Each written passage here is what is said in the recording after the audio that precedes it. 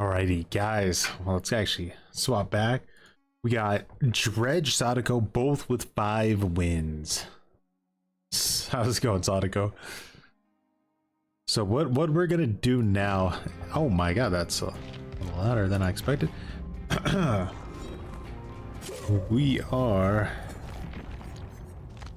Take a look at their builds to start out with. This was the build I was having a lot of. This is like my Sadako build. So it's a little biased, but I was having a good time with it. We also won with this build, but we need to make a new build because this like slug one here didn't work out, understandably. For DVD, I'm not sure. We'll see. If I can like reach in time to set it all up and stream it, I will, but if not, then I'll probably just watch it and then maybe stream later and give my thoughts on it.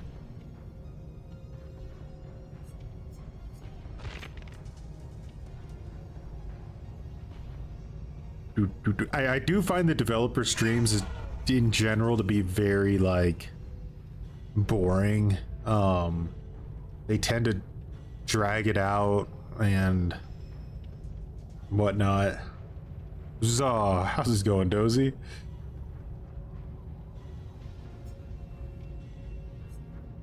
Maybe we should try making like a hex build on Sadako. That could be fun. The only thing is people move around quite a bit when they play against Sadako, so we do have to watch out for that.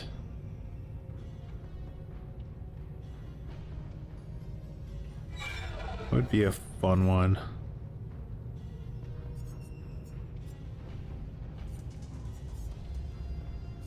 I think we could do like, wait, maybe that's an idea. Instead of doing a hex build, maybe we do like a really hardcore undetectable build.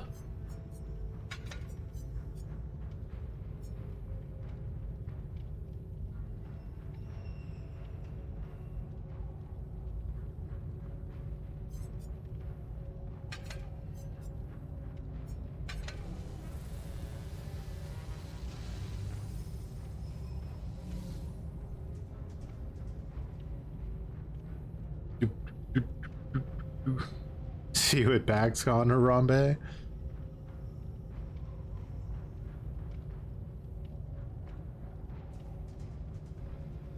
Yeah, surprisingly, I felt like we did like struggled more with Dredge, but the win-loss speaks for itself, I suppose.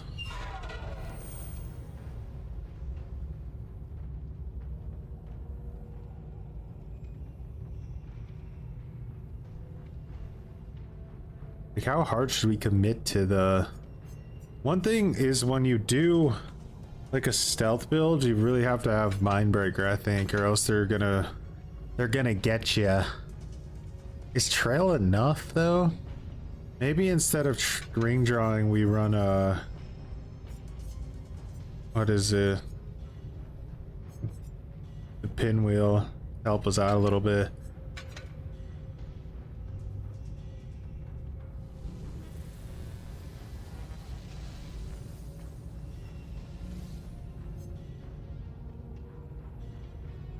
I think we're really missing here is we need at least something for...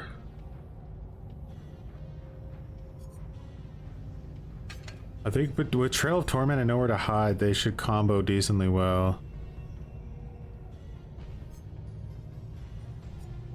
Alright. Let's go ahead and give this Sadako build a shot, huh? We're going full stealth, which means I need to stay manifested as much as possible.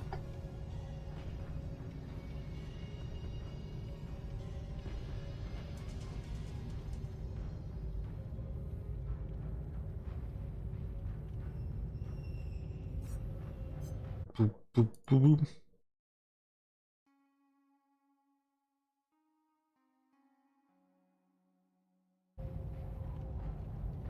Good look. So the idea is here we got bloody fingernails and pinwheel to try to catch him off guard. Do we need bloody fingernails on this build? That is a question.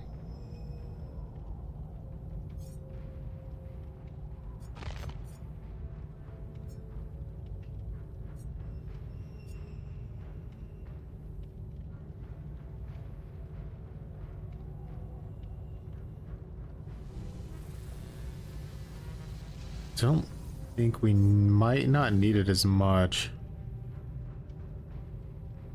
Blindness would help us with Trail of Torment. Maybe we do that and we try to put the blind add-on. For late game, our stealth becomes more powerful. This one's a bit of a risk, especially for the first game of the day.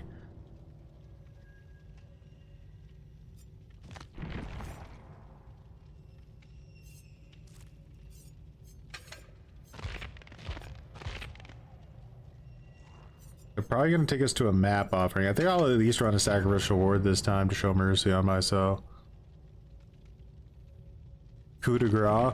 We'll make like multiple builds today. So like this one is, the idea is going full stealth, like as stealthy as we can be with Sadako, and which is a weird thing, right? Because like you would think that Sadako has built-in stealth, and she does to a slight degree, but it's kind of like, it's sort of pathetic built-in stealth. So you could throw people really off guard by making a true stealth build on top of her like pathetic stealth and really trick them. So that's the idea we're going with this build. But if this doesn't work out, we definitely could try a coup de grace build, you know, maybe see what we can do with that. Sure. What's up, dude?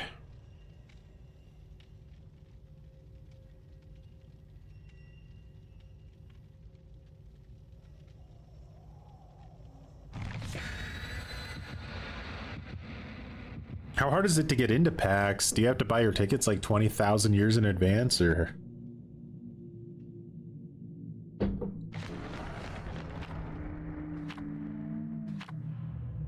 Out of fear, I brought a sacrificial ward and didn't need it.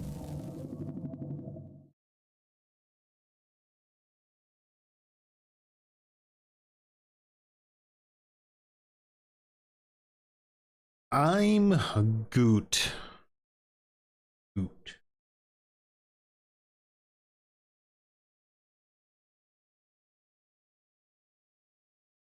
Easy. You just fly in the day of PAX and just live there till the event ends, and then you fly back. All you need is a backpack, maybe a stick of deodorant if you want to be reasonable. Alright, here we go. RPD West, an absolute shit map, but maybe not the worst for Sadako, because she can at least have some options to cut people off. I don't want to use Trail of Torment yet. You see why what I mean by my stealth is pathetic, like my base stealth?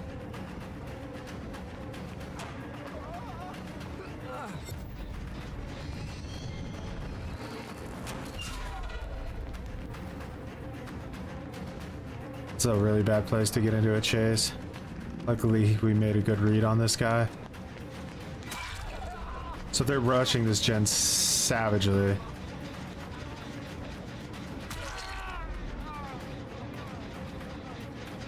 Okay, so I'm gonna kick this, right? We're gonna get some nice aura reading going. Look, he didn't expect it.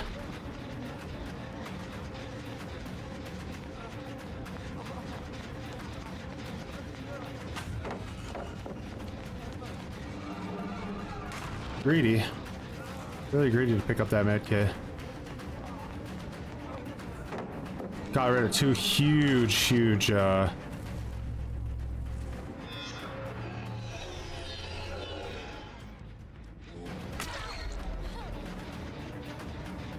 as long as we have that going, we're good. If we can get rid of this pallet too, that would also be really big.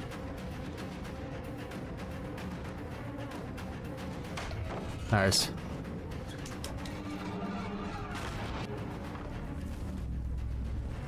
Alright, we don't need to do manifest. Want to stay manifested if we can.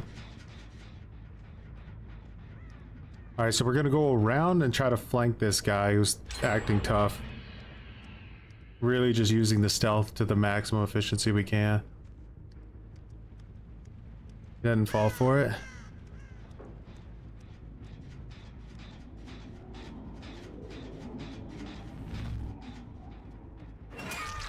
We caught her though. Perfect. Alright, let's get her hooked. Alright, so we know for a fact they're back on that gen now. So, let's see. Does he get hit by this?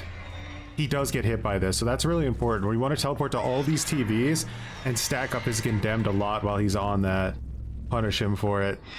She's giving up on hook. Make sure nobody's coming for a desperation save.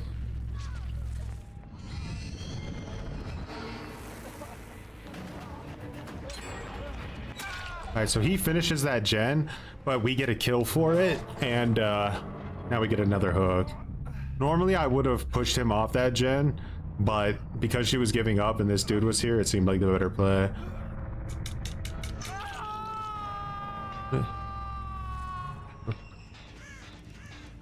Alright, so Jeff just picked up a TV, or tape. We know someone is up there as well. Let's go see what they're up to.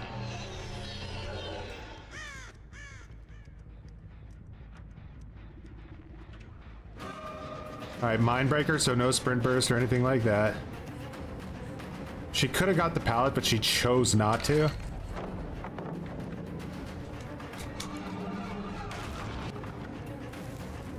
Now, instead of committing to that chase, which could take however long, instead we can kick this and see if we can figure out how to catch her off guard.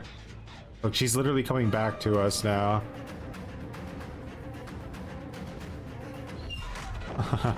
Yeah, no way to outplay that pallet with Sadako, but we could at least try for fun.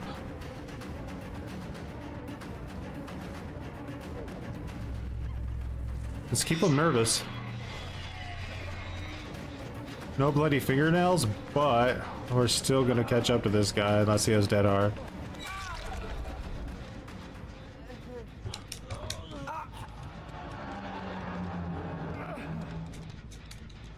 Boom.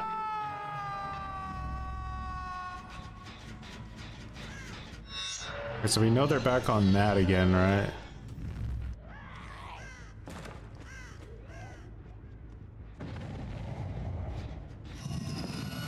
I shouldn't kick that. I want to kick something that actually will be regressing.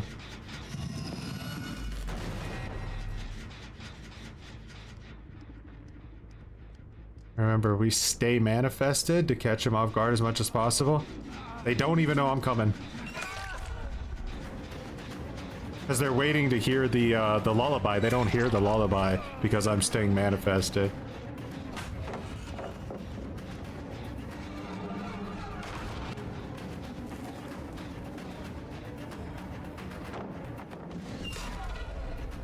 May have been resilient.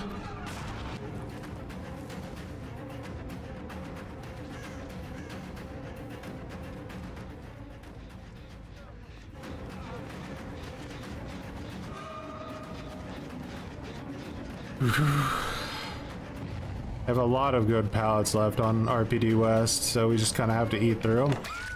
Never mind.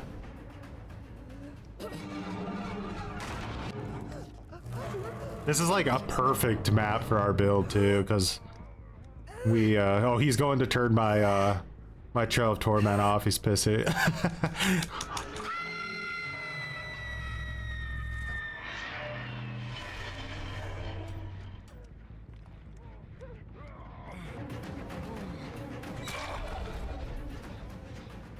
Now I can kick this right now. This.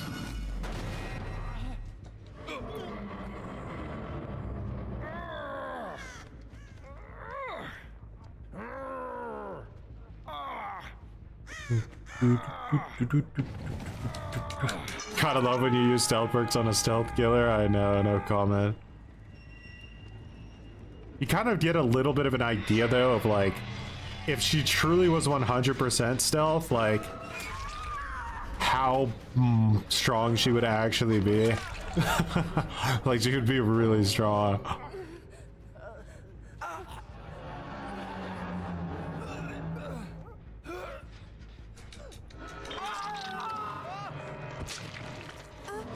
Yeah, lullabies are really, really bad. Oh my god, I got DS'd by a bot.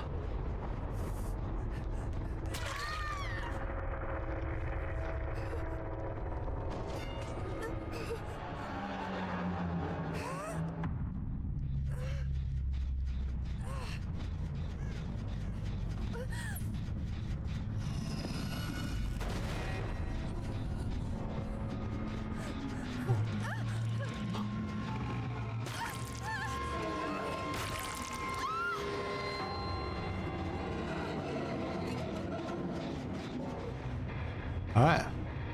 Good times. I enjoyed it.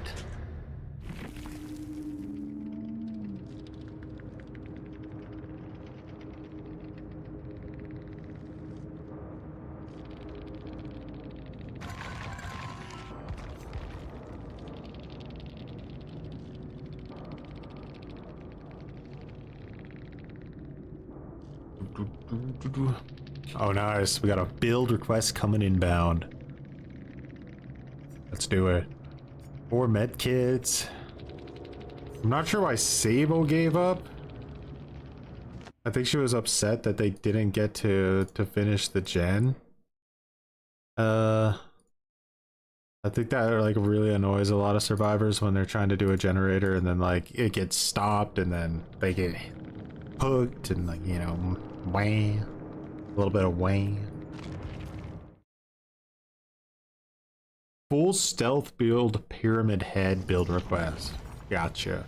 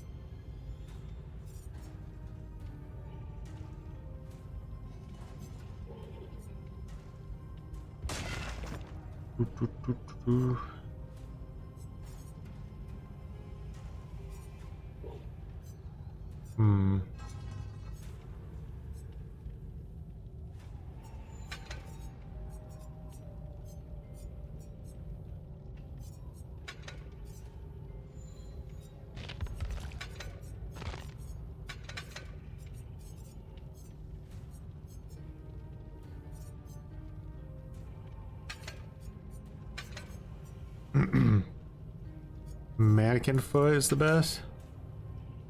Yeah.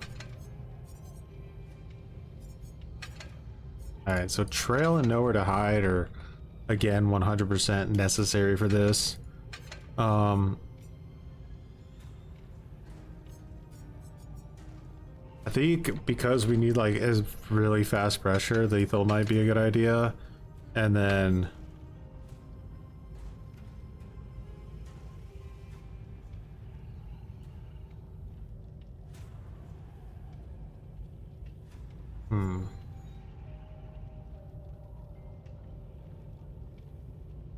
and always the thing, you want a mind breaker when you're dealing with stealth builds.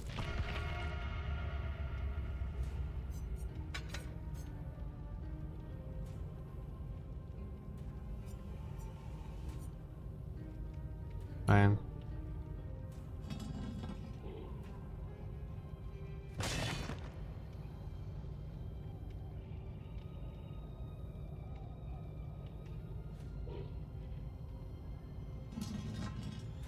Pyramid Head's really hard because his map mobility is terrible. So like, even if you're having good chases, you'll just lose to gen speed a lot of the time. Kind of like Clown, which ends up putting you in a position pretty often where you end up needing to try to tunnel somebody out of the game with your cage. Pyramid Head's biggest issue, I think, is that, well, obviously his mobility is one big problem, but his other main issue is just that his M2 has been power crept like severely. There's a lot of other killers in the game that have a very similar power, and in a lot of cases it's only one aspect of a larger power, whereas in like Pyramid Head it's pretty much his only power. And on top of that, their version is better than Pyramid Head's version. Like, so it's like very easy when you're at high level to read when Pyramid Head's gonna try to hit you, which kind of pushes him into a position where he's actually way better off just faking it most of the time, you know.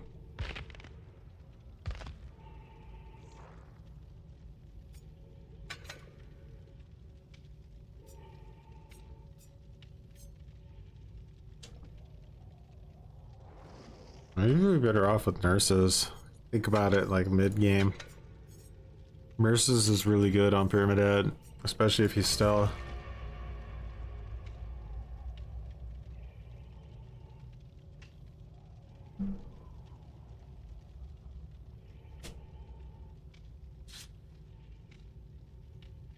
Yeah, no, Pyramid Head has needed a good quality of life update for a long time. He's massively overrated in my opinion. Like, I think if you main Pyramid Head and you're actually like insane cracked at the game, like you could do pretty well in a comp type setting, but in like a real pubs type setting, there's just too much that he has to deal with. So like I wouldn't be surprised if you still see him pop up in pubs, but I mean in comp games, but yeah, he suffers a lot in the real game. TTV should how maybe cheered 100 cringer bytes saying, "Have a nice weekend," he says, then goes live on the weekend. Eve. That's how I do it. So you never know, like, how do I know that a plane isn't gonna crash into my house and take me out of the equation before the next stream happens, you know? Like, I don't know that. Nobody does.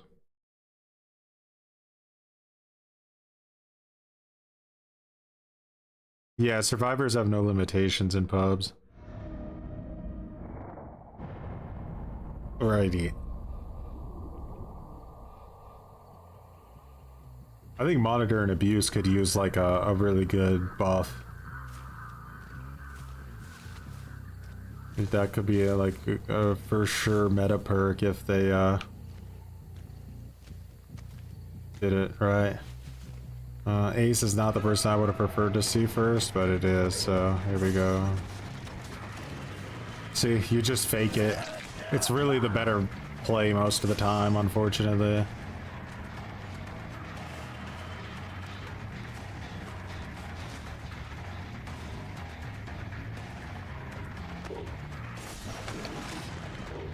I think with range I may have been able to hit that, but we're gonna dodge this guy now and go for her instead.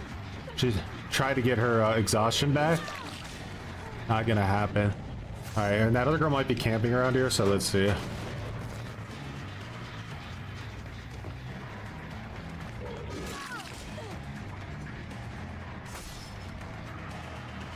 This guy probably sees me coming, but maybe we got a little bit of a head start on him.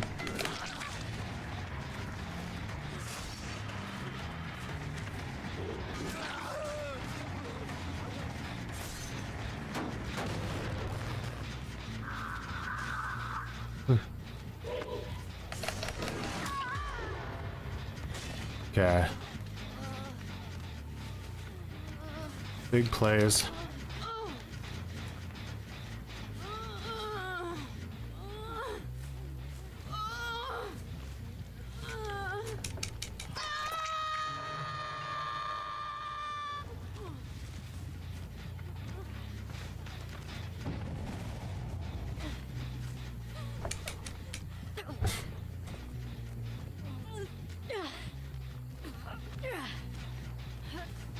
Surprised they didn't already go for the save on that girl.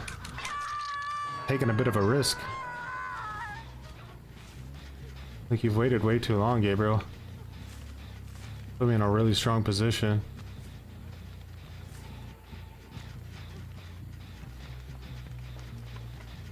Because Ace is injured, so if he goes, he gets it. He can only trade. Yeah, he was on that. Boy.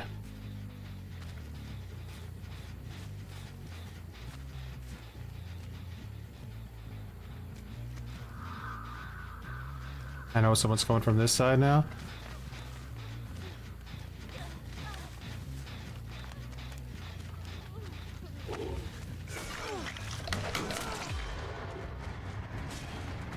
Alright, so Trail of Torment just got turned off.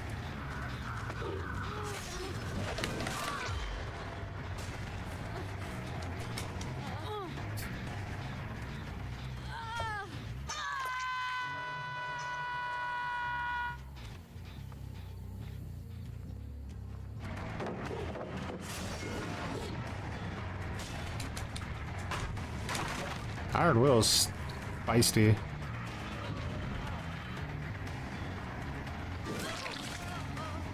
This girl's giving up.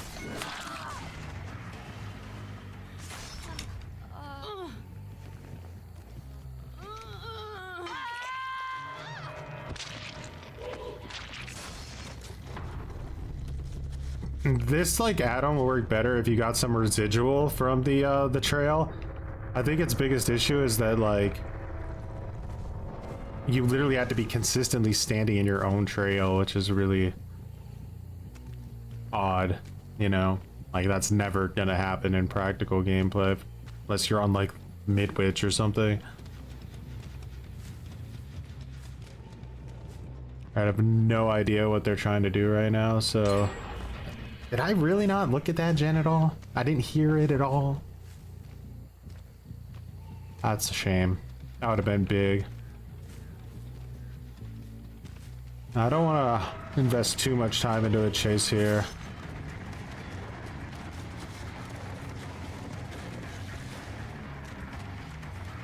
We get to hit on this guy again just by holding down our ability instead of actually using it because it's too pathetic and easy to dodge.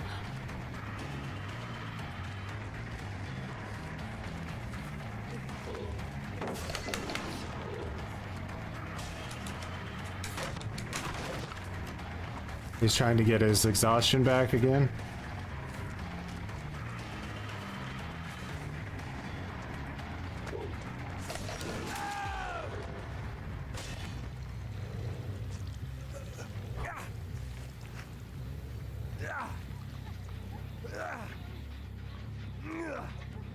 This is gonna be a big trail once we get this guy hooked.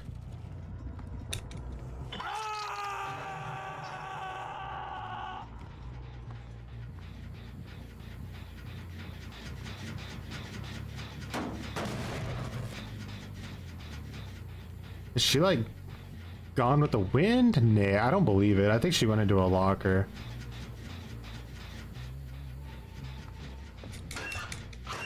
Possible. Let's just accept that she's gone then.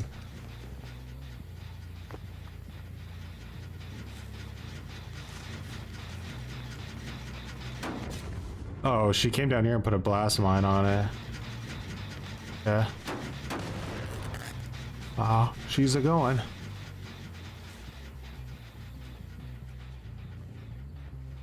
Oh, and he gave up.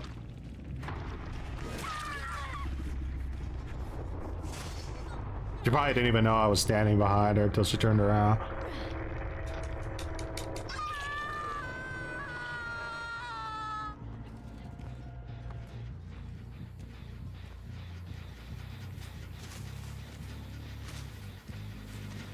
All that town watch. Oh, this guy wanted to get his mindbreaker gone.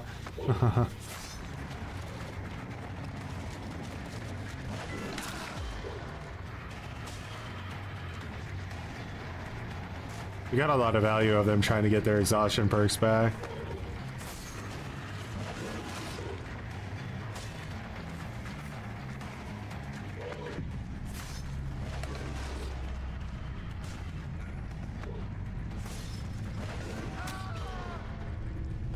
Go next, enjoyer.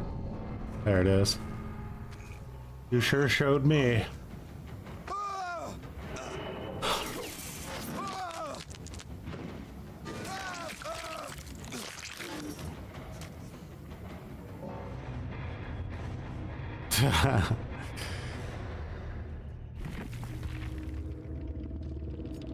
Overcome, blast mine, lucky break windows, huh?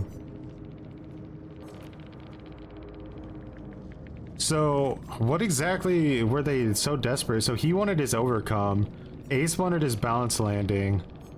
Sable, I think, just wanted Iron Will. And, Ada, I think, thought that she would be able to get the unhook and dead hard before I could hit her with my ability, but she didn't reach in time, and then it made her rage quit. How's it going, Queen of Misfits? GG's, guys, GG's. Alright, so we're moving on to Dredge now in the challenge. We also need to update Sadako here to a delicious 6 wins. Alright, so we tried a new build on Sadako, so... Do we go for the Hex build on Dredge, see how it plays out?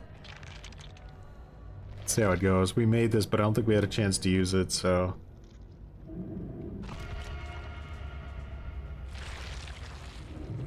Overcome plus Duty of Care will be meta. Duty of Care will definitely be meta in Swifts. There'll always be, like, probably somebody in a Swift running that perk. I wouldn't doubt if they run it with, like, Overcome and Medal of Man or something as well.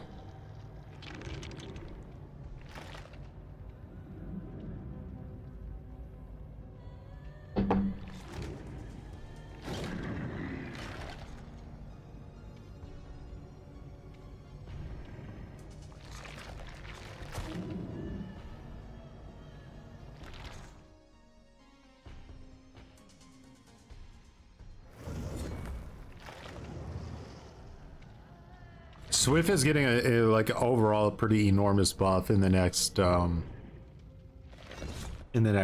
to this game, which you always have to ask yourself, you know, like, how bad is it going to be when you take the strongest thing in the game and you buff it, you know, like...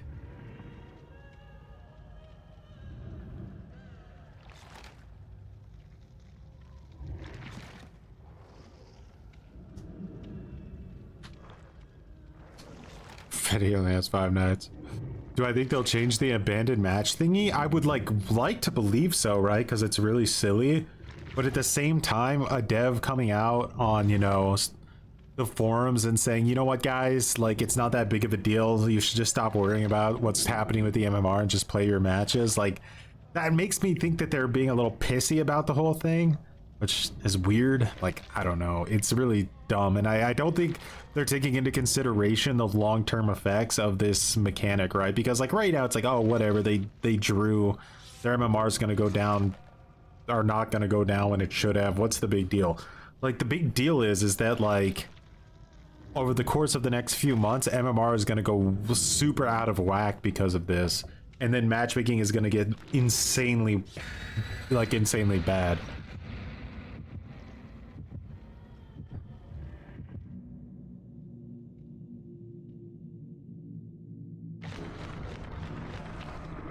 The perk preview thing is not so that your teammates can see what you're doing.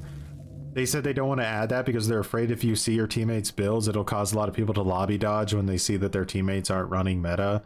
So what that specifically is for, what they're talking about, is that when new players start playing the game, they don't even realize that there's perks in the game.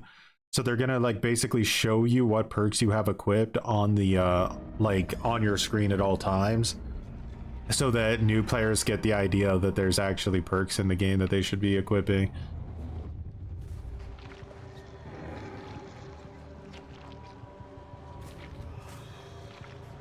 I hate Dredge's cooldown at the start. It's so like long. It gives them time to lock like half the doors on the map. This is pretty bad RNG, I think, for Dredge. I also have no idea where these guys are at, and they're being very stealthy. Alright, so one of them just tried to get my totem over there.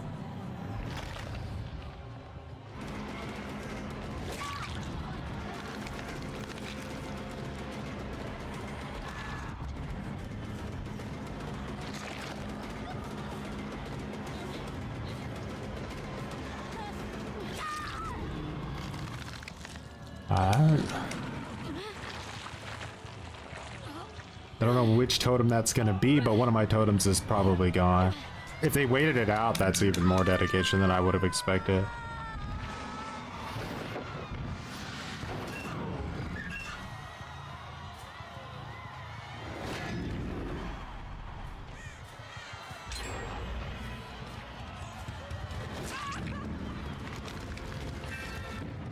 Alright, so we got the unhook.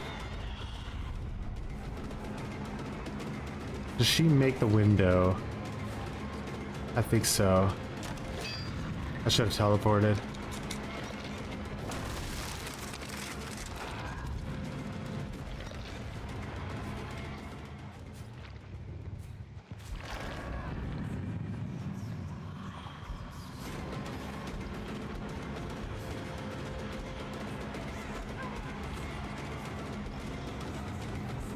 No, she couldn't vault that. I should have taken that into consideration. She's gonna pre-drop it? Yeah. Because if she pre-drops it here, there's no counterplay, really. See. Luckily, I have crowd control, so I do get a hit, but... Alright, Devour Hope is gone, so they've just given up. There's no reason for me to be playing this normal anymore. I should 100% commit to, just camping and tunneling, because they've basically ruined any reason not to do that. But I don't have a 3-gen anymore either, because that gym over there is about to pop. So, not looking good for us.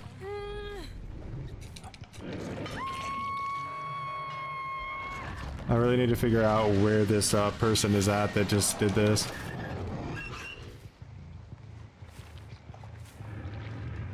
They're still going to be over here. Let's go up on the hill, maybe we find them.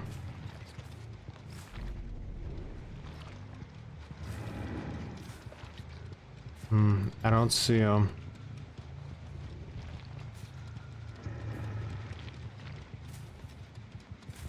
We have a really good line of sight here, though. Yeah, see, that's why I realized we have to start playing like an asshole, or it's a giga loss. Devour Hope is everything on a Devour Hope build.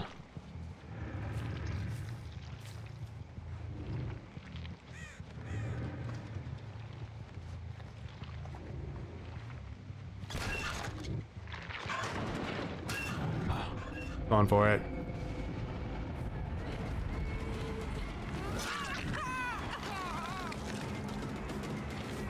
This isn't good.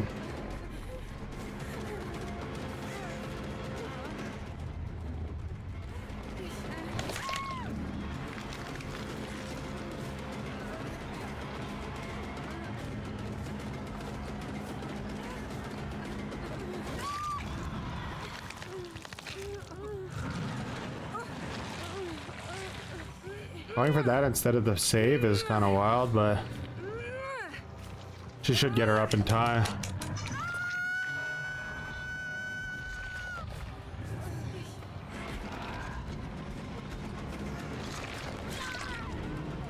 Just gonna go straight for the unhook.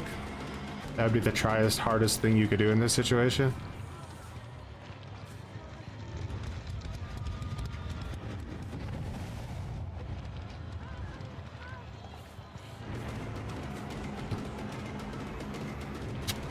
Wouldn't doubt this girl has dead hard because she's pretty sweaty looper.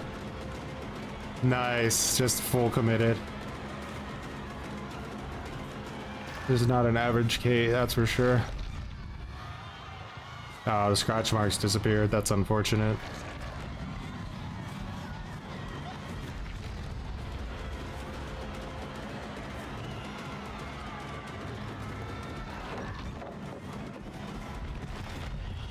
Live.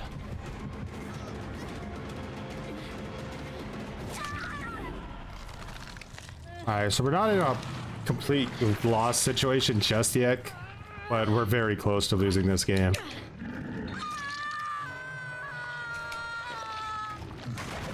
Very close.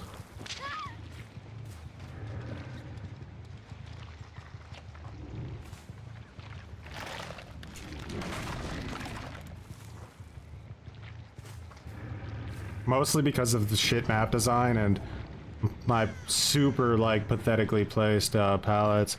Alright, someone's trying to sneak past me here. Alright, 2 people snuck past me.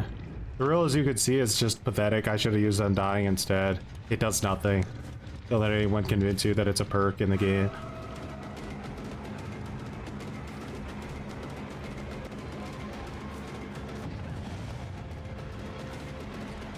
So we have a bot here being stupid. I guess it's like a little bit of pressure. This girl just literally manifests out of thin air. Remember, probably dead art because ultra poopy diaper sweater. But we had to swing because I thought there was a pallet there. Turns out there wasn't.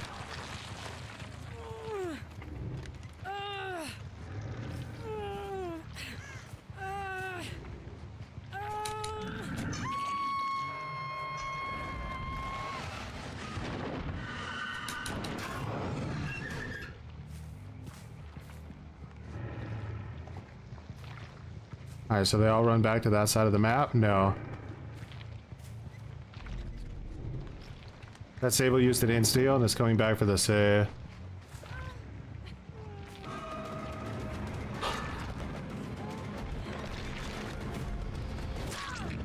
Get rid of her.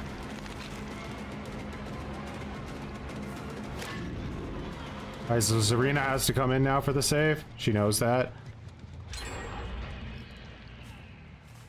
Just get ready for her trying to pass us by.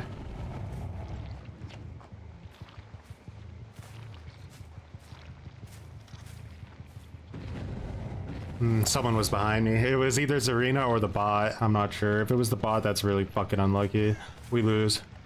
That was Zarina. And she had reassurance cringe. Jeej. Too smart of a team for a build this Mimi. Which is what Hex builds are. That's why they deserve to be nerfed. At this point, I just have to hope that they decide to all just trip over their Ethernet cables. Like, there's literally no gameplay that can happen at this point to force any kind of W.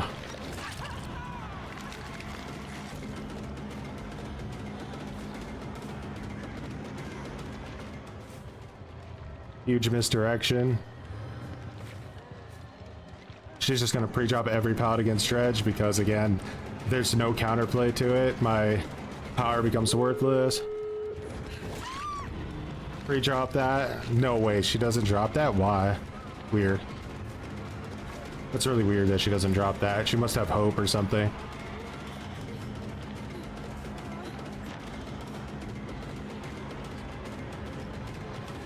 She's just taking me away. She's accepted she doesn't make it out of this, most likely.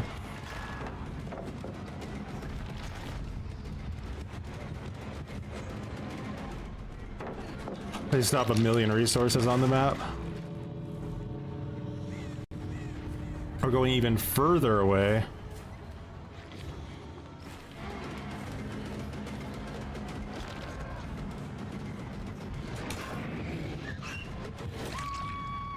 And they all leave already because, you know, why not play like a comp team?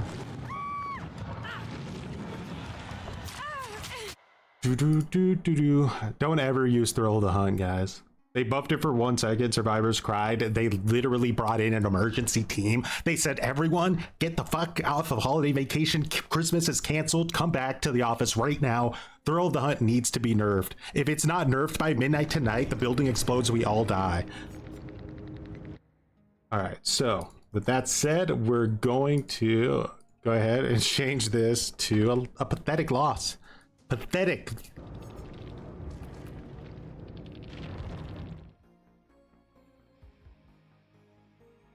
It's a true story, by the way.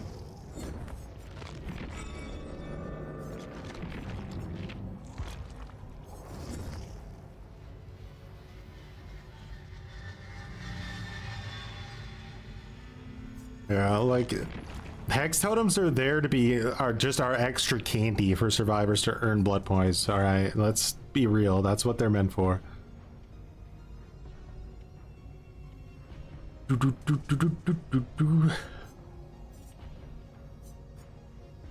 Alright, but now we gotta come up with another build for Dredge since, you know, the Hex build was just way too pathetic.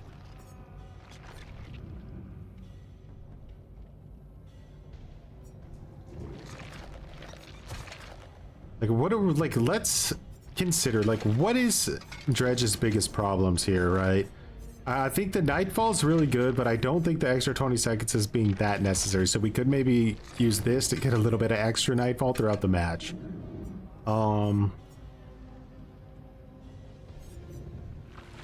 He needs Mindbreaker, I think, by default, or he's just too gutter. I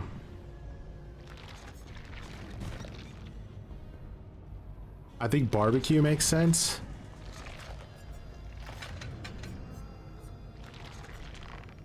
Dredge is like, you feel it when you play Dredge that his biggest issue is that everything he can do can be easily and pathetically negated by like a survivor with half a brain. That's like the thing you feel the most when you play the character.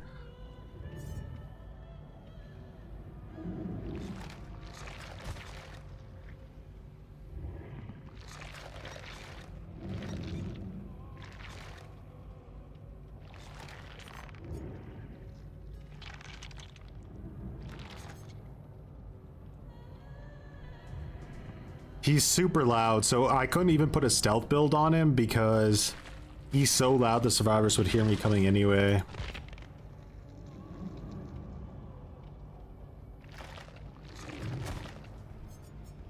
I think we have to accept that every Dredge match we play is going to go to endgame.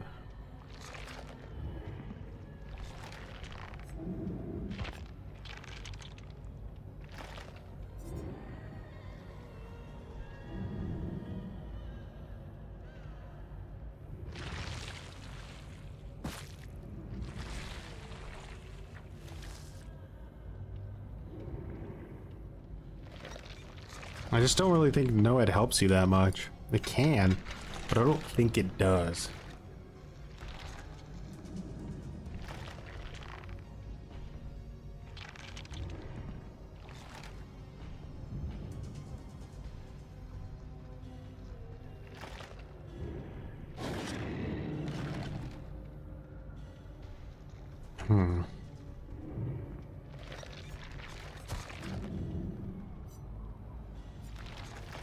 What do you think, guys? Should we...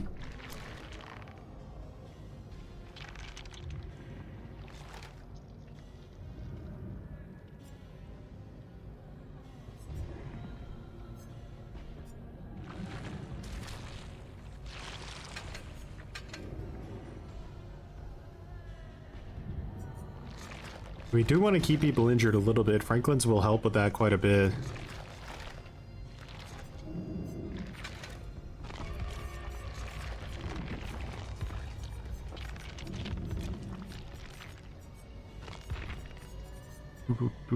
We need a more of a...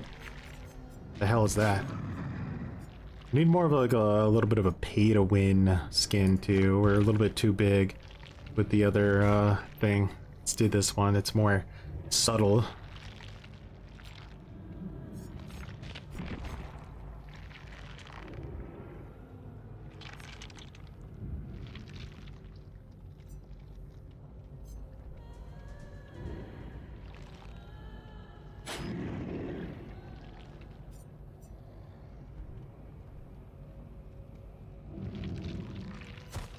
Really? But is it the problem with that skin that it's like, it's too big? Is this the one?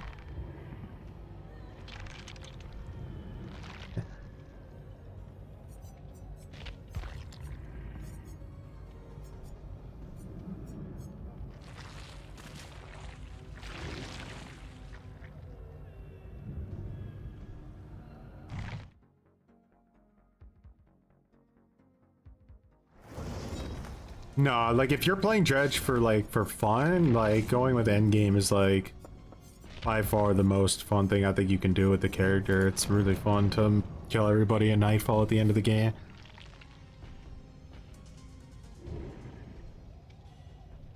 It's just, Yeah, like Swifts, when you're going against, like, I mean, I'm talking full poopy diaper. Like their diapers are literally bursting at the seams with how full they are and overflowing. Like I need to really consider how do I get around that level of advantage.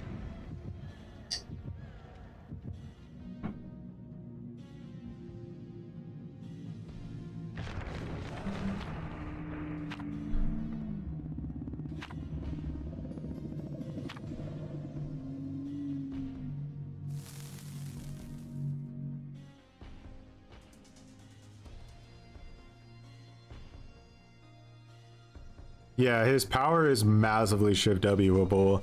You literally just run away or you pre-drop like that K did. If you never want to let Dredge take over control of a pallet, right?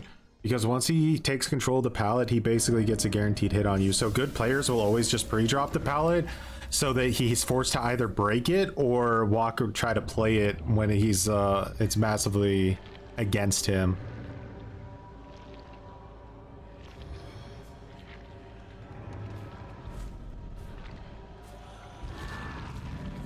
Again, we got a gen with a nothing in about 100-mile radius of it. This guy was trying to juice Mindbreaker.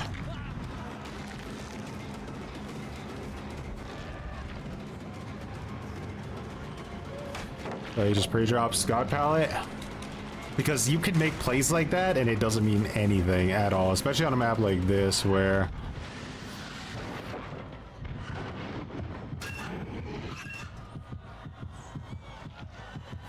what is going on over here?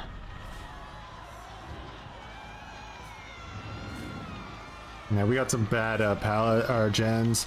I'd be hoping that more of them were in places where, well, you know, a little bit closer to loops, but they're not. Like, I might go back for his med kit. Let's find out. He did.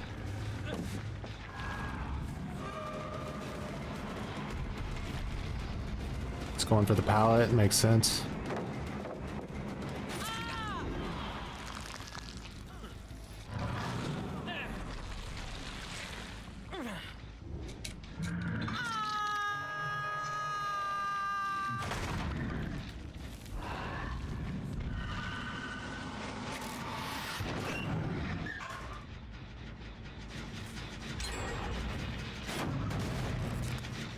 Okay, pallet done. You'll notice how almost every team splits up on gens nowadays to try to maximize their poopy diapers. You rarely ever see people doubling up on gens until the end game now.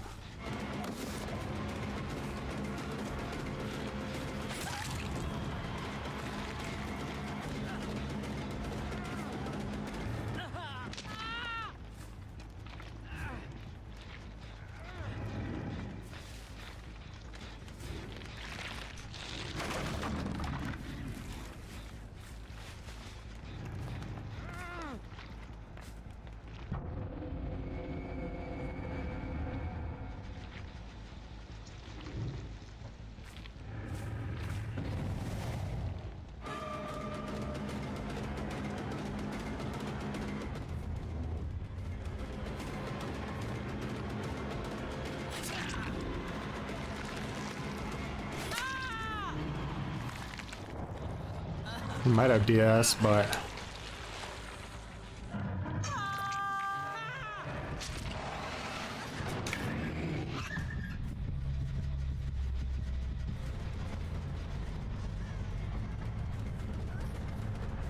that was a strange amount of distance that she got there.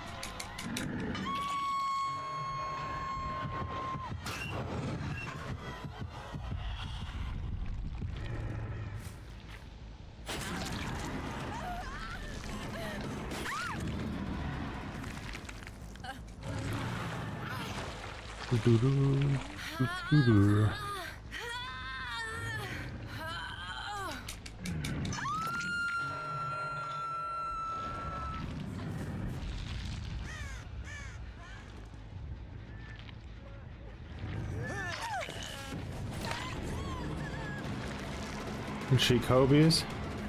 Nice.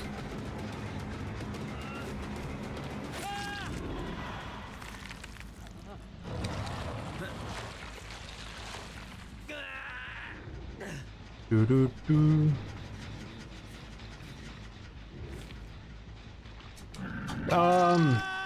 Filters, but also just like your graphic settings as well.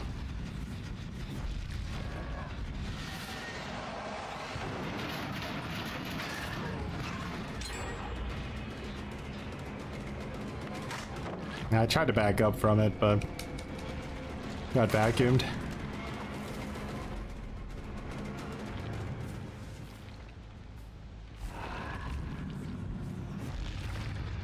Why do all these guys keep like pretending to give up on Oak, but not actually doing it at the last second?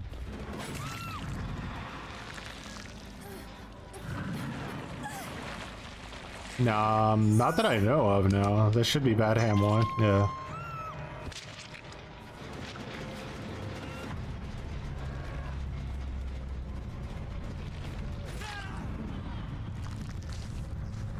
DS. No.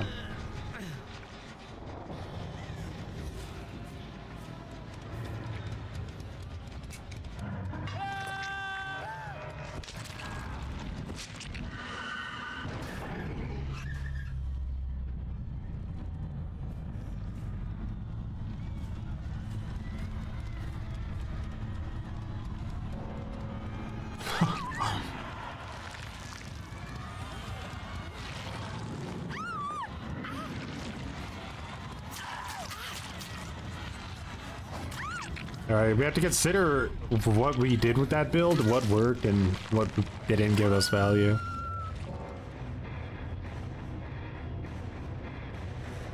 I wouldn't doubt if a lot of people have gotten banned messing with their files, even if they weren't trying to cheat.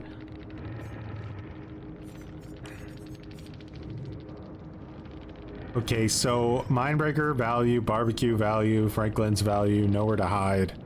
I think value. Nowhere to Hide, maybe we got the least amount, but no, it gives you really good information even when it doesn't give you information.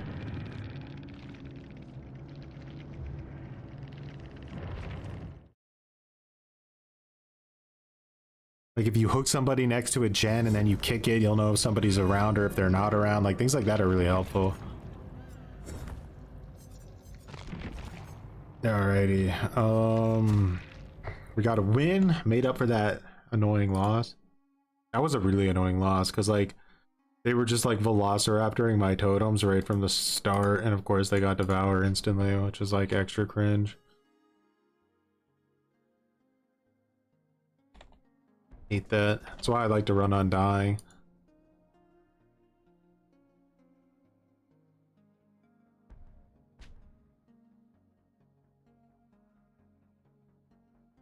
People are way more eager to destroy totems now because of the lack of Pentimento as like a punishment for it.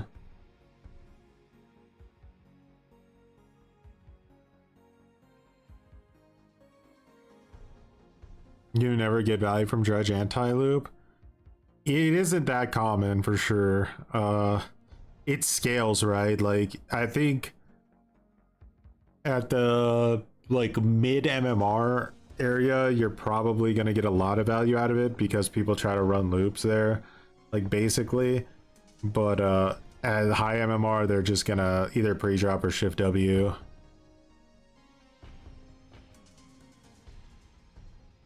Do I play Blight? Very, very rarely. But I'm probably still able to do more with Blight than I am most killers, even though I play him like once in a blue moon.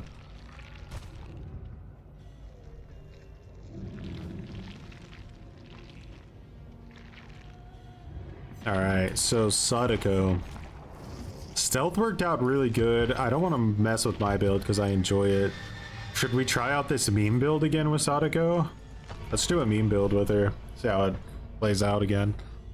We did this on our very first Sadako match, and it actually went pretty well for us.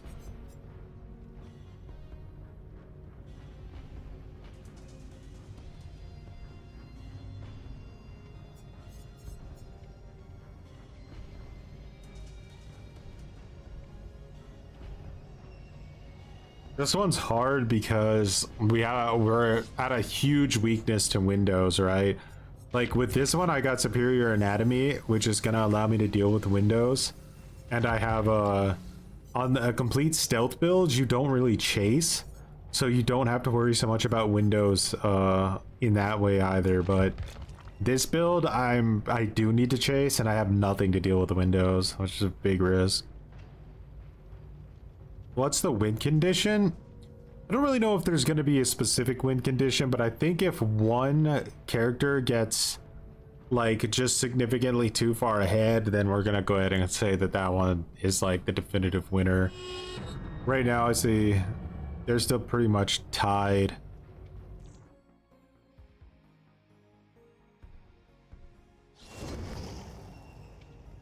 Goodbye Pentimento stream. Well, you know, the funny thing is that Pentimento is a bit of an edge case, because if you look at it, let me check.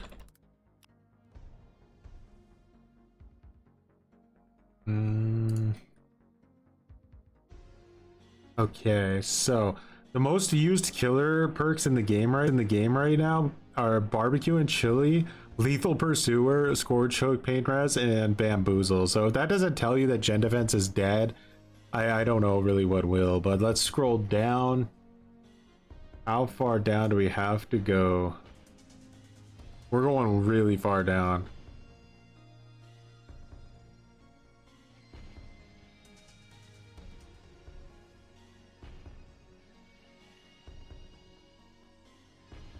I can't even find it in time. That's crazy. It's not used much is what I'm trying to say. Like the pick rate of Pentimento is very low. So the fact that they felt the need to like nerf it like it was an emergency of some kind is very odd.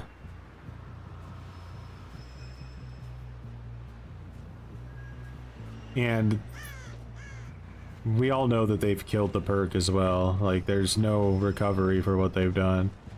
I don't think I've ever come up here before. This is a really strong spot for a survivor to start their match out on, to be honest.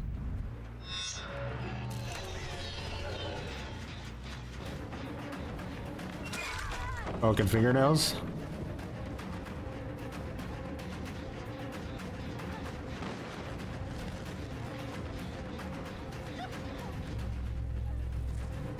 Okay, so we're gonna do manifest here. We may be able to catch her off guard because of that. We are.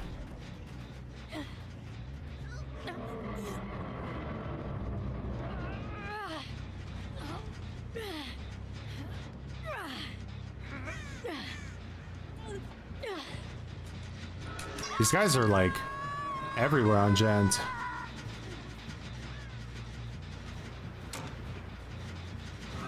Ooh, into light. So I'm completely hard. If I had Mindbreaker there, could have been a good play, but because we didn't, we get nothing. Checking her check spots, making sure the diaper's maxed. Connecting a bunch of tiles together. Ooh, she messed up. Unfortunately, we don't get anything now though because of the proximity to the hook. Like I said, these guys are being insanely aggressive on gens, like insanely aggressive. Pretty scary, actually.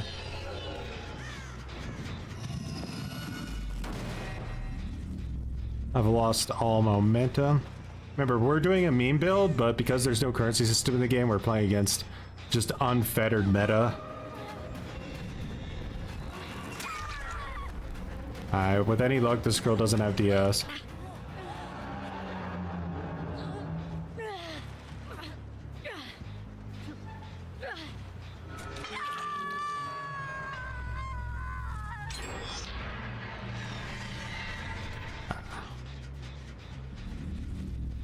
This is some absolutely crazy gen speeds here, guys. Like, I'm not even joking when we're almost down to like 1 gen.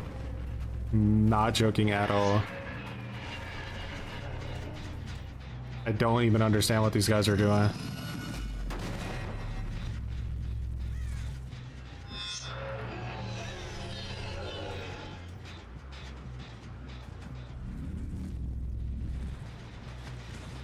Like I said, I have a window here, right? And I can't do anything about it.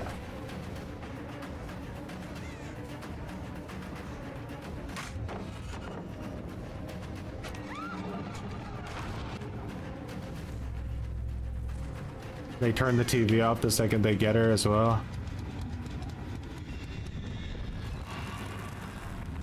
I can't get over to that side of the map, it's too far.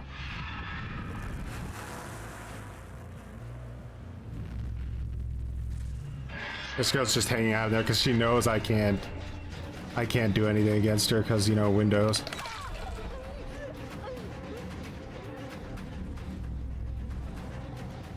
I need to find this Sable before she heals if possible, but that's going to be about 5 more seconds.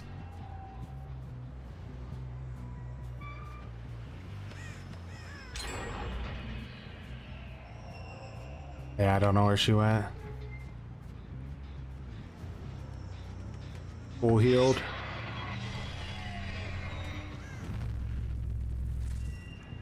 Yeah, this is a Swift. It's too many good players like working together.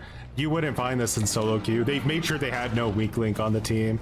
If this was a solo like a Swift and anybody was like playing weak, they would block communications on them, report them to Steam, never play with him, never talk to him again. But yeah. Jeej. This game's Giga over. They're all just, there's no weak links. They're all super efficient.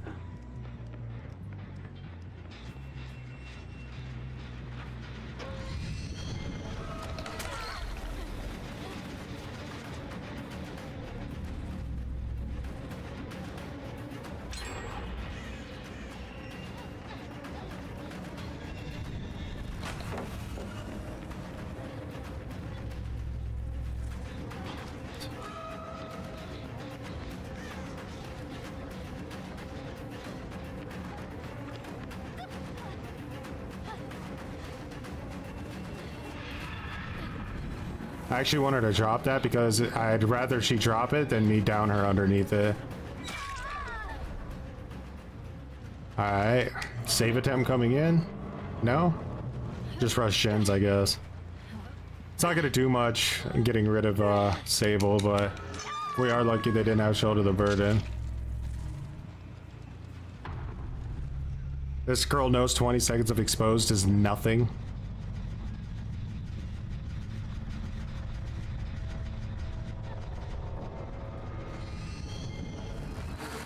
I get rubber banded on that.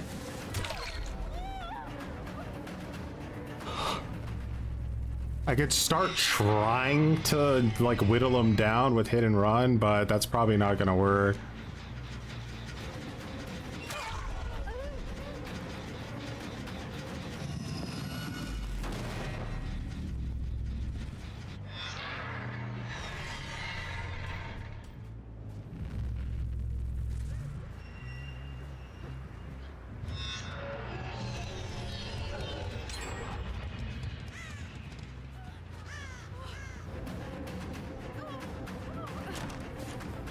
Again, nothing to deal with vaults.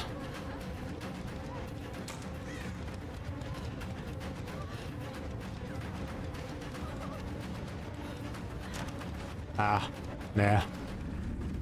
Nah, I would need her to have been like a zoo animal to get down there. Unfortunately, she's a human.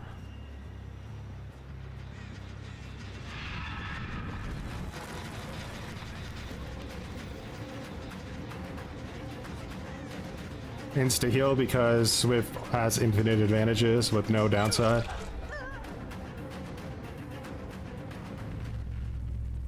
Just giving you guys a play-by-play of all the cringe that's taking place behind the scenes. Don't worry about it. I have to do this because It's 99. If I hit her, she can just finish it. But they know that. Believe me, they know that right now.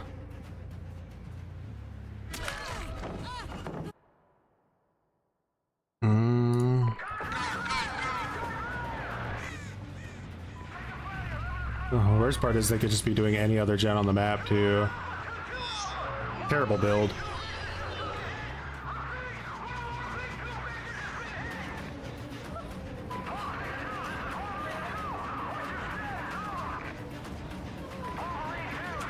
I literally have to get Bloodlust in order to do anything here.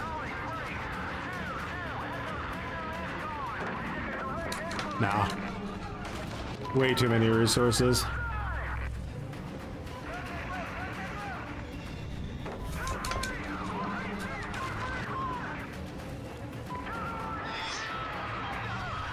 Probably about to have a bunch of adrenalines proc all at the same time.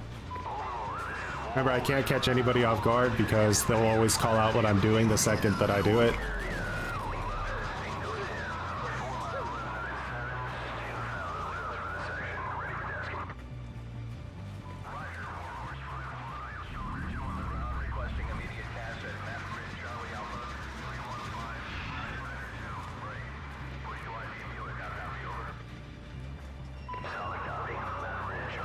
This is probably going to be a GG easy at the end too, because Swifts love to flex their egos most of the time when they win matches.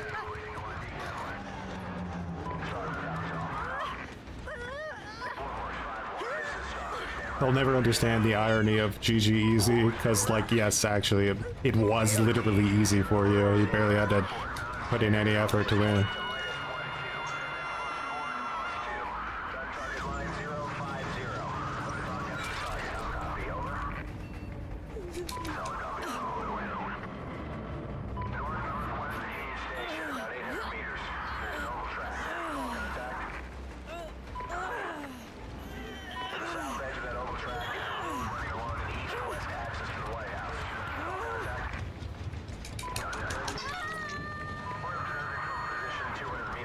Might unironically get lucky here if they don't have a perk to get themselves out of this situation.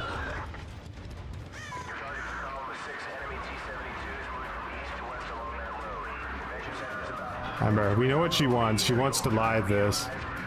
We're not going to give it to her for free.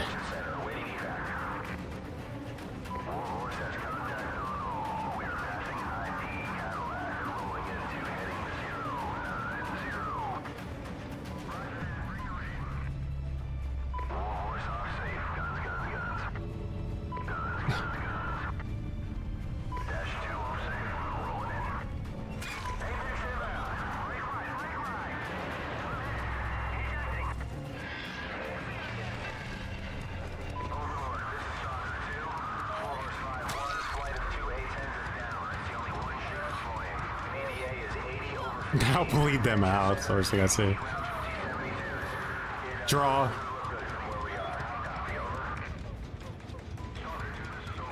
That was absurd arrogance to try to open the exit that close to the person I downed, but like I said, it was their game to lose. I think sometimes when you have like so much advantage in a match, you purposely sometimes will just play stupid without thinking about it and get yourself killed. They tripped on their Ethernet cables, yeah. Crashed out a little bit. But yeah, the build is one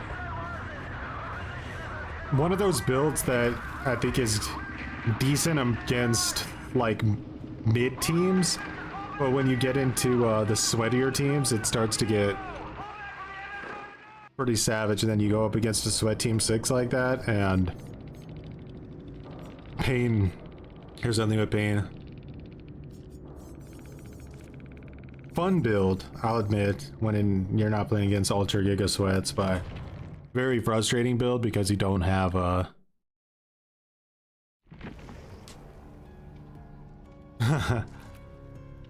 Interesting. So, we won with this build, right? And wait, did we come to the same exact build conclusion? We made the same build twice. Much appreciated. I thought we were cooked, but that attempt to open the exit gate right in front of my face like that was a little bit too much. And in the end game, the build actually helped, because not only did we well, actually, the only thing it did was it showed me where that girl was, so I guess if I had barbecue and chili, it would have done the same thing. It's just, yeah, that was helpful. You were slightly optimistic after the first kill. They were very aggressive, those bastards. Alright, let's, like, their gen efficiency that game was incredible. Like, I don't know, guys. We were like 2 minutes into that game, and it felt like they had already done 5 gens worth of gens. Like, they just hadn't finished them all yet. So that brings Sadako up to 7. But we did play 2 dredge matches in a row, right? So, we need to play another Sadako game first. Someone wanted me to try a coup de grace build, so let's do that. Coup de grace.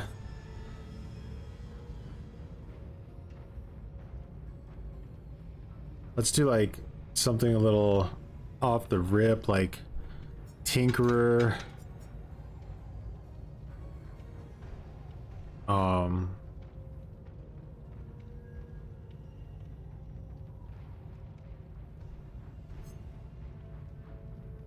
I think Bamboozle.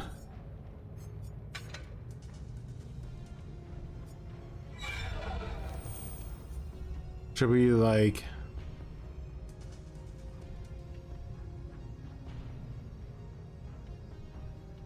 those muttons are sweat sponges? Gotta sweat them. Comp builds where they camp hooks. You gotta be comp these days. Let's try maybe like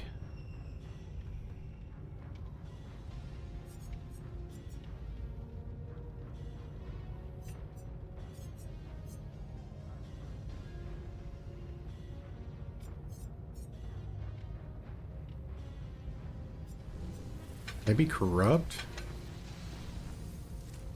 or we could try dark arrogance. See if we can't win through this. I think exhaustion's gonna hurt me a lot here. And because like Sadako's gonna catch people off guard, Mindbreaker would probably be the smart play. Let's try this build. Do we need this? I don't think so. Let's do like ring drawing.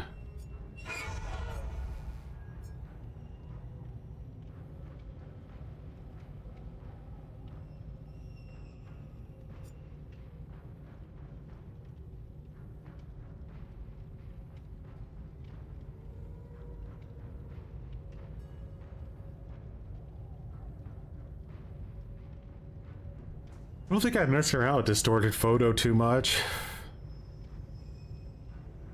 I don't know if that's a good thing though. I kind of like to catch people off guard.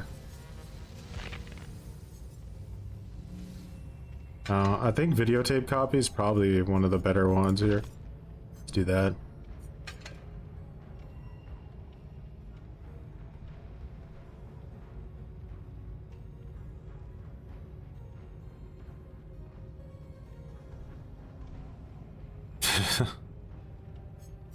Alright, pre-drop a wee.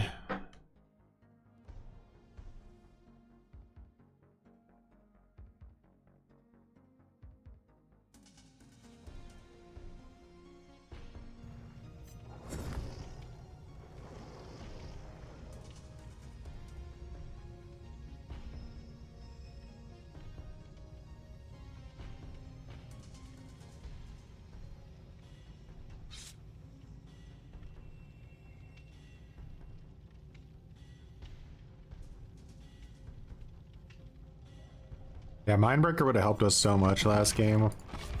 Like, exhaustion really caused us a lot of pain. Let's see if I ever was able to...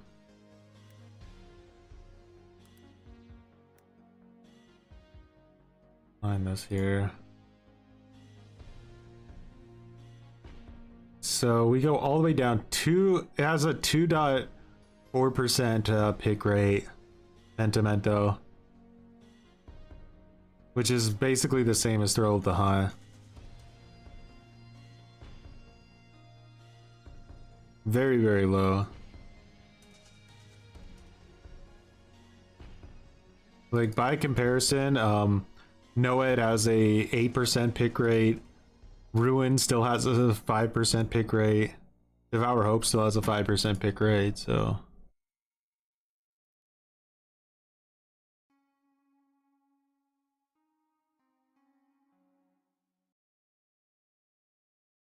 They definitely didn't nerf it because of pick rate.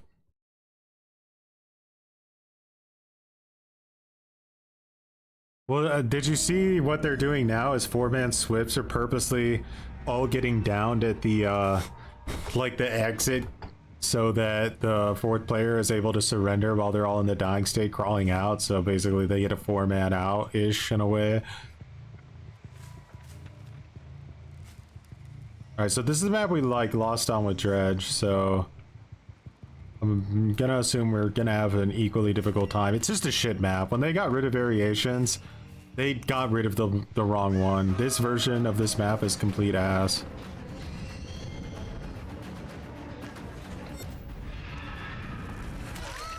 Mind game myself there by accident.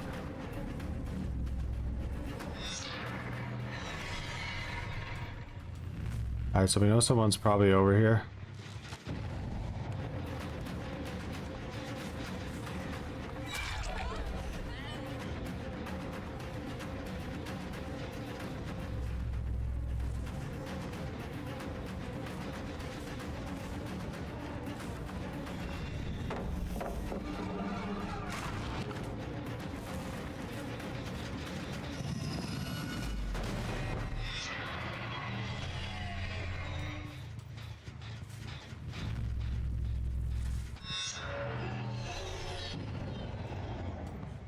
Two Tinkerers already?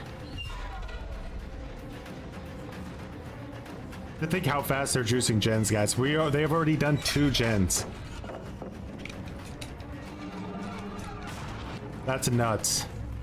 Like, what are these gen speeds we're dealing with right now?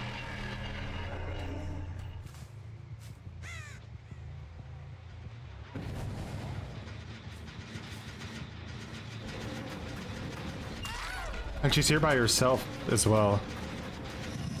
Anonymous account, huh? Yeah.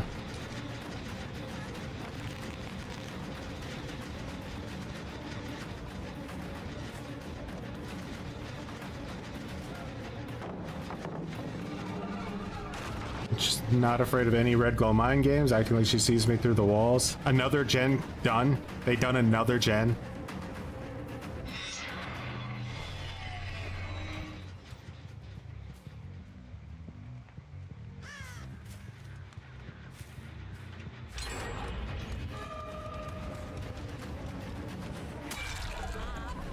Three gens already. How long has this match been going on for? Boon up.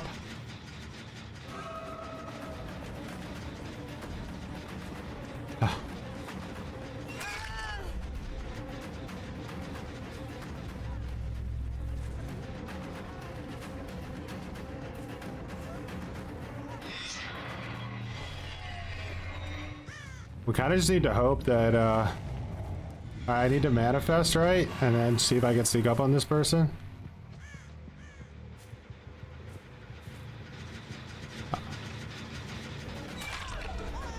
What do you guys think? Is this legit? Or is somebody in here hacking? They've basically done all 5 gens already, and I don't really understand how.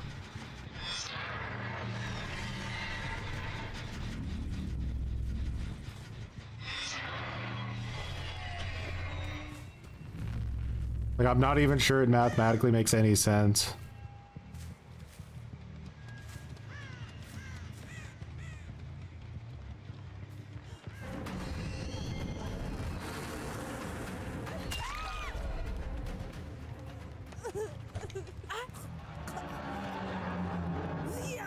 Tinker is the only reason I think that I'm still in this game, though, because Otherwise, they just would have finished all these gens already for free.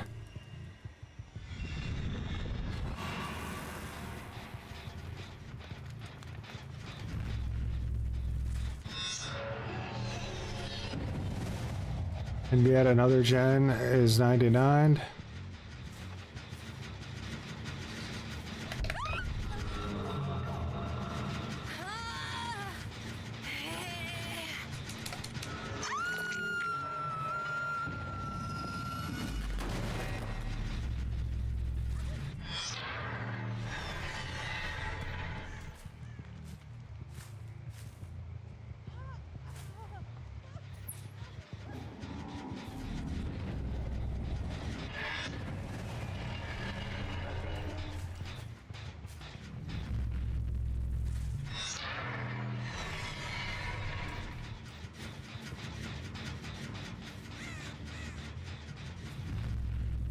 I don't know where that girl went.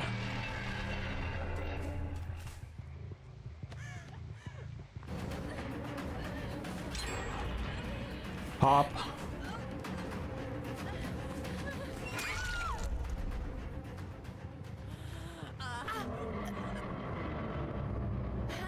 No DS, lucky.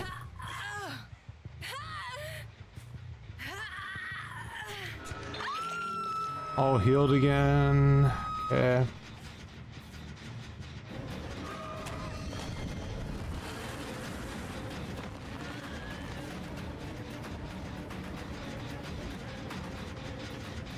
Goes around it wide.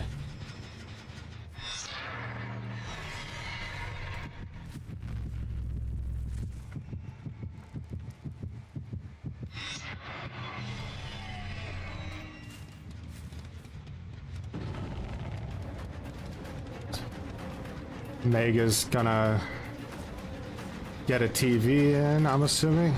If I can interrupt it, I get a free down, which is not bad.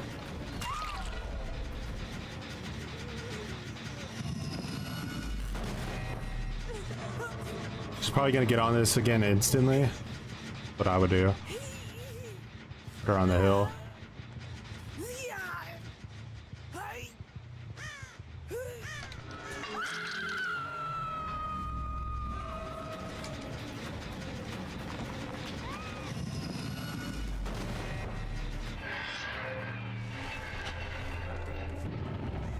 Instant, that's what I expected.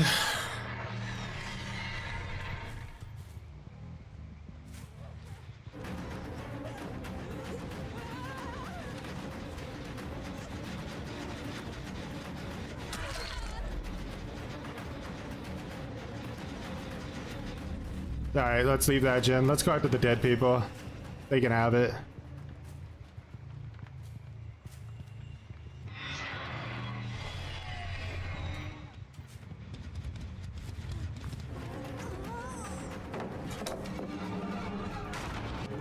I would have preferred to find Michaela, but fuck, these like pallets are completely unplayable. Like there's nothing I could do, and she's hugging it too. Yeah. Against an M1 killer, that may as well be Killer Shack pallet. Like there's literally no counterplay to it. And she's just gonna play like this now because she's just stalling for time because she knows she's dead.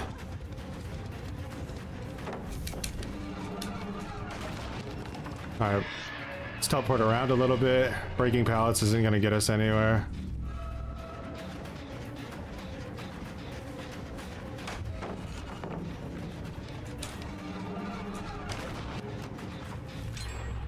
And we're down to one gen.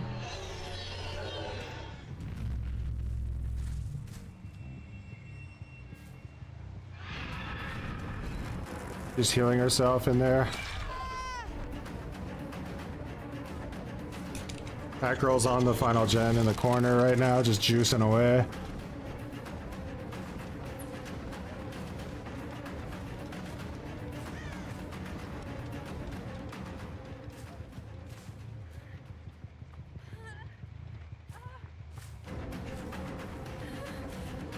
They finished the final gen by now, I'm sure.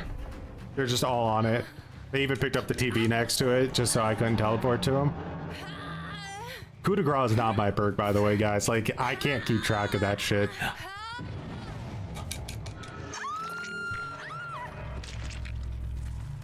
Like I said, they turned the TV off so I couldn't teleport to it.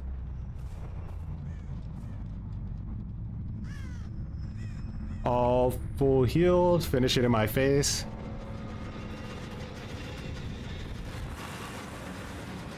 It's actually kind of nuts that they left this girl.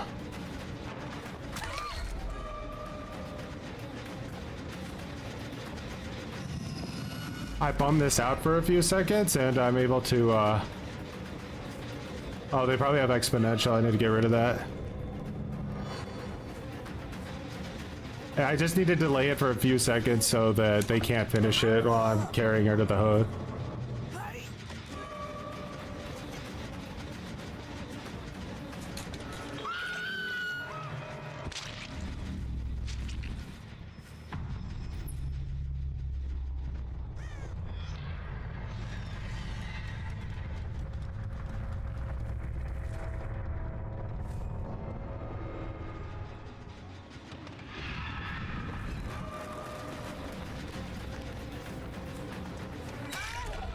Alright, we get the hit, but we know there's another girl hiding back here.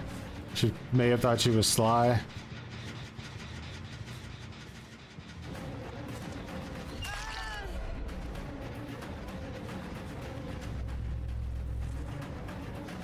I think they're really desperate to finish that, so I need to just figure out like what they're...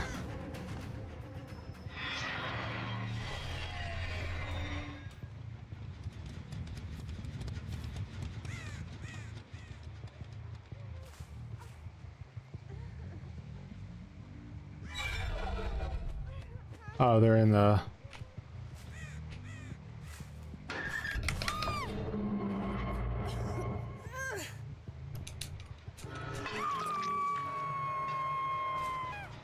Alright, I need to find out where this injured girl is.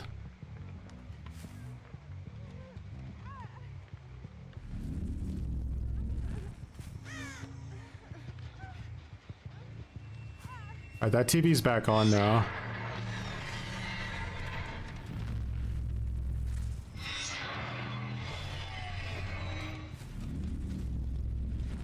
She might be around here.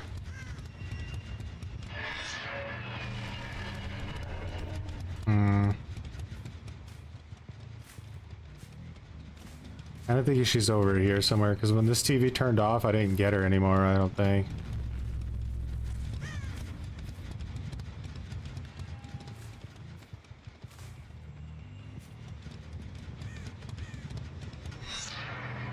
Check the gen, make sure they're not going for a Sly play.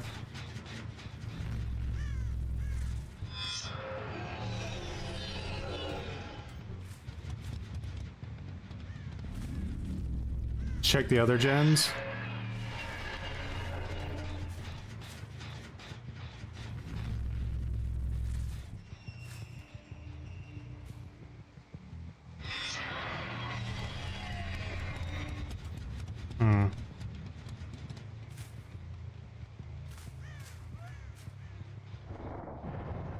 They seem to be like literally nowhere.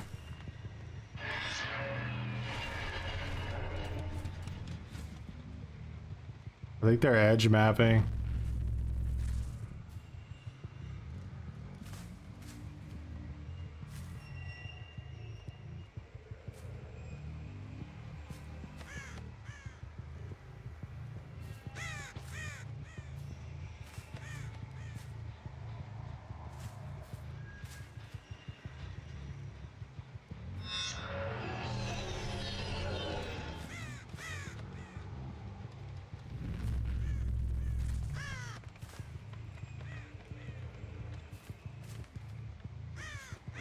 Damn, they waited out that girl's entire death. That's wild.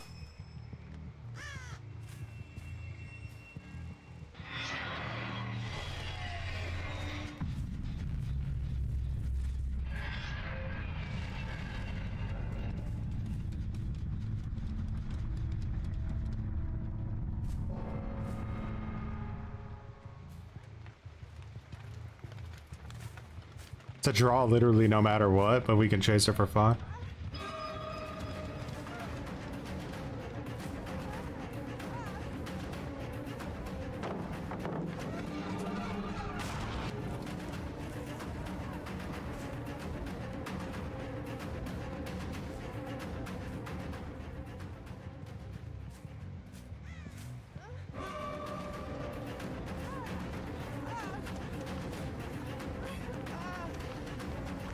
Instant draw.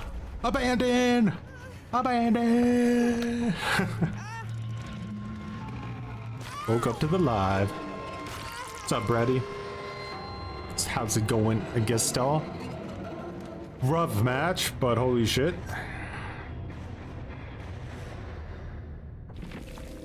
Map offering and selling team all time. Please, Ania, use Hangman's trick, thank you, horrible player and troll. Me and 3 pub bots.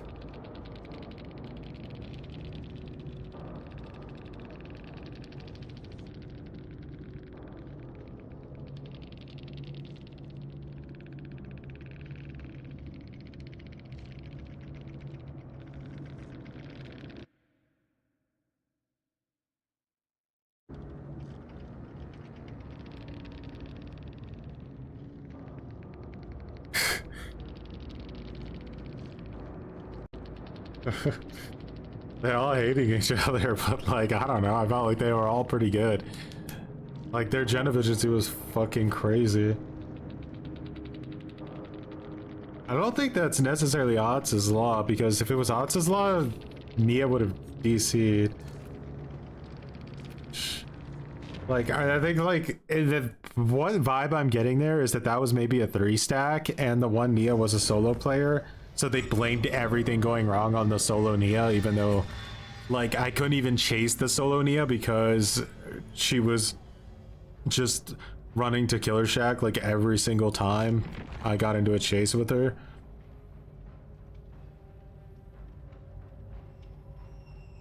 Did I odds tech them? Apparently they odds tech themselves. I don't.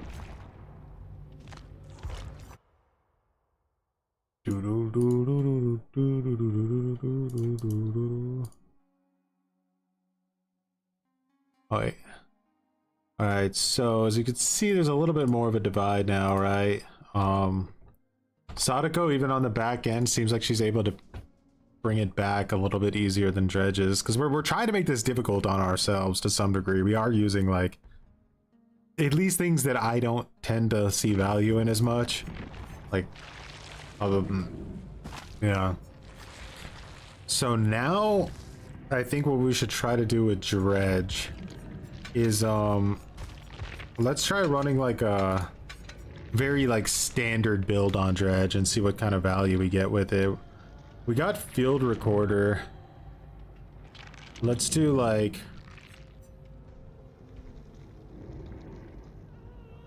maybe like Corrupt.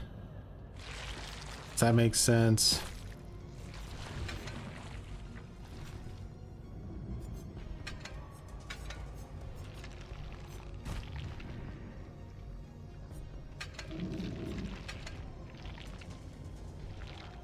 Just something like this, like a very standard meta build. Let me blow it up so you guys can see it a little bit better. Another Sadako W. Yeah, it's true. I do have more Sadako experience, so that is a little bit of a bias.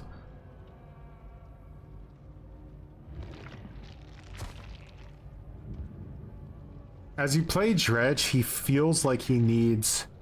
Like Sadako, what Sadako feels like she needs more than anything is her Condemned is not enough of a threat. I think that's her biggest issue. Like, the survivors need to be, like, getting rid of their Condemned more than, like, once a game, which is kind of what it feels like they're doing right now, is they're getting rid of their Condemned, like, about once a game, and that's way too pathetic in terms of, like, efficiency. So... tone that up or bring that up a little bit, the amount of Condemned. However, you know, maybe put a lower cooldown on TV coming back on, or just something like that would be really helpful. Dredge, on the other hand, It's his map dependency with lockers being really rough. Locking lockers being excruciating. Like, the whole locking locker thing definitely needs a little bit of a rework. Caddy's calendar, reducing the time to like get out of a locked locker by 0.4 should be like added as base kit, and then Hattie's calendar should be able to be used on top of that. It's really that bad.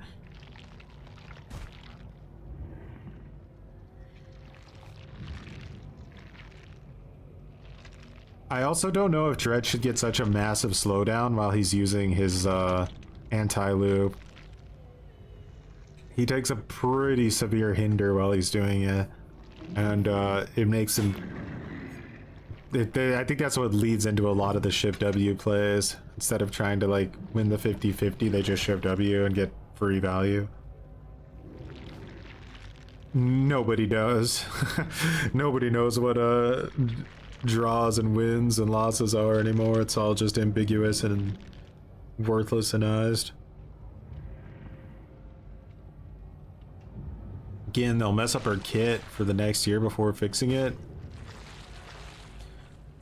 I mean, as long as they would do just a small buff and nothing else. Like, I don't want any kind of like omega tweaks there. I'm just like, she's in a decent spot. It's just it would be nice if the condemned was a little bit more of a threat without you having to like go out of your way to lose your mind to get somebody condemned. And then they also removed it so even with like 8 stacks of Save the Best for Last, somebody is still able to put the tape in front of you without you being able to stop it if they're full healed, which is a bit meh. Like, I don't know if we need to like hold a hand to that savagely, but no. Survivors never lose, they just win and draw. True. Yeah, I don't like to keep track of all this stuff too, but when we're doing challenges, we go all in, you know, we strap in, go try hard. You scratch it, draw. I'm gonna start this, put on cozy time, get a drink while we're searching.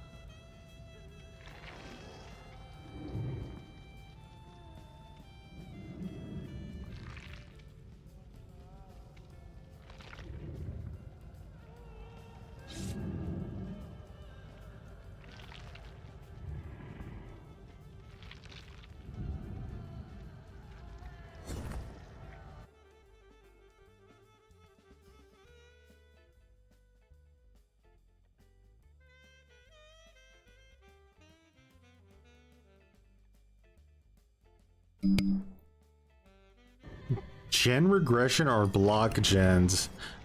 I think I'm gonna do regression this time, and I will see how that works. If that doesn't seem to work too good, we could go gen blocking next time and see if that I mean, we do have corrupt, but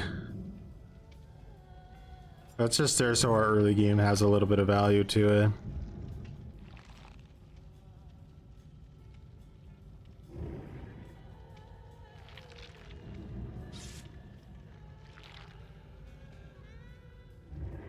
The surrender nonsense ruined killer queue. It should be artificially inflating a lot of survivors' MMRs, right? Because they're not getting losses anymore.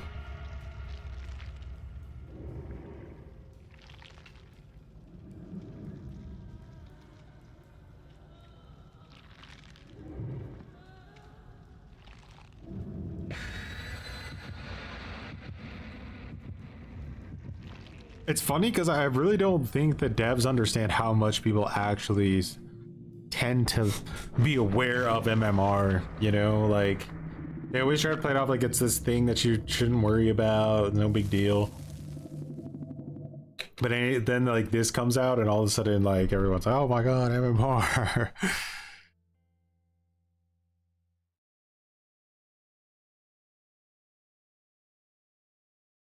Yeah. They really are trolling themselves by doing that. I don't think they realize. Like, you are literally just gonna continuously play against better and better killers the more you surrender. See how Temple of Purgation is. I always think that you need, like, Mindbreaker on these characters, but we'll see. Nice. Ooh, coulda got Giga lucky there, but...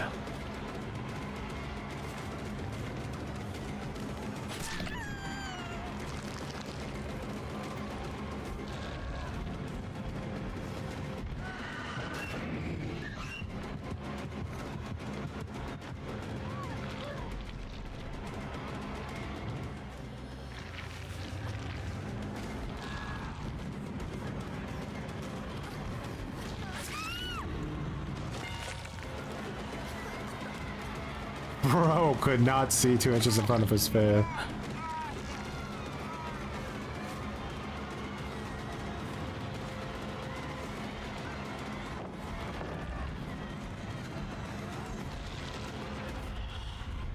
To build new, this just shift W. Like, don't play around. Just shift W. That's the answer every time.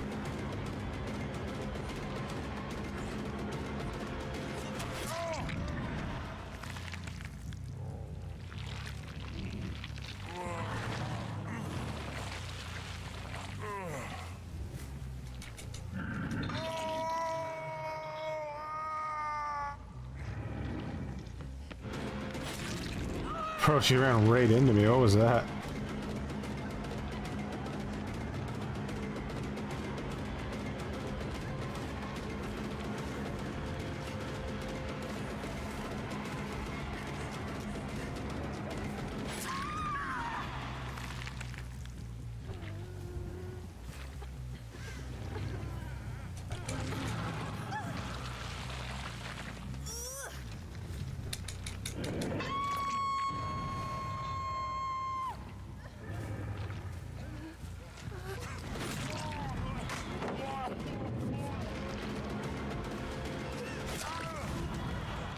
Okay.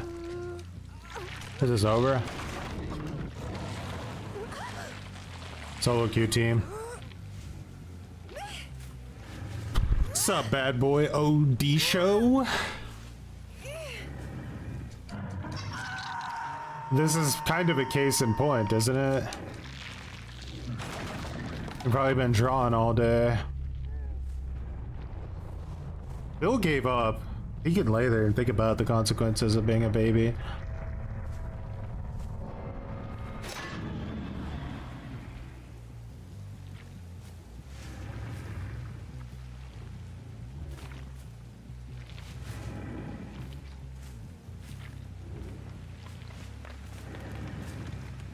Bird flew back here, so I'm just curious if she's back here somewhere.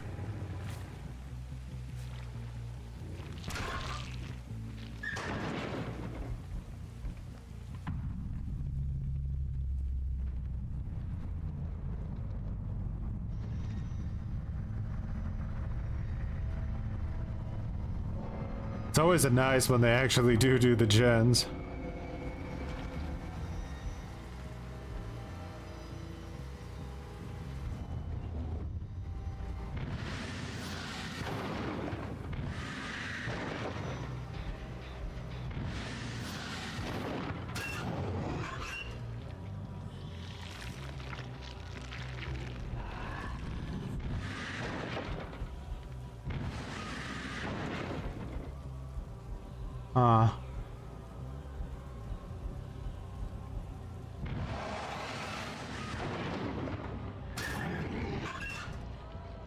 He was really hidden away.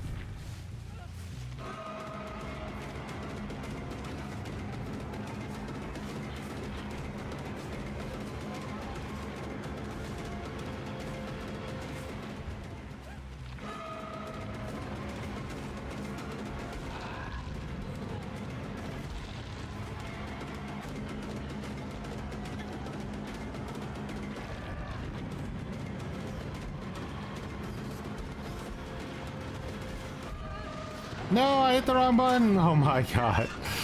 I was holding down like 8 buttons.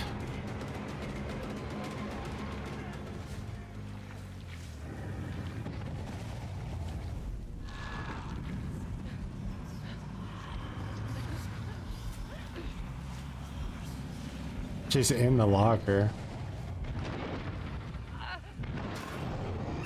No.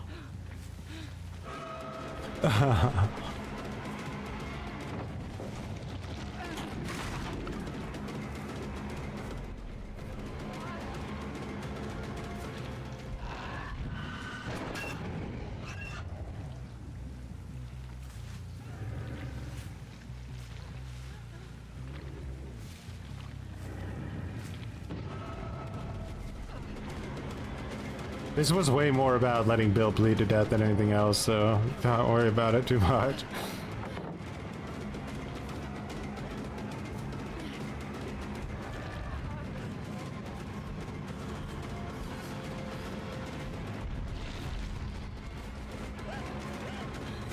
Oh, nice bay. It's over.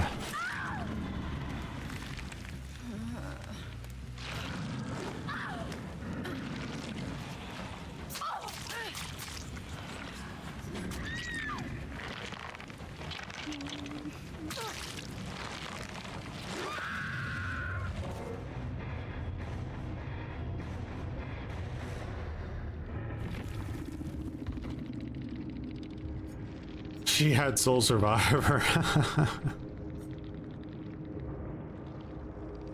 Pretty big misplay though to have Kindred and not come help earlier when like they were getting dumpstered so hard, but I kind of get it.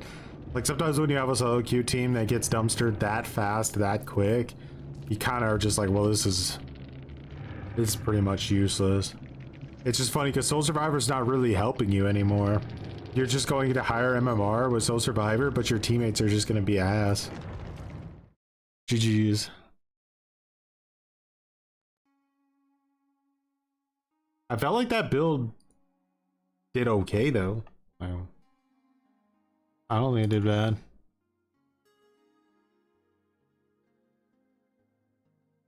So we've had 10 matches played with both killers. Right?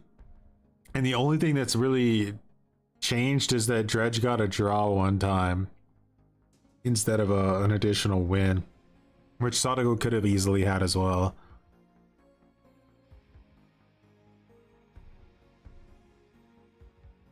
Right now, I'm kind of feeling like they might be equal in strength. I don't know.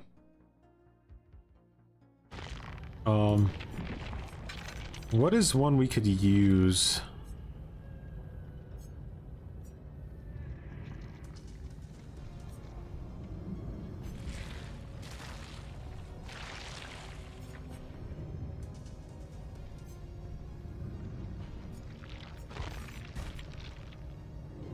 Where's the day one? Yeah, this one. That could be maybe helpful.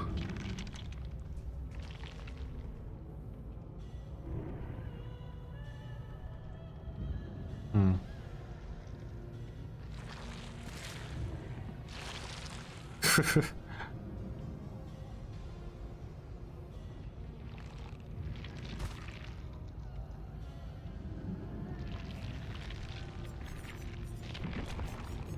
What can we do with Sadako this time?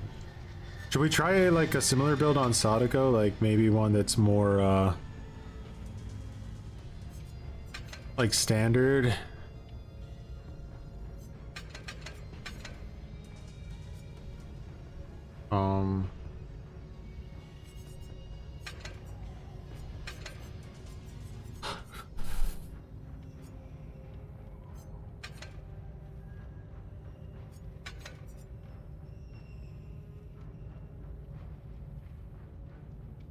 A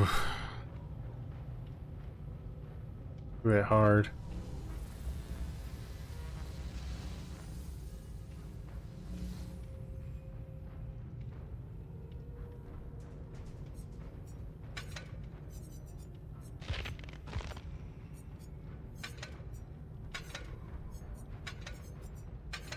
Like, I know we need barbecue. Do we need corrupt? I think let's just try it. It's gonna be painful. You know what? Sadako could maybe use an add-on to deal with windows, like while demanifested, go through a window 10% faster or something, just to give her like a little edge.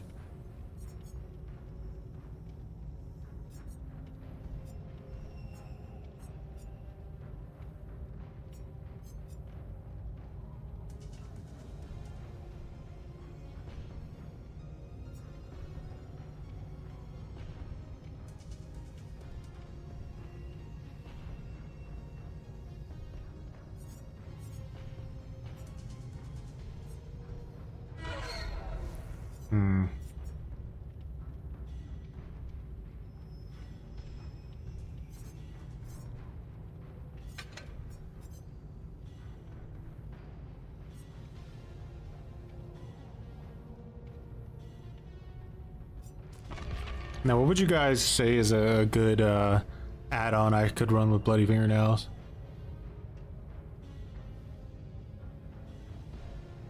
I'm a bit on the fence right now with my add-on choices.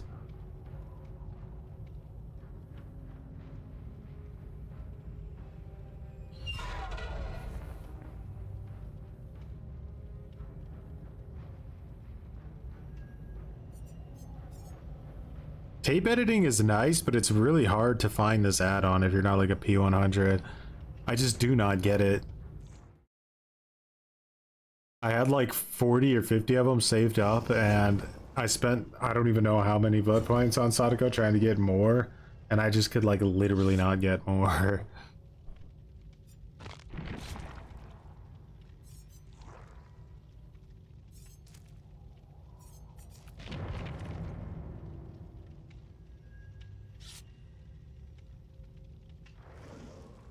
A paradox.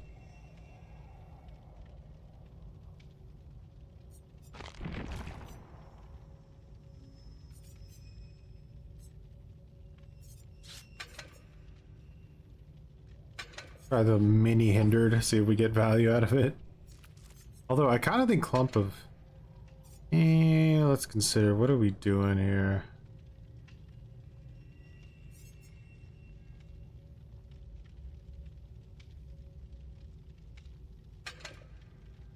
I don't think well water is as bad as people think it is either. Can throw you off a bit. 2 seconds isn't too bad.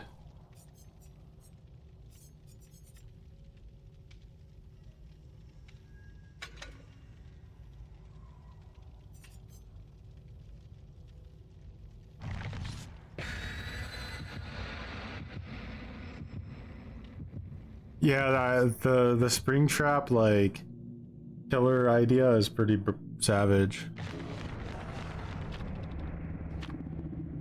Shattered glass, huh?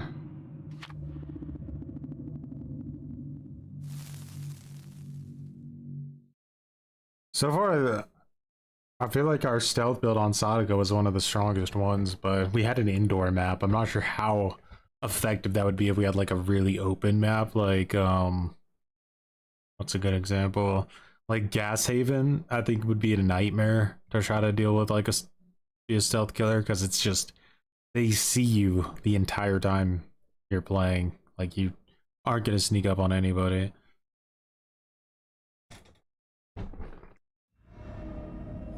Treatment theater. This map is like randomly super dark now all the time.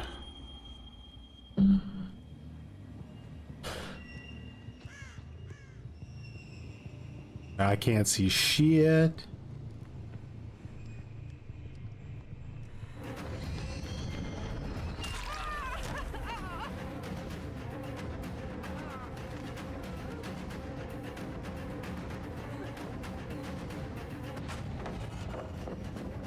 Alright, so they're on that.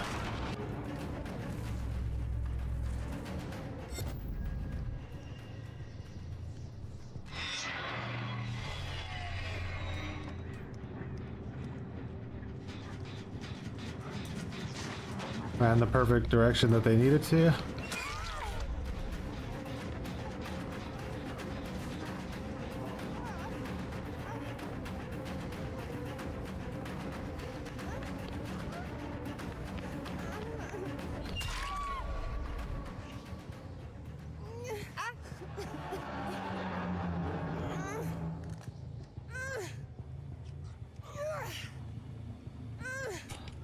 Bada bing, bada boom.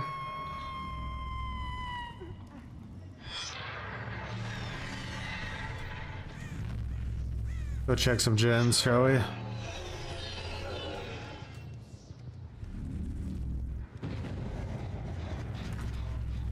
That, like, gen in the far distance there has been turned off. Let's go there.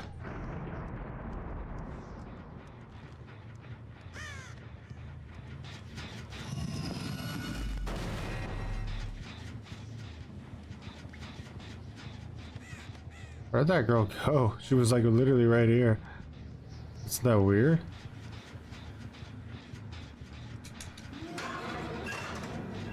Okay. Very strange.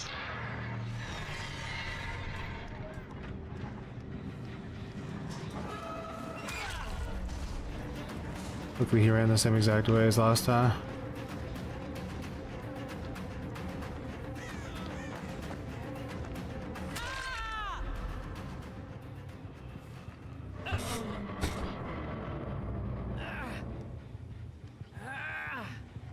Now we have a pretty far way to carry him, but we do get the pain res.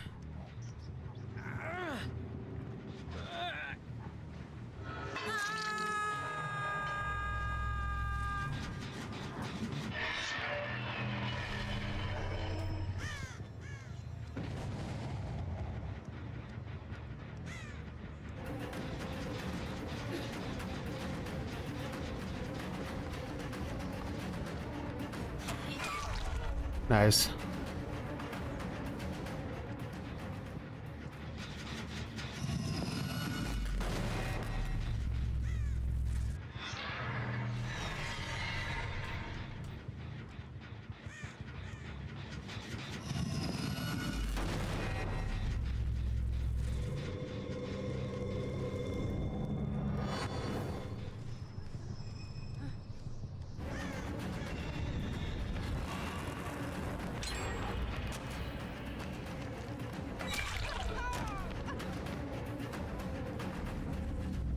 I'm hoping I'm kind of getting them condemned a little bit because they're being very adamant for,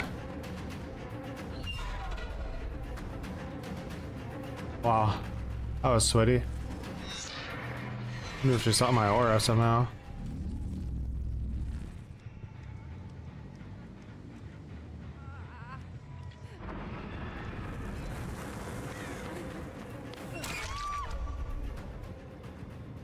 Alright, let's all get some condemned on this girl.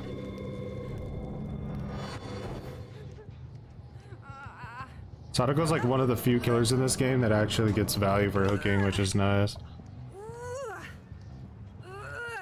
Like, barbecue's not doing me too well here. Let's see. They're like always hidden.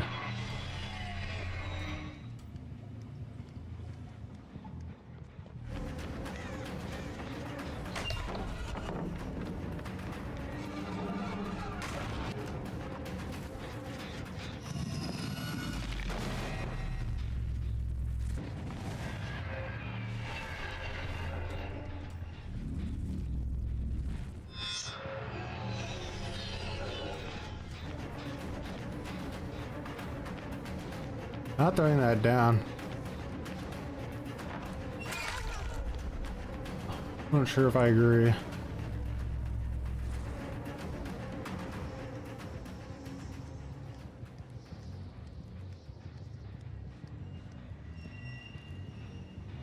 Where are you guys?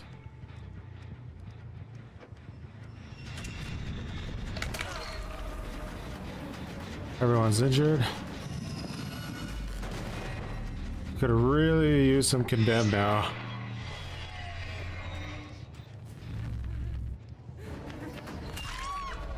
I kind of have them a bit scattered, which is nice. We already got a pain res on her.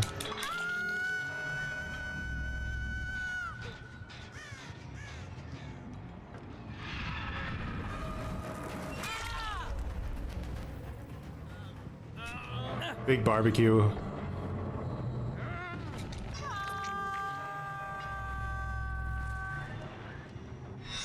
Wait, do we hit him with this? I don't think we do. We do know that this girl's over here, so...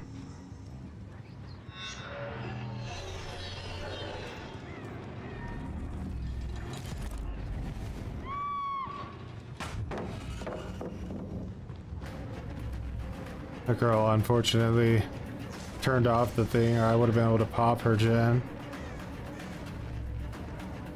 Shouldered the bird into it. Oh, I didn't realize. Shit.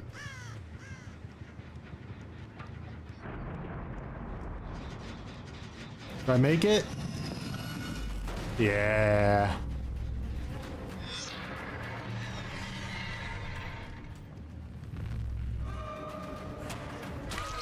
She still had shoulder the bird inactivated. Unlucky. Don't use that perk in solo queue.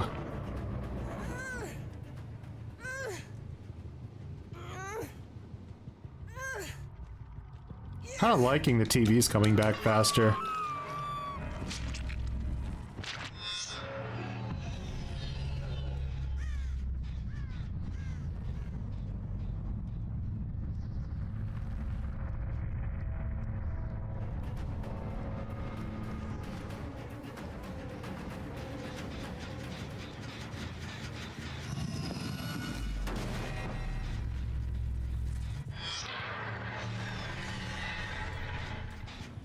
Yeah, I agree. Gen efficiency is pretty rough.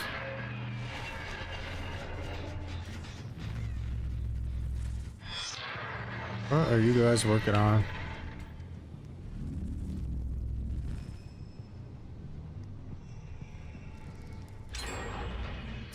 You're over there, huh?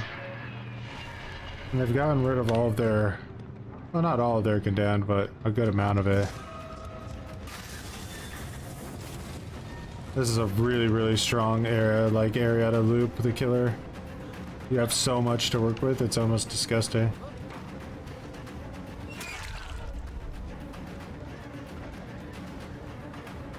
Shadow Step, probably Dark Theory as well.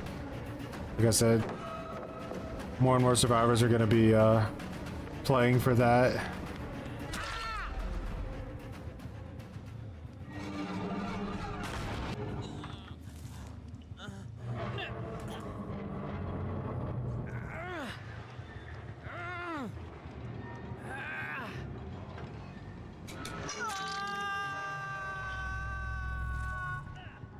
They're working on two separate gens.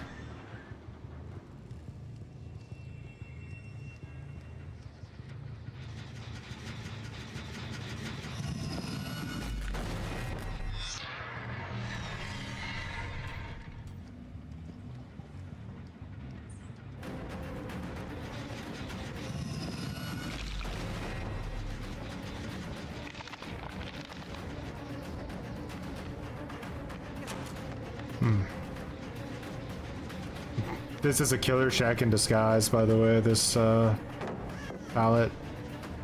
I don't think there's any playing this. They would have to make like a huge blunder. Oof. Like that.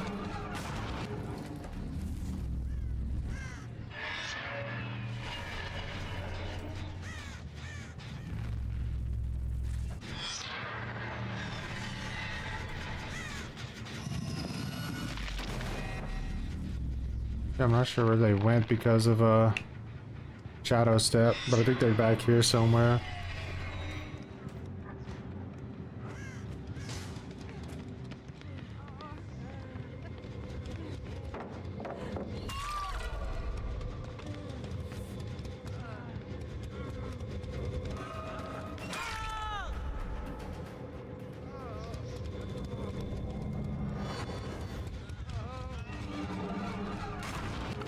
I'm curious what is all on that boon.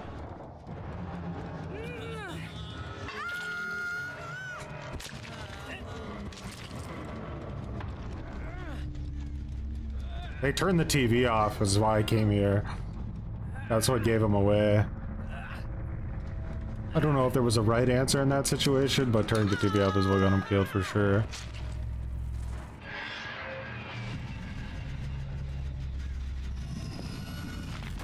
Alright, so you have to think she was here, but I didn't see her, which means there's about a 900% chance that she ran to like a near locker, I think.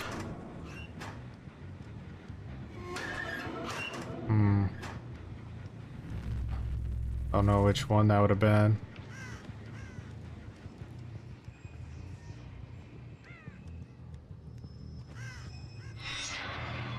She's completely lost all of her manifestation or condemned to me.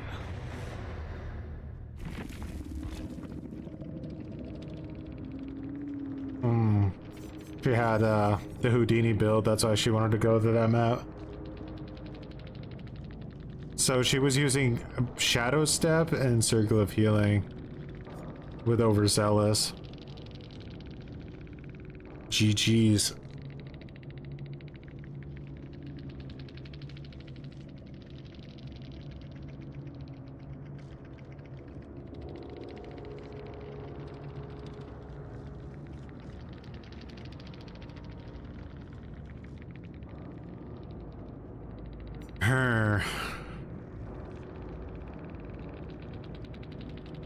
Interesting.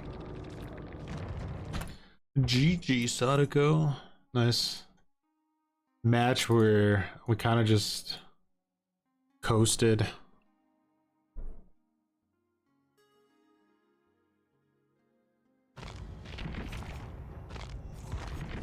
I don't feel like we got a super good example of this build with Dredge, so we'll probably try it again. They kind of just gave up.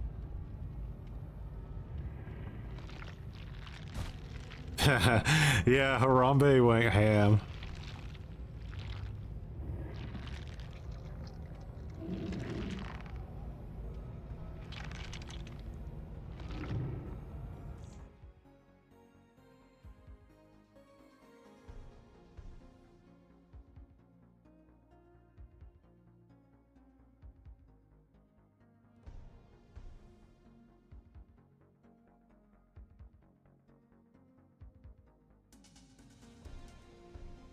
Two days until Steady Pulse comes out, huh? Yeah. Should be a nightmare. Absolute pain.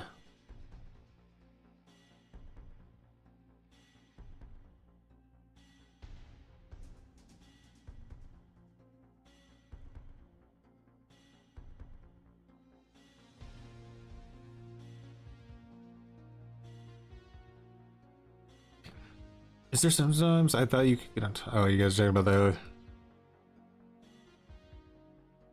Deadman switch and deadlock or pain res and pop.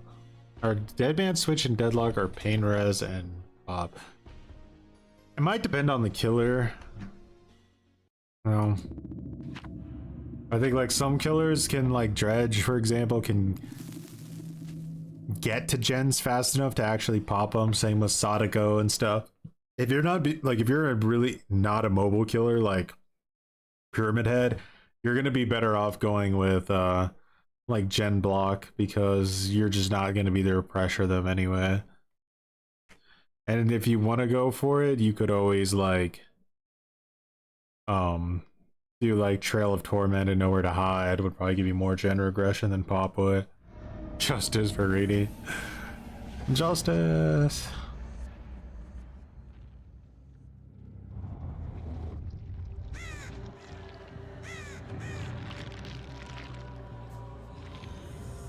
But we got West Wing, which is a bit of a shitter map.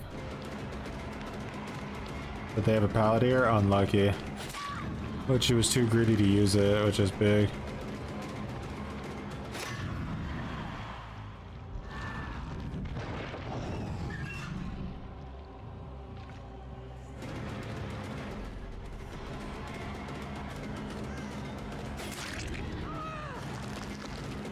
Well, she really messed up here.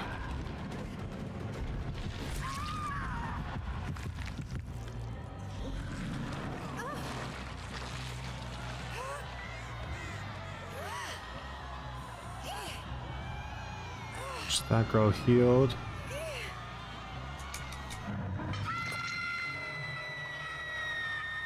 And we know even better than that that they're all still kind of like in our range area because we didn't get anything up.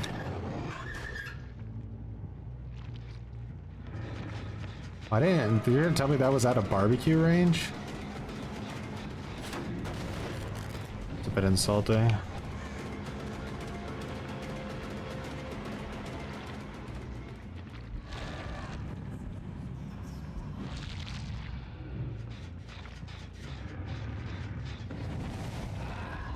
Yeah, I don't think that's...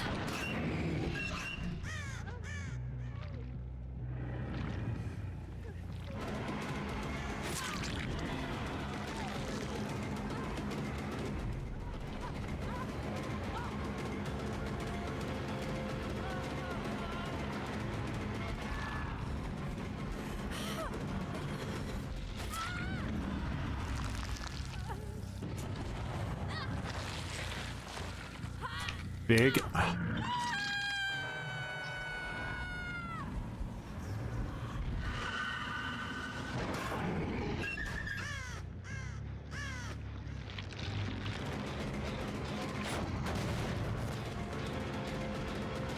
Sabo wants to just like stick around this area because it's enormously in her favor against Dredge. I'm nothing but an M1 loser.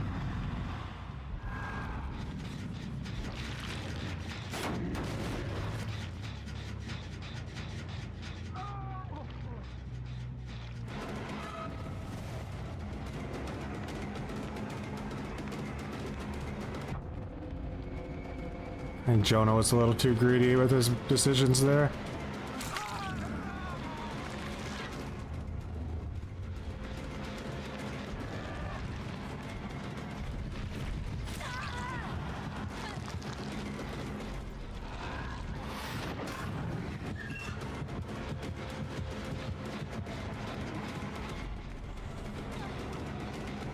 We just need to get rid of this pallet.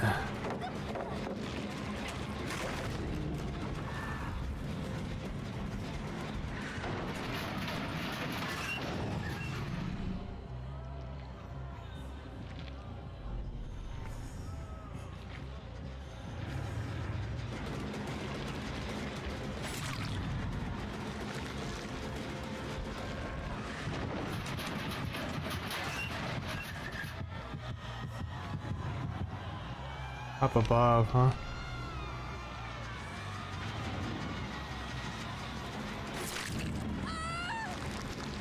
Let's commit to this girl.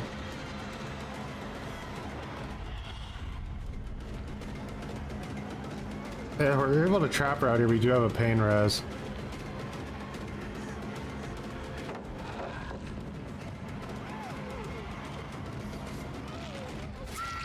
What the fuck? I was like literally the dead art of all time.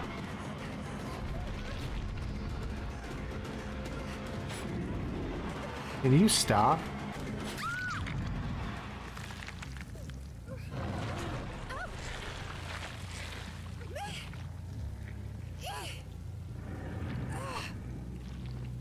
Alright, they took some time to heal.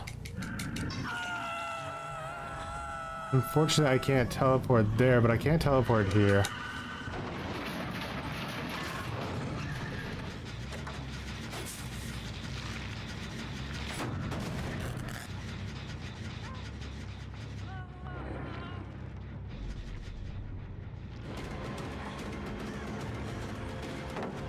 Okay.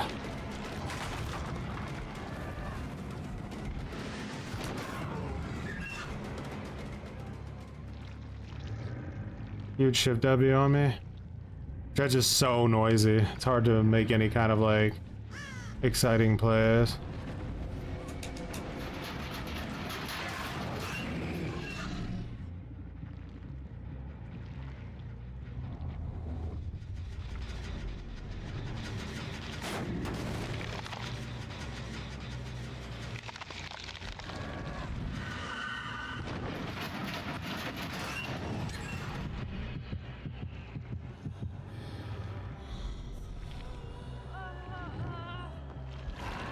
Shift W?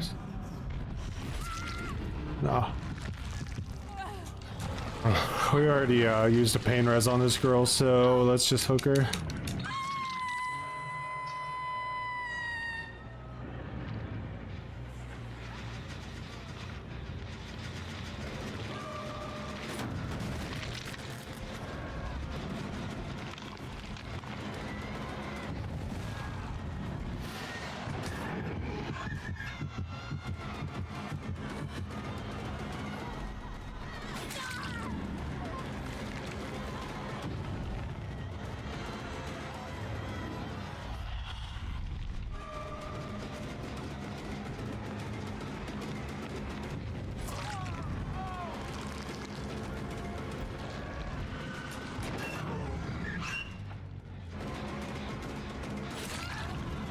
We're trying. A lot of micromanaging going on though to try to keep this much pressure going.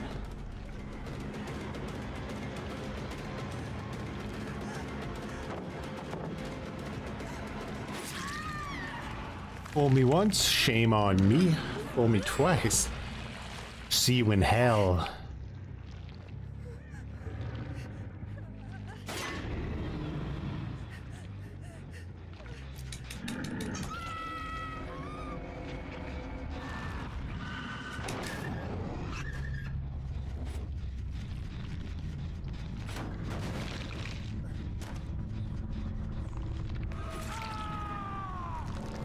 This guy I haven't pain resed yet. Let's see if there's anything nearby.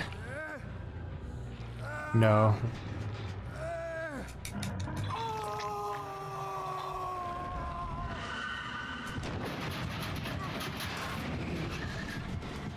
Will we get this down? No.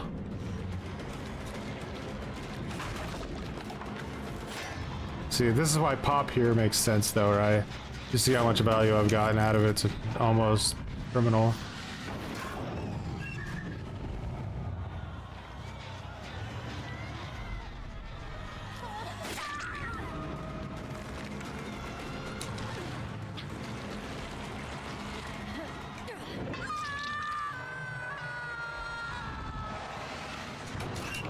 You didn't lock the right locker. They were too far apart.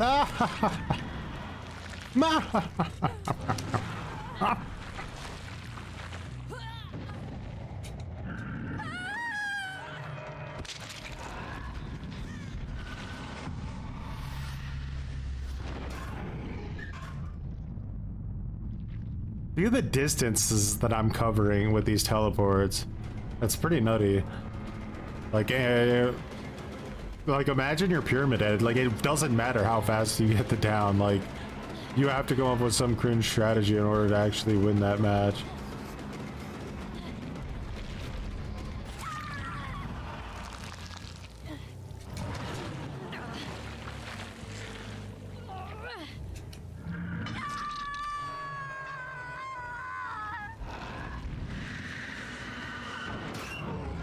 Bro's close by somewhere. Or hiding in a locker.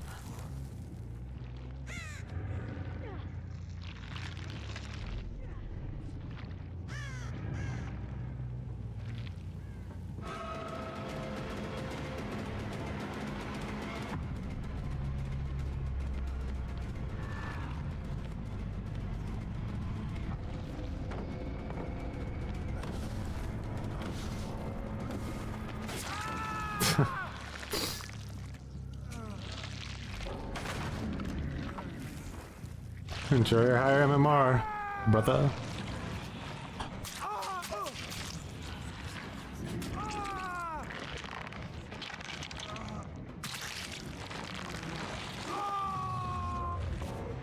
Oh.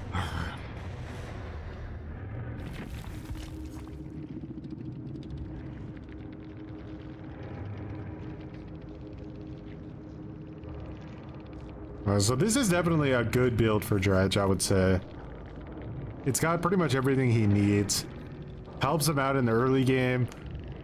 Pop and Pain helping him in the mid game, and Barbecue giving you the information you need on top of Nightfall with Field Recorder for early and end game pressure, as well as Mouth Thinkers for more Nightfall as you keep everybody like injured. You would still struggle in certain situations with certain teams a lot, but definitely a decent build.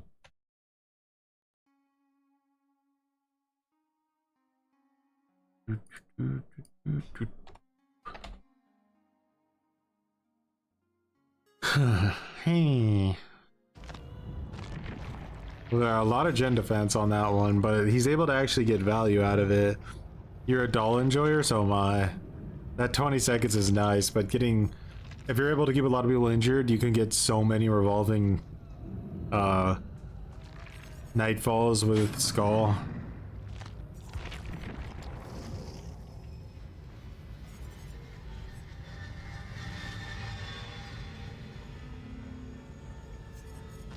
Alright, so we're gonna go back to the chase build with Sadako this time. We gotta just chase people down relentlessly. A lot of... It's a fun build though, this one. Even if you don't win, I think it's probably her most fun build. Because you're just constantly being like ultra aggressive. What became of Void Brain? I mean, for the most part, he moved on to Marvel Rivals because he was getting like a bigger audience hacking there. But he's probably, I would imagine, he's probably gonna come back and do some like troll stuff because he wants to be transphobic for the attention that it's gonna give him, you know. Anything, like, it's all just attention whoring, you know. It's really just despicable cringe, but yeah. And the thing is that it's a dead end, right? Like, you'll never get anywhere with that, so I don't really know what the point is.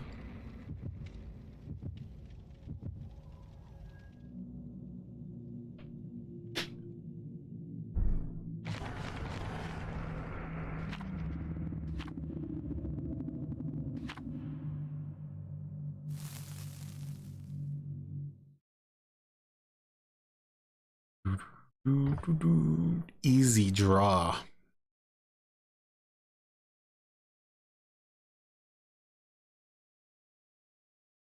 Please, like, just have all of the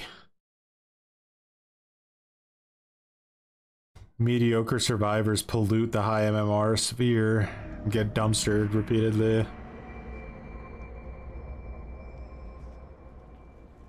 Behavior is so, like, unhinged when it comes to like, literally they'll do anything in existence to not have to actually nerf Swift. So if they intentionally are trying to make more players get to high MMR that are solo queuing so that killers don't get annoyed as much, then it wouldn't surprise me if that was like an intentional thing they did, because they will quite literally do anything to avoid. Okay. That's one way to use a pallet. Ah.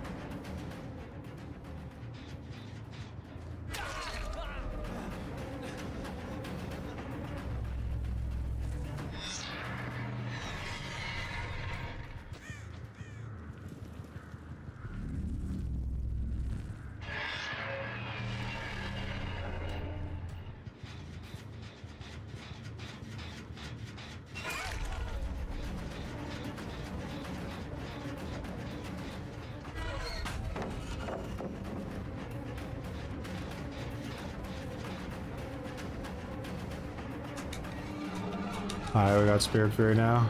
Good, good, good.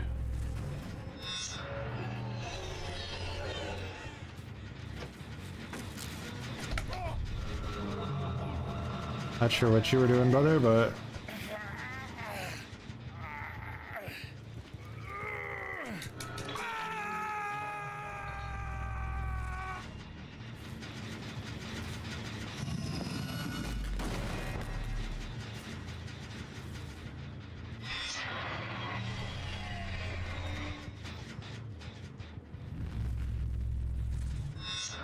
Just trying to get out of this TV.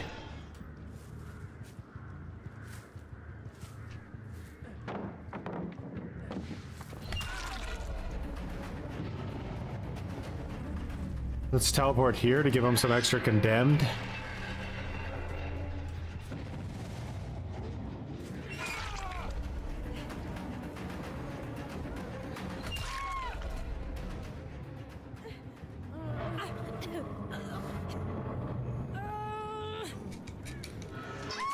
Somebody just turned this TV off right here? No.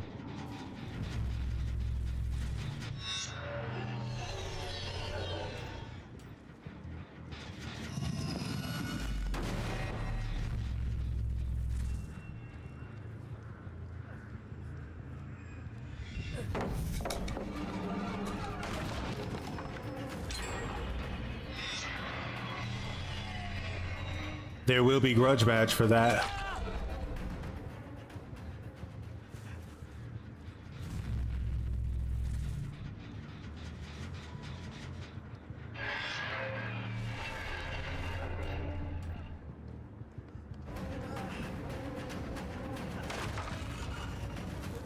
Rip.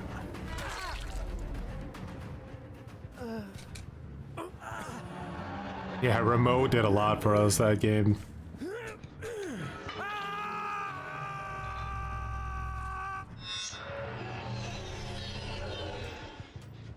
Where are the draws?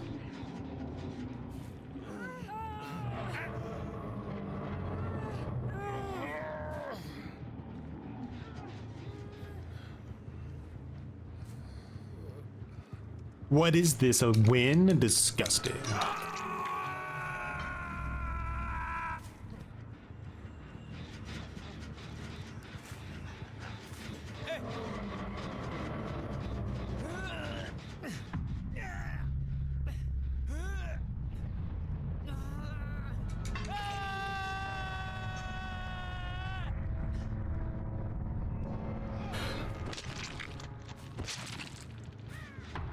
And that's my favorite build with Sadako. The S in Sadako stands for S tier. You're upgraded. This is called the upgraded Sadako build. That's how to think about it.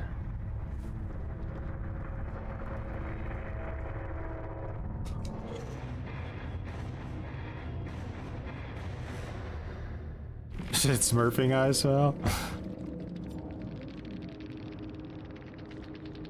Funny thing is I'm not joking. I played one match on my Smurf account today, and I ran into a person, and I mean I'm talking 0 MMR survivor. One of my teammates was a TikToker who didn't hide their account name, and they were the whole time they were just trying to basically like troll the killer and get clips with like a flashlight. And I went to their TikTok, and that's all their like content was just them juicing like really bad killers and 360 and killers and stuff. And I was like, wow, that's actually the like one of those people that you're always like talking about, a real true life like fake Smurf content creator who's just trying to get clips. It was funny.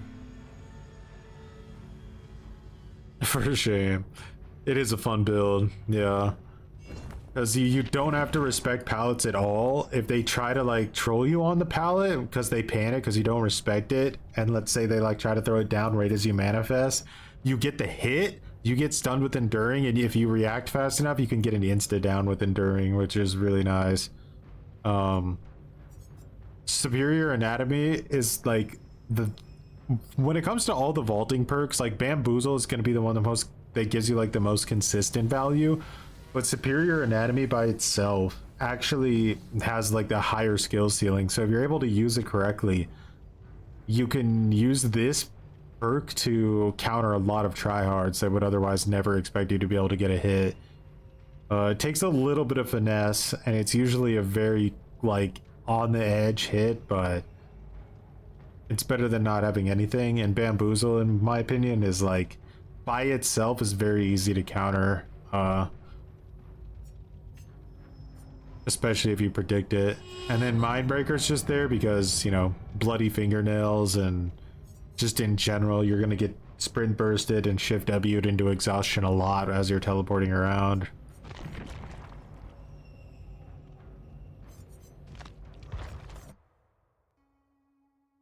Ooh, we're moving into double digits.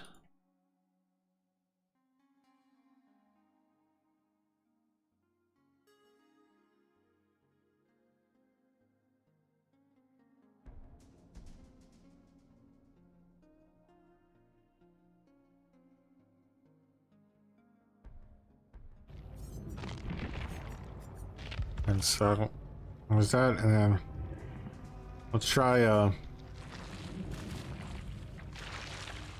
what's up, D-Man?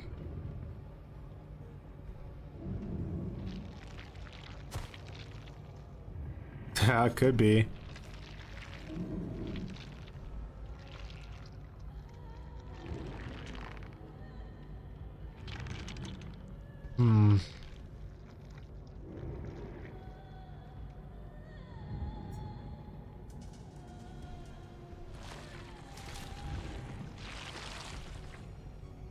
Let's try this build. What's up, Count?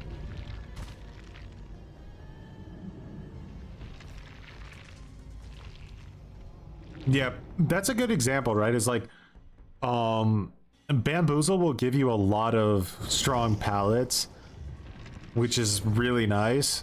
But Superior can get you a hit, so it's definitely a bit of a trade-off. Now, if you're willing to run Bamboozle and Superior together, then you're gonna get the hit, and you're probably gonna get the pallet as well. Or just more guaranteed hits, anyway. That one's a really strong combo. But yeah, you have to give up 2 perks for it, which isn't too ideal.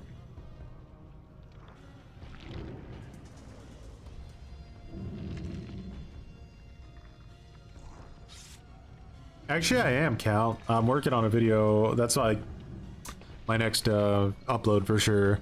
I'm taking a little bit of time with it because I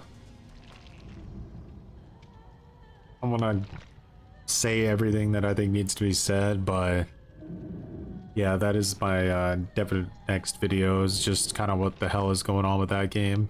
I do have some ideas, but we'll see.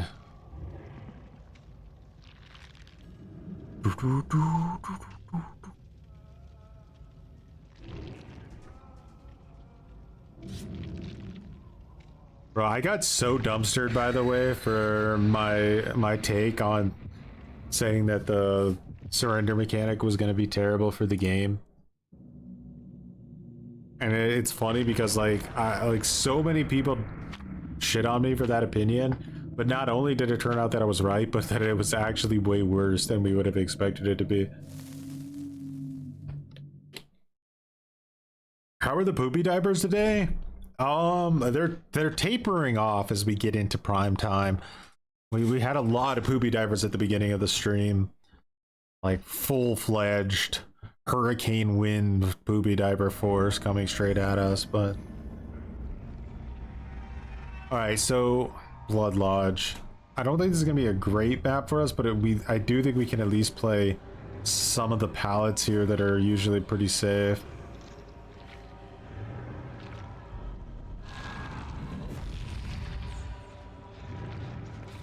Alright, so let's go after the person who seems like they're the less confident.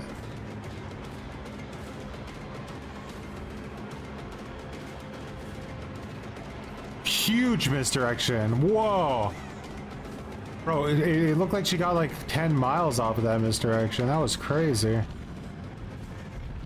Alright, they know to shift W. She's gonna use Shack because this person does not want to get hit. I can see that. What?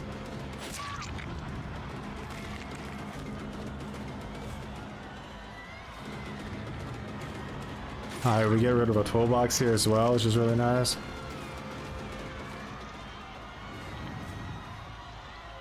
This person seems like a kind of a weak looper. They're constantly hugging the edge of the map. Could be wrong, but that's my prediction.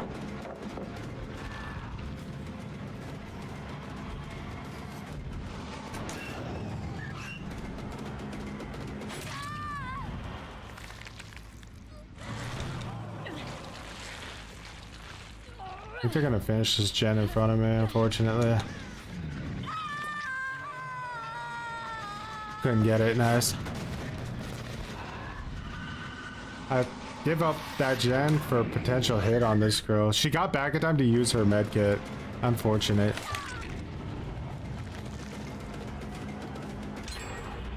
Alright, 2 gens done.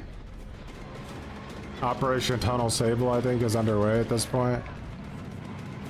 Yeah, there's too many connected loops. She's just gonna ship W every time.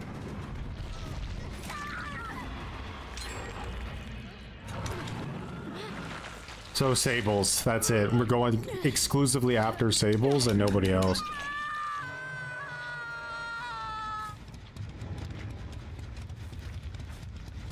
Not sure where those 2 ran off to.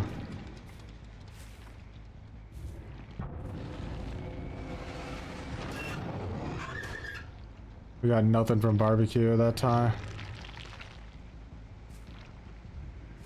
We live in a meta where barbecue has become the #1 used perk in the game. Which is a huge red flag that the game's in a really shitty spot right now.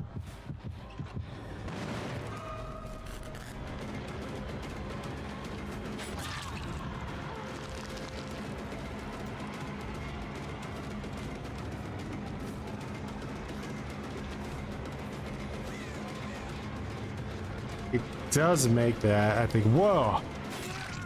He wouldn't have made it if he wouldn't have done that.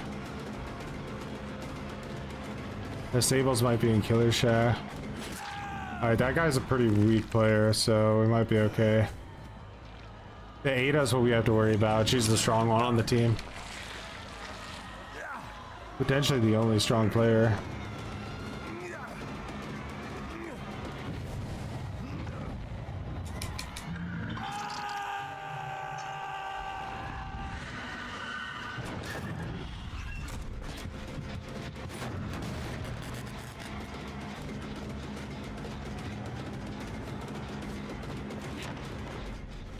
Bro, can people just see through walls? I swear to God that Red Glow mind games used to actually do something. Now they don't do shit.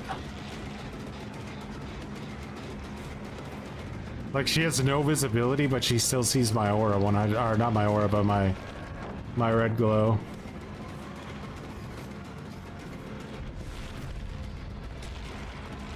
Ah, too safe. Ah, I can't deal with Killer Shack. I got nothing to deal with it. That ace might be a meal ticket. And they healed each other. Yeah, I don't think we win this one, guys. I'm gonna need some real gutter gameplay to happen soon.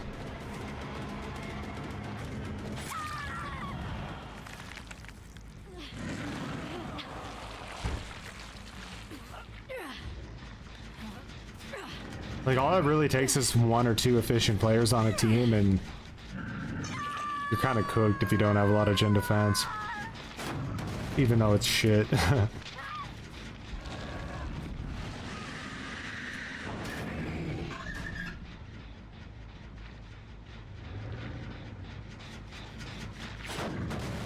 have to tunnel this girl, I think now.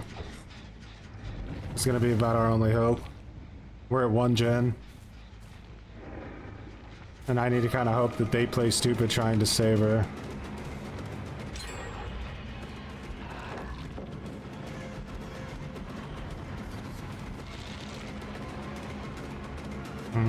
Good detach. This is what kills Dredge. You could just keep detaching to more pallets.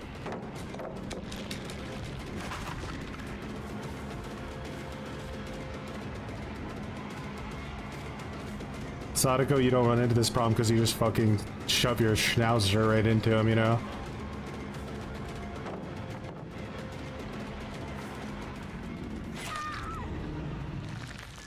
I think the damage is done. If she has DS on top of it, nah, she rage quit.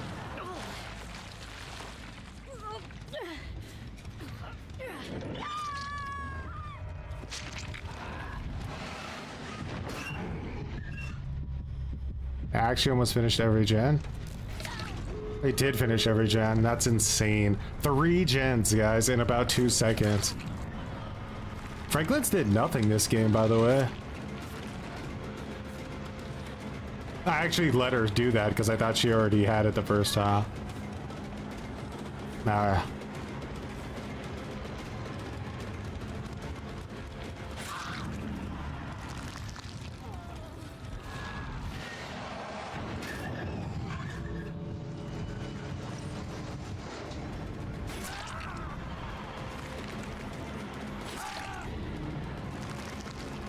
Free match.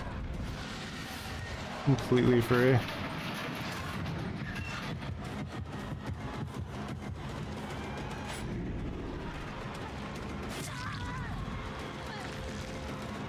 Made for this.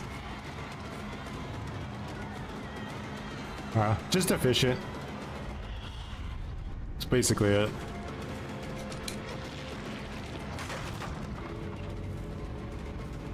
This one is pretty alarming because you could see how bad they were in chase except the Ada, and maybe this Chad Sable was okay, but like the Ace and the other Sable were literally like turkeys, you know? They got hard carried, but just to fish on gens. Probably a 4-man, I wouldn't doubt, because the skill gaps were kind of wide for solo queue.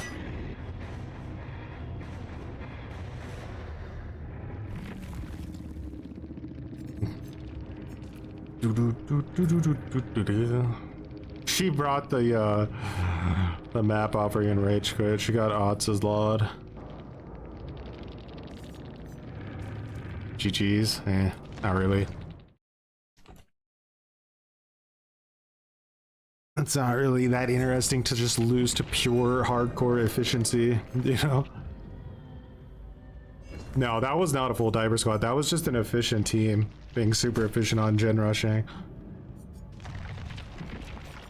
Like the game was over so fast that we barely even had like time to play a match. It was pretty boring, honestly. Another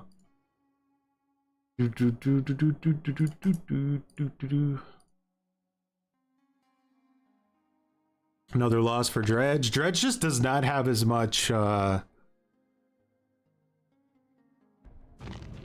he doesn't have as much freedom, you know? He's locked in. Like you have to play I think like a very specific build, and you're like uber map dependent. Sadako just doesn't feel that way. Like even if you can get the wins, most of my wins with Dredge feel like they're coming from like pathetic teams. It's like pathetic teams, maps that are really in his favor. But it's like when he hits that resistance, it's just like almost impossible to do anything.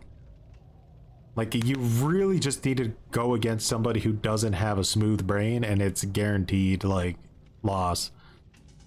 Like, did you see what that one Sable was doing? She was just detaching from pallet to pallet, so that my anti-loop, literally worthless, right? Actually completely worthless. So if you take that away from him, like, he doesn't really have anything.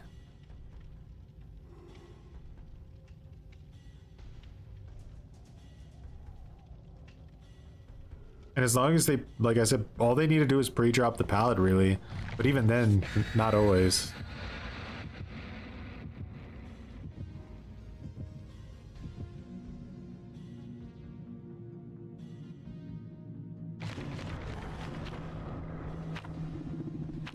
Like, Dredge is basically... Imagine Trapper, who... Like, imagine Trapper could set his traps super, super quick, but they only lasted like 30 seconds after he placed them. So like you're at a loop and he places a trap down. You see him place the trap down.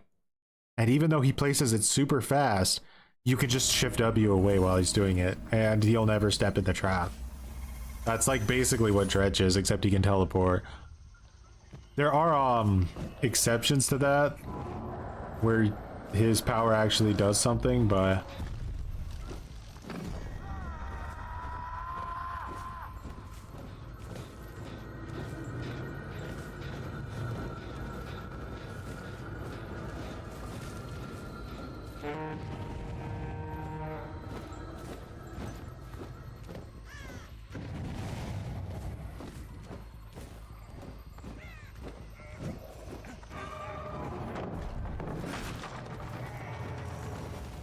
no audio on that guy when I did that. Would have been a free down. It's a shame.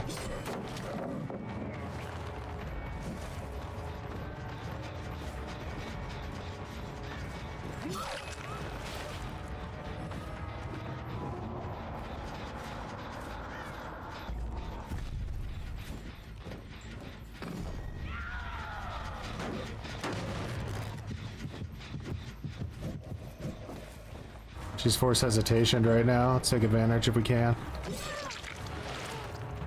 She's trying to get back on her medkit, maybe? I'm not sure.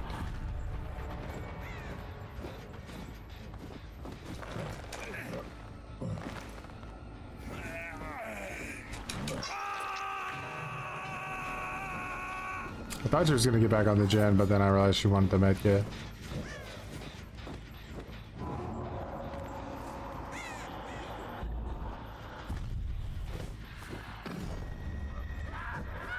Sounded like this was about to pop.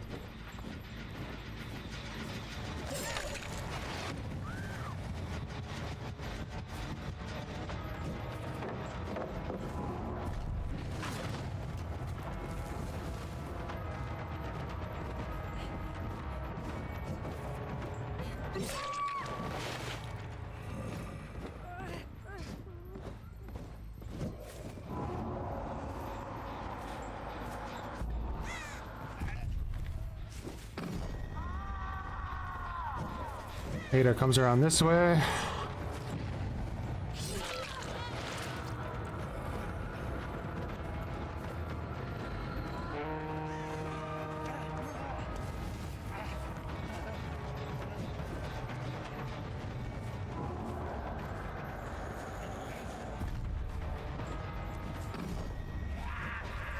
I'm gonna keep him busy while I try to stop 8 of them resetting all my progress.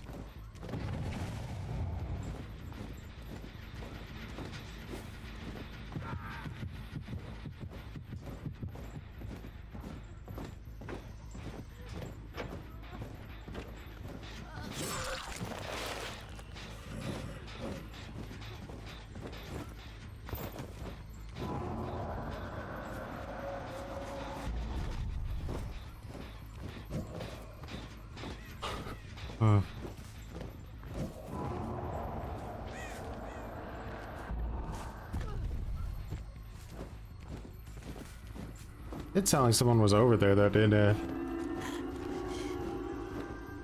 Like I got close, but just didn't quite get him.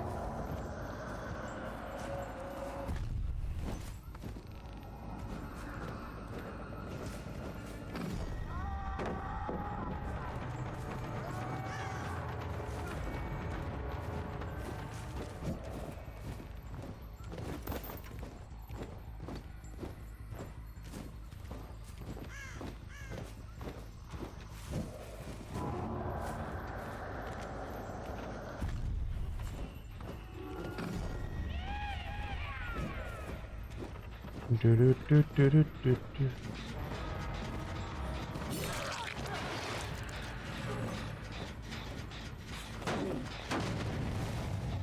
don't know what that means.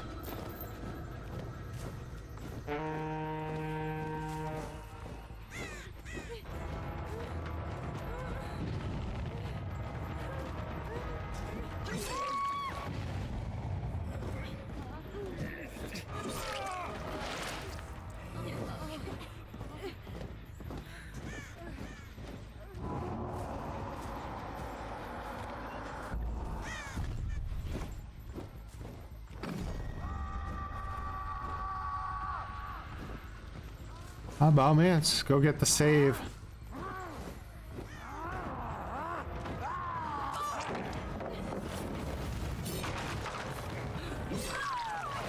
Where's Tezzy? Ooh, where are you going? Where are you going? Boom! Ah! Am I still Dredge? Sorry.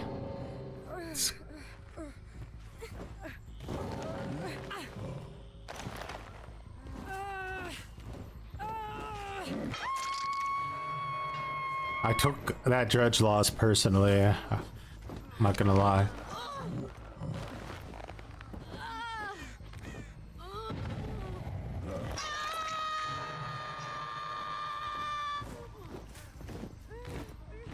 So this is how it's gonna go down, huh? You're not gonna DC and then you're gonna Kobe?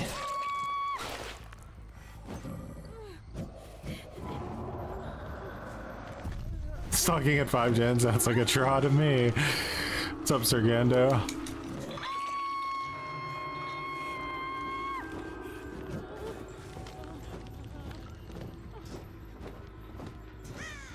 Has this match even been on for 10 minutes? Why can't I abandon and lose yet?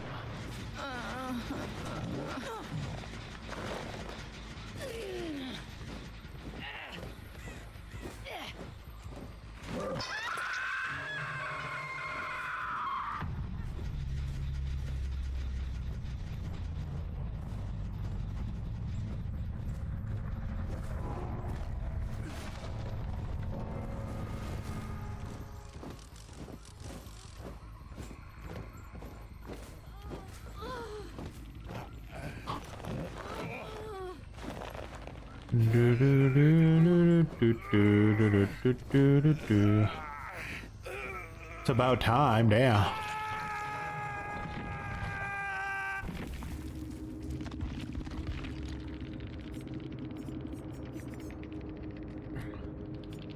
Your perks have no power here, cringe lords.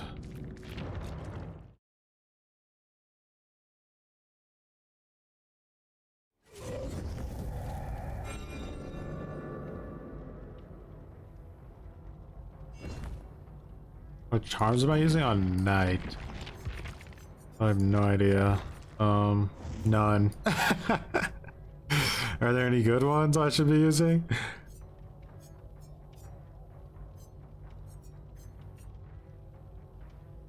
TTV should have maybe cheered 100 cringer bites.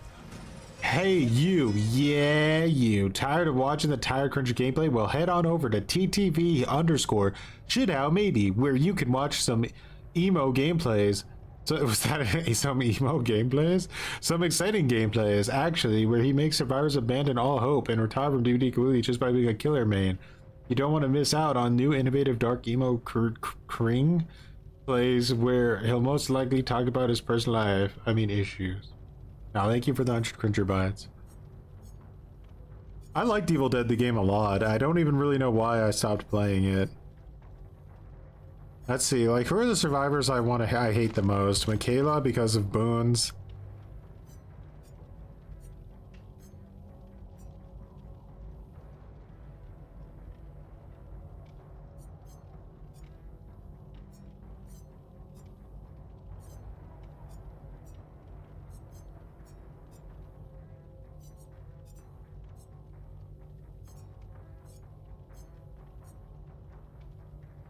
Yeah, I heard they delisted it. Kinda wild.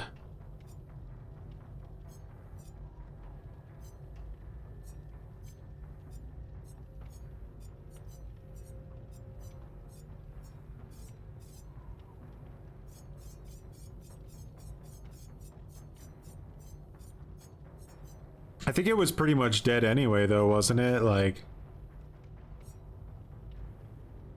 I think it was over.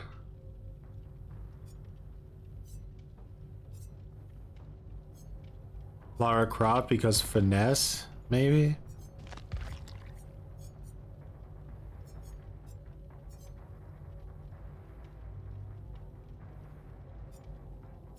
Did Vittorio add anything cringe to the game?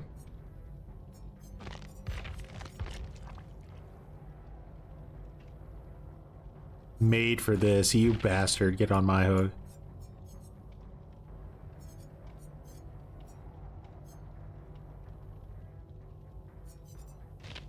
Maybe David for Dead Hard. These are the three biggest bastards in Dead by Daylight here.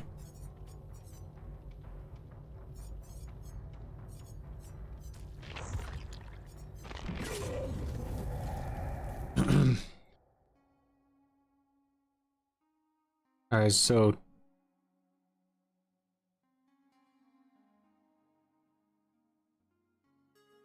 let's do Sadako with her like good build again.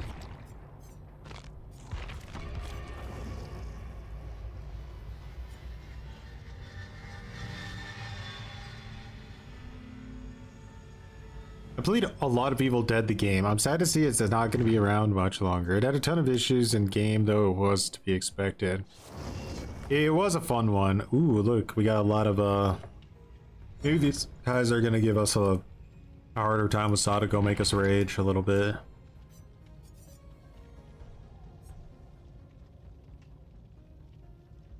I dislike Nancy's. They're super annoying. That and Aces, of course. Yeah. Like in terms of like tryhardism, you have, I think the Holy Trinity is Ace in a gray suit, Nancy in a plain suit, and probably Ada would be number 3. So like those are the 3 characters that are the scariest, which by that example means Dean here should be the biggest tryhard on their team. We'll see. Ada is like an extremely quiet survivor. She almost has base kit Iron Will.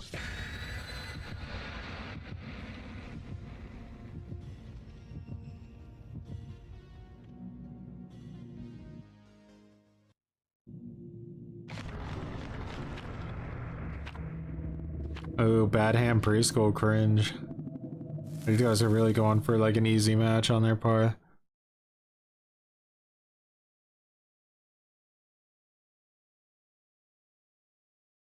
A lot of aces that you play against are in 1v1 ladders, so they literally like cream their pants when you're playing a M1 killer like Sadako, because they know every check spot.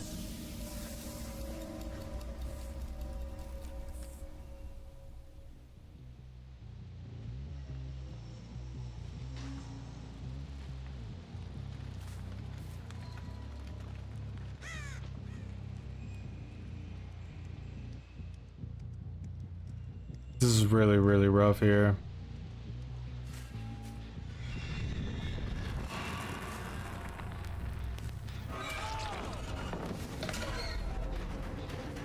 Guy's like so lucky he got away with that.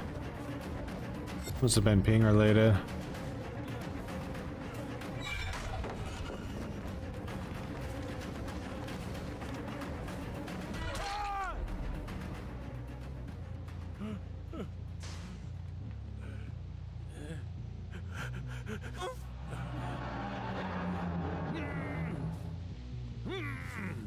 One is here.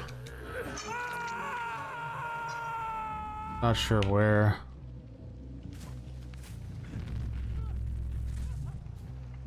I don't think it matters too much.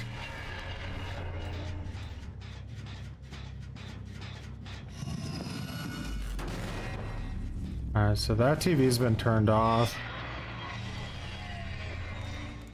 I didn't hit a single person with that. Let's get back to the hook.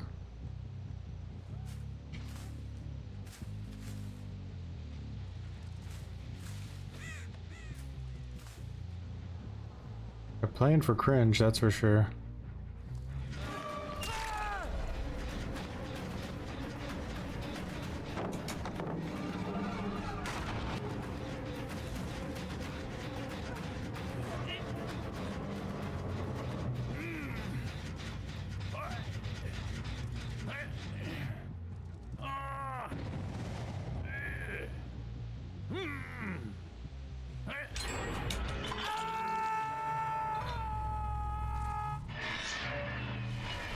Big maps hurt Sadako a lot, and they turn those TVs off and you feel the pain.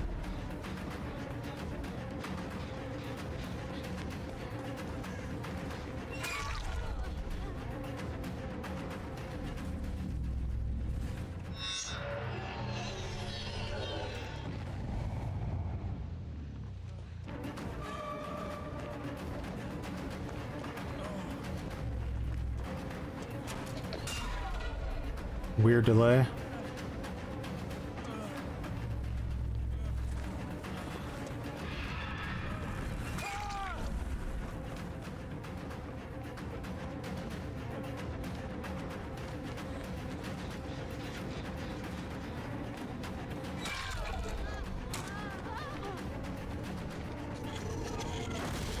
Probably trying to res him.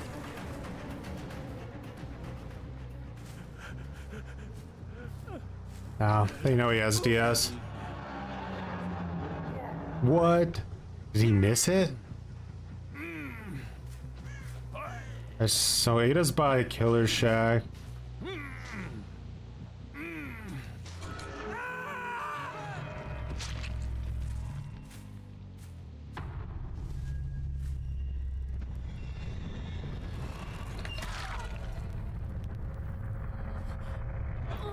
No respect.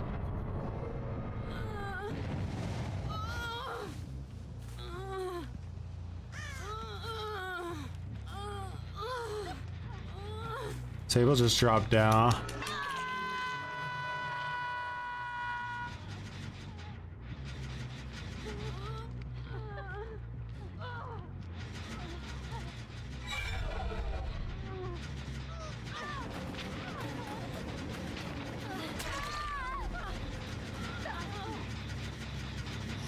Gen efficiency was really low on this team.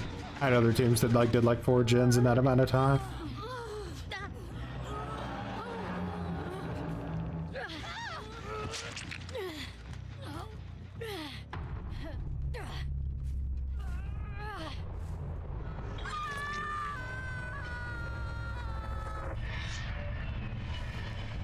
I think some survivors just expect you to follow the survivor rulebook, but that's definitely not going to happen. Especially after doing something as audacious as fucking bringing in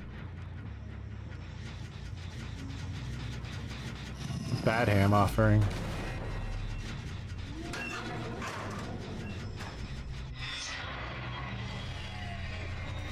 Alright, so she's not in range of any generators, this girl. Any TVs, any active TVs. Means there's a decent chance that she's chilling around Killer Shack somewhere.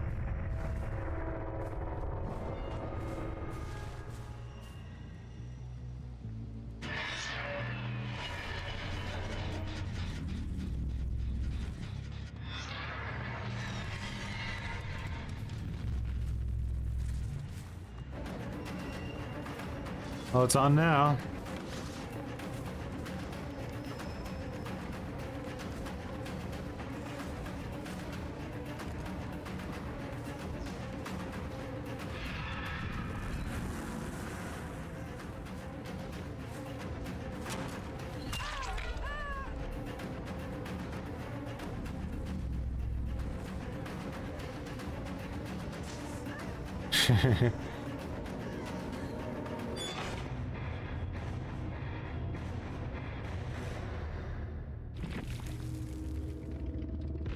Do do do do do do do.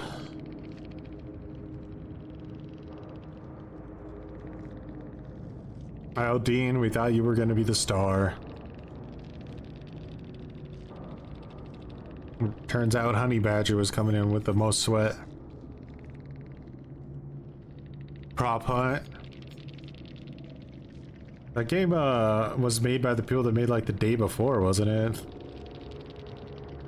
It has a. This is a super nasty build to have.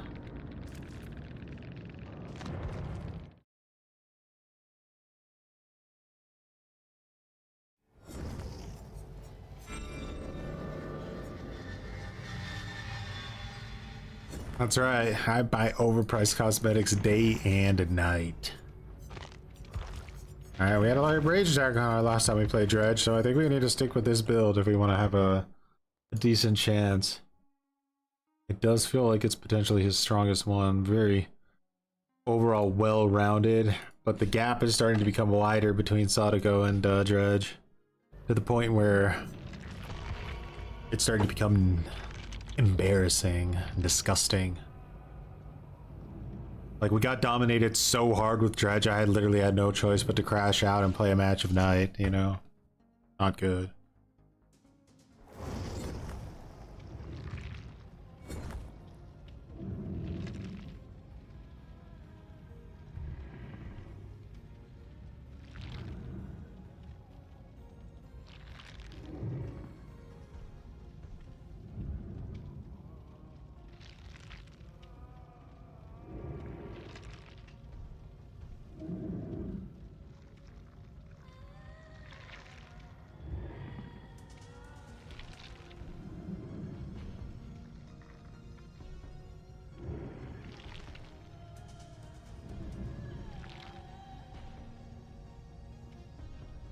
Embarrassing like this 5-minute self-promotion ad.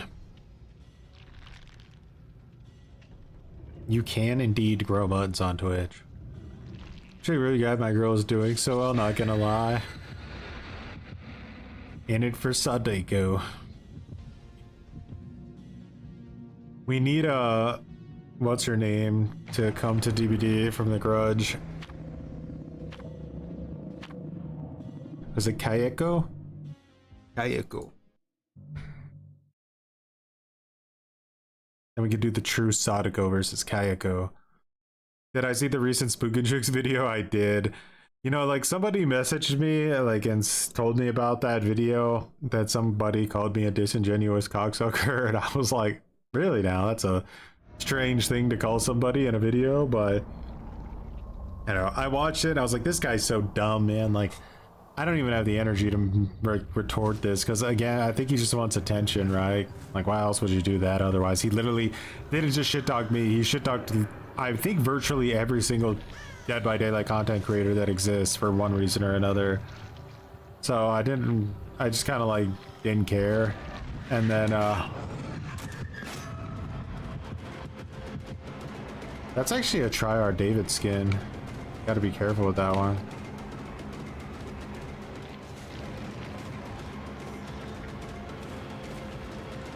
These have comp names, by the way, so we need to be a little careful that we're not playing against comp players. Not that it would matter much.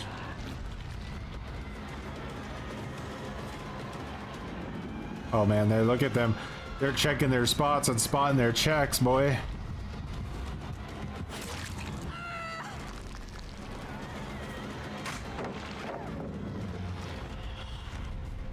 This is such a broken tile. The fact that the devs think they have any right to allow this to continue to exist in the game is disgusting.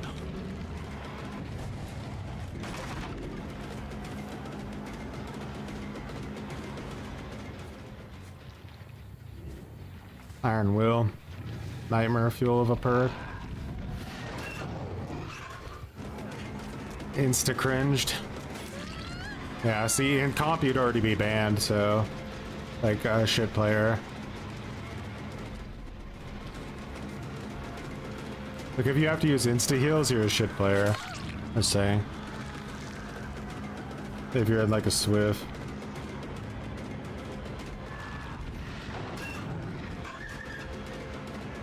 Like, she used her insta heal too, I think. No, she didn't.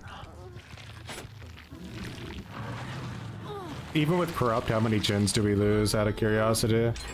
1? 2. Yeah. That's what I expected.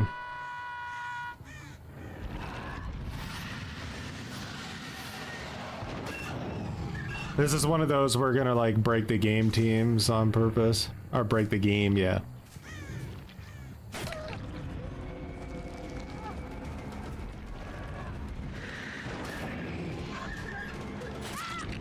Oh, we may have found a solo in here.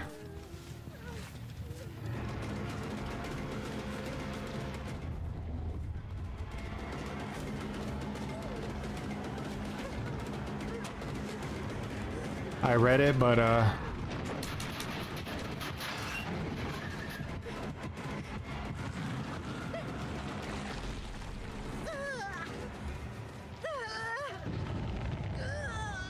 she has self-care botany knowledge. Lithe, literally a perk to get herself out of every situation, huh? But now you got a girl in the basement, so you can't stay here forever.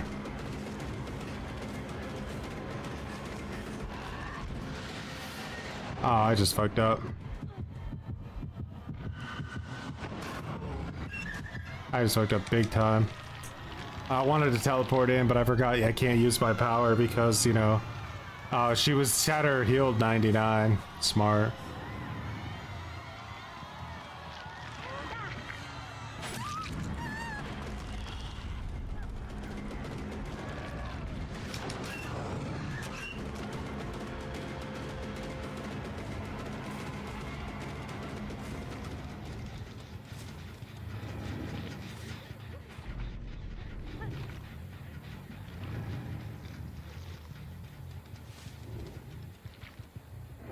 Oh my god, get me off of this fucking map.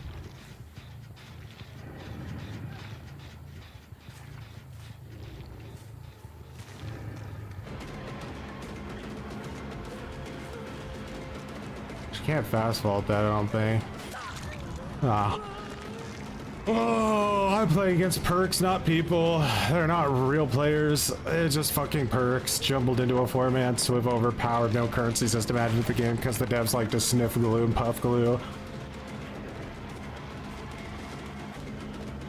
I bet the only regret of behavior is that they didn't somehow find a way to add glue to Dead by Daylight yet.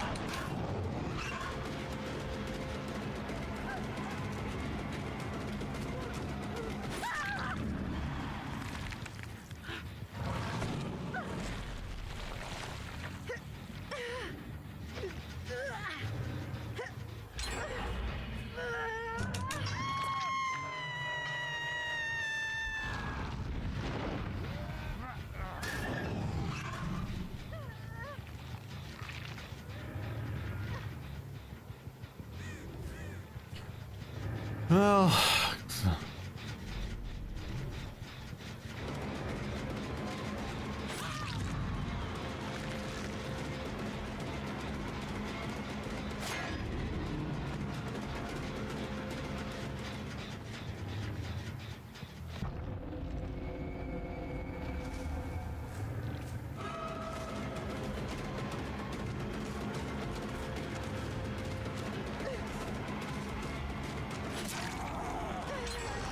knows he has to trade.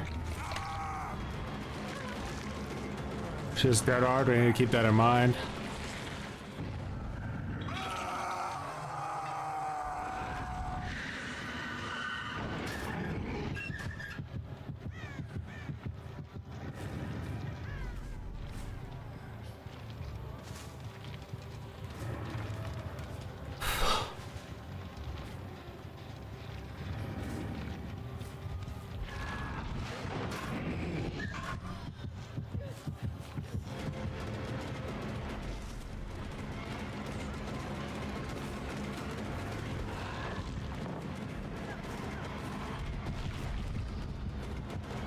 Damn.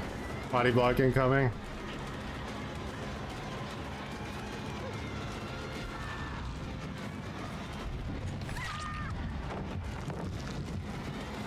I had to swing there, no choice.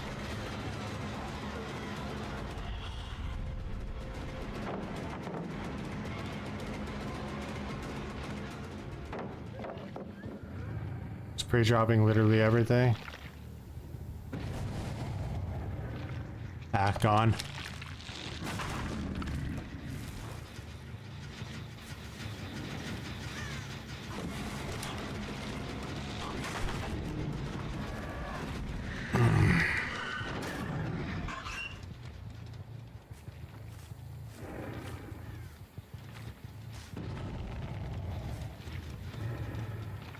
Whatever. Boring Swift. No actual match here to take place with this killer. Just out advantaged.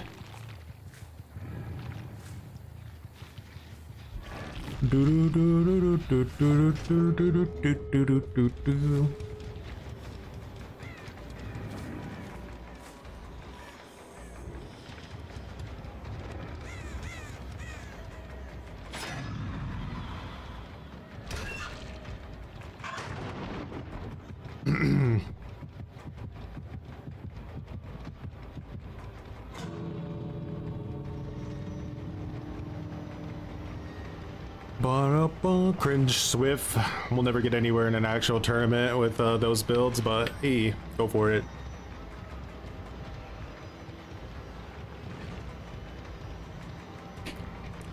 We can't nerf this, guys. It's too rare. It's not fair. You just have to accept that every once in a while you get to play a match where there's no counterplay at all.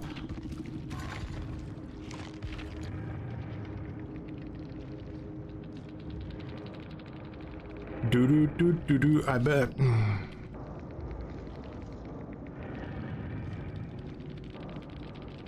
We're doing the whole pretending we're not in a 4-man Swift thing. That's always cute.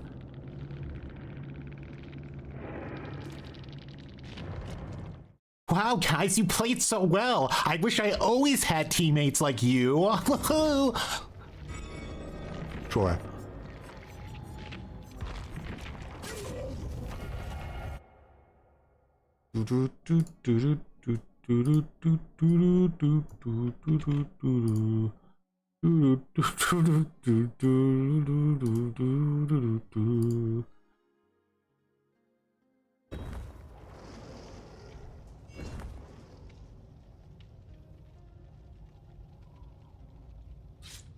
It blows my mind that exaggerates haven't seen a single balance change since 2017. Without those, this match would have gone differently. Hey, don't forget that we did actually have one exhaustion change recently. We buffed Vigil because exhaustion just wasn't good enough already. I'm good. The experiment is over. Like, Dredge just cannot compete. He's too pathetic. He's way too dependent on things like that you have no control over.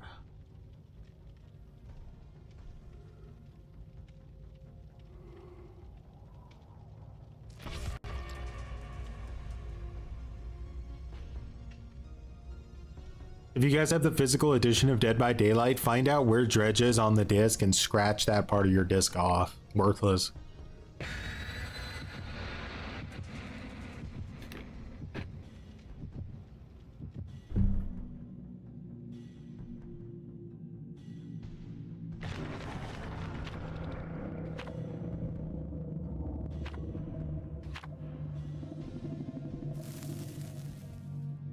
Yeah, I can literally guarantee you on my life that none of those people playing in that match as Survivor would have been able to win that match if they were the one playing Dredge in that situation. Guarantee on my life. Scott was saying they should make Vigil recover exhaustion while running, and I nearly stuck my junk in a light socket.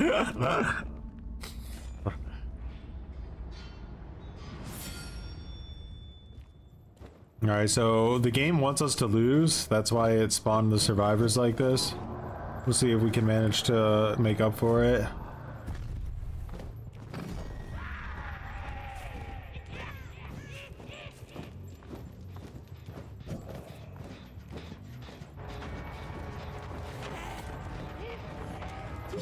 I was seeing if I could panic her into taking a double hit.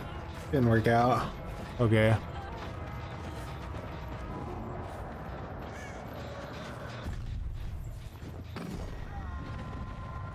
I don't think that that person was alone, but I'm not sure. We're splitting up on as many gens as we possibly can at once. Really trying to play this super sweat.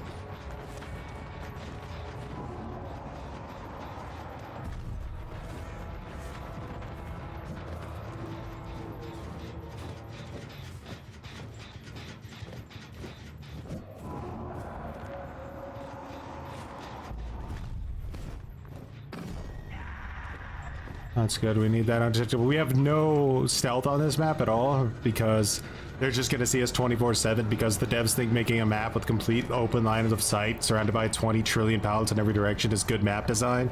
They also think glue should be sniffed every day for breakfast, lunch, and dinner.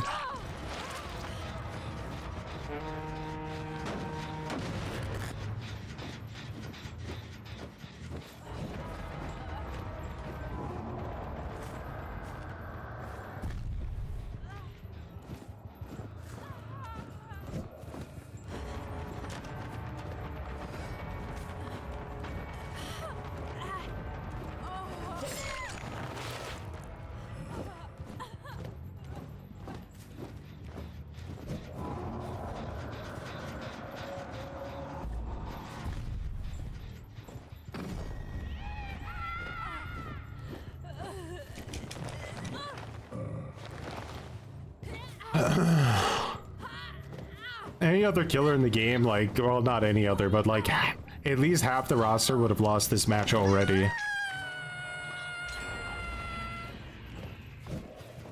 That's how efficient and tryhard these guys are playing already on gens. But it was mostly due to that shit-ass spawn. That shit-ass spawn was intentionally, trying to fuck us over completely.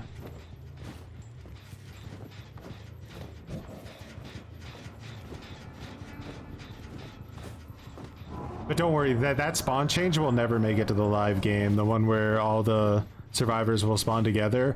Guarantee you that all of the content creators in existence will come out against that as being too unfair for solo queue. Because, you know, solo queue's experience matters so much, guys.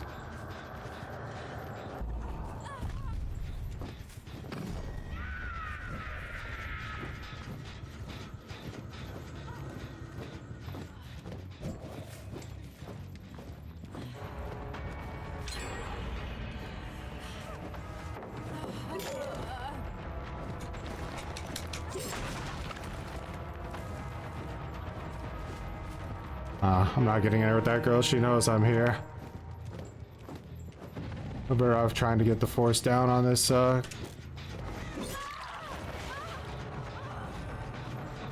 He's gonna get the banner. Jailer's still bugged, so he's way slower than he should be.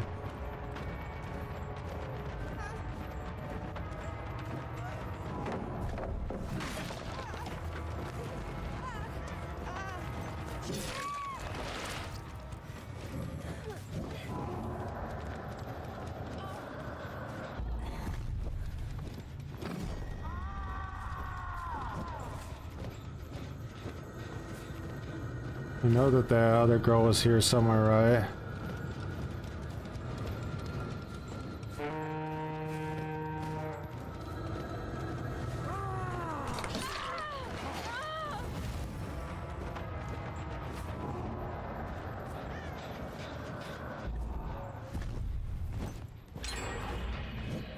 Yeah.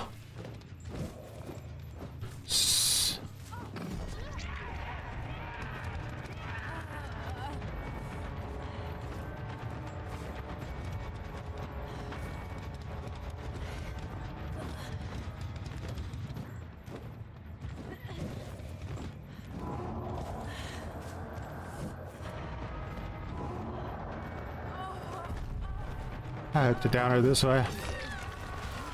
Our check spots are just too goddamn good. This isn't good. I pretty much got nothing to work with here at all.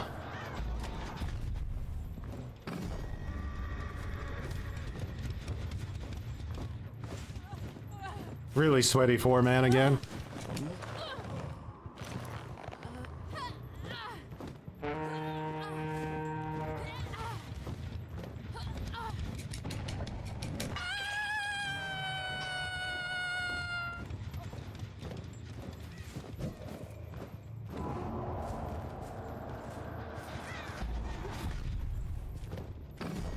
Killing somebody because they already know that someone's gonna have to go in for the trade, right? So me chasing this Clyde right now is really good for us. It wasn't a four-man, guys. I lied. That person gave up.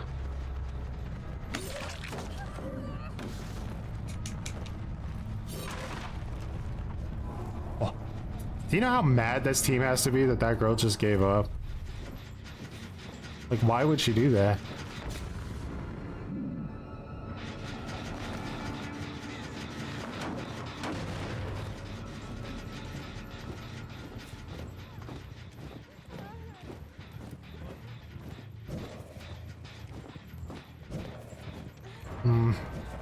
Balance landing, very well designed perk.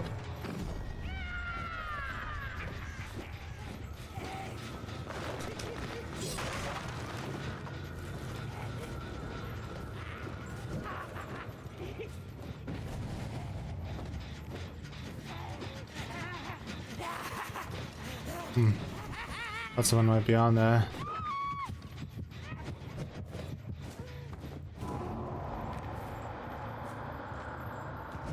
Whoa, that was laggy.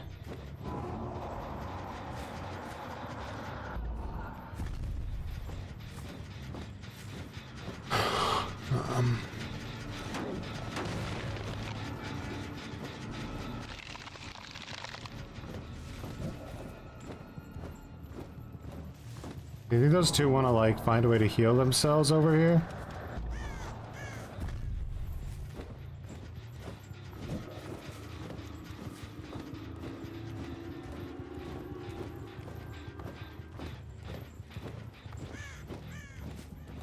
Not sure where that girl went.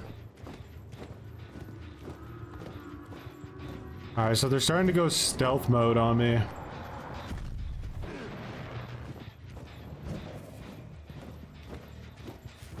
Which means they're probably going to want to reset somewhere. Reevaluate what they're doing now that that girl gave up like that.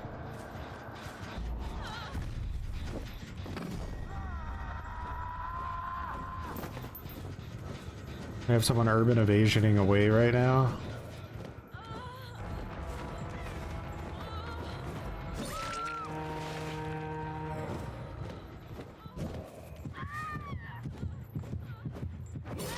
I think they've basically given up at this point because that girl gave up.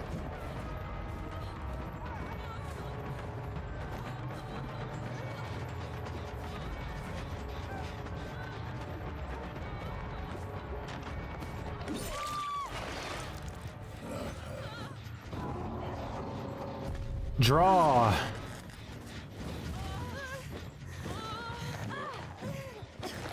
Have a good one, Dozy.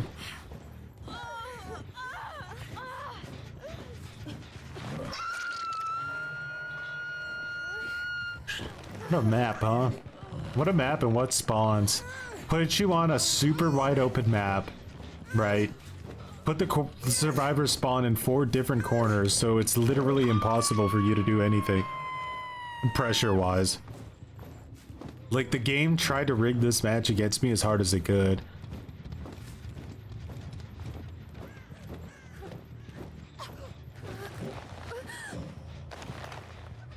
Luckily, that girl just decided that she didn't want to be the only one getting hooked, so she gave up. That was a crazy give up, by the way. Like, that wasn't just like still a winnable game, it was almost like a very winnable game. I would definitely say that it was in their favor.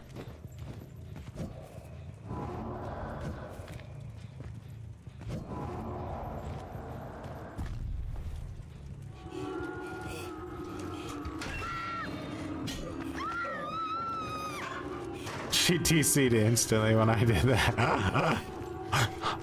Like, if you open it, I'm gonna draw.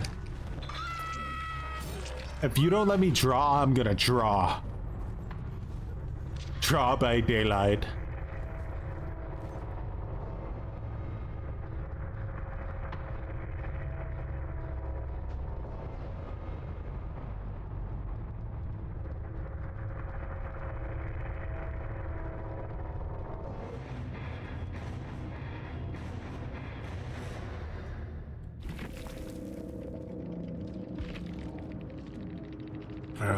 Dun dun dun dun dun dun dun dun dun dun dun.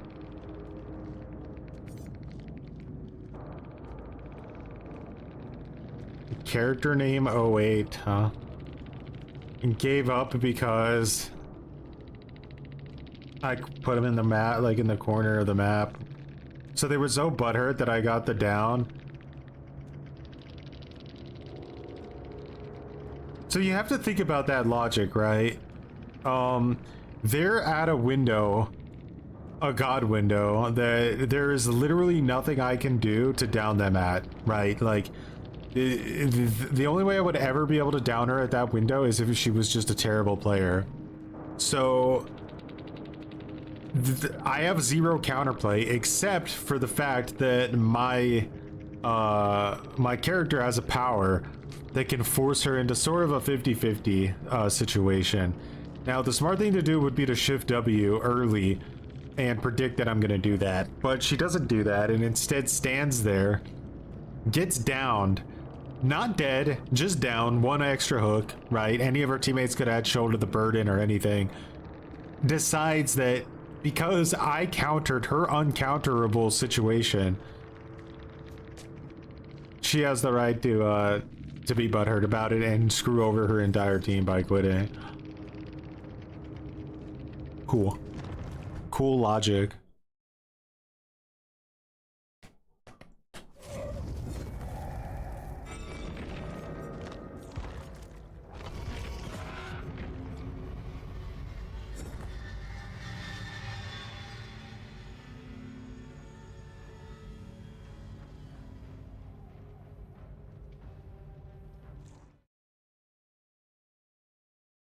Just whip through the window.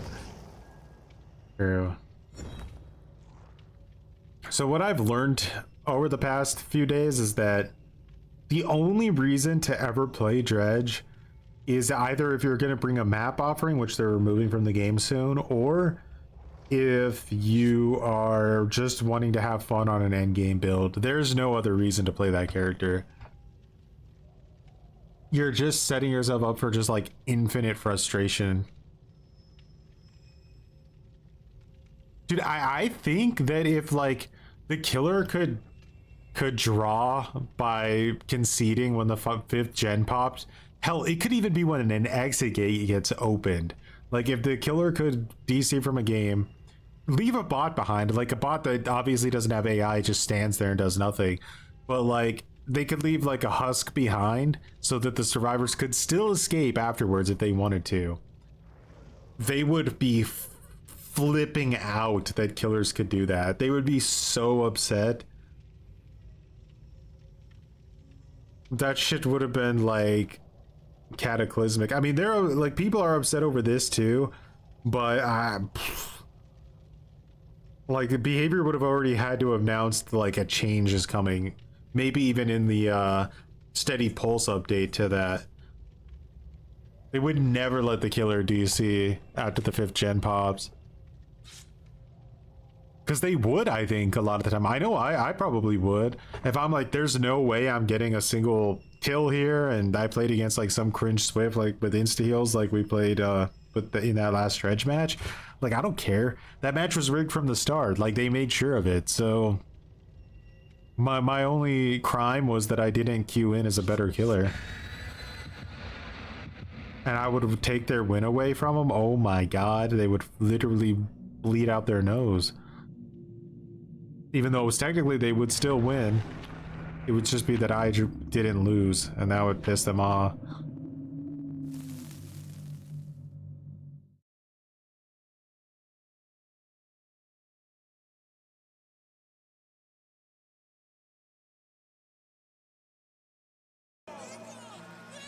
TTV should out maybe with the 100 cringer bites making it biggie. Oh, and we're all about infinite frustration here at the TTV should how maybe channel. Just come on down, follow and subscribe, and see my high MMR. Try hard MMR, high MMR matches. Come on down. We do play Dredge here. Oh, so there you guys go. Quality Dredge content over there.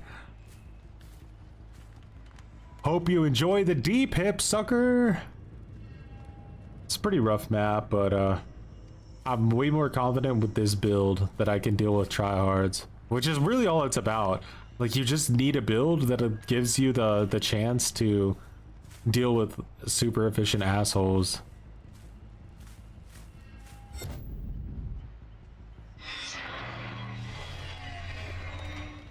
I didn't get a single person with that. That's wild.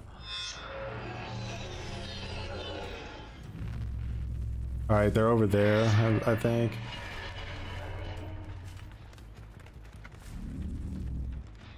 I just know somebody's top mid. Will they know which direction I'm coming from? Nope.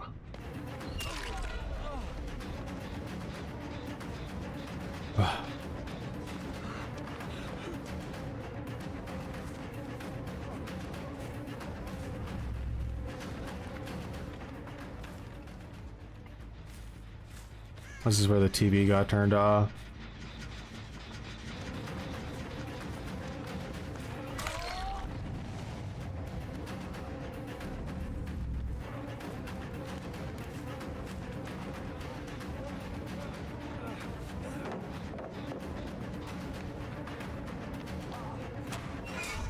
Oof. I could have played that better. I could have downed him there. Big oof on my part.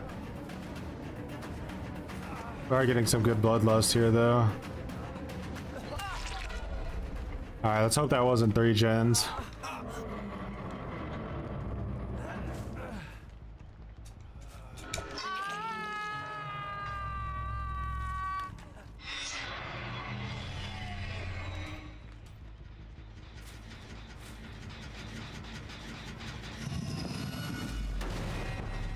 A lot of turned off TVs on that side of the map.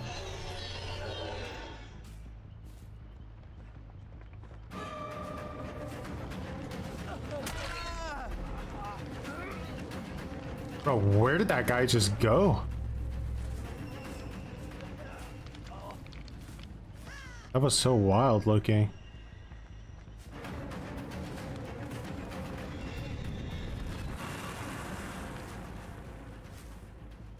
Iron Will is such a mindfuck.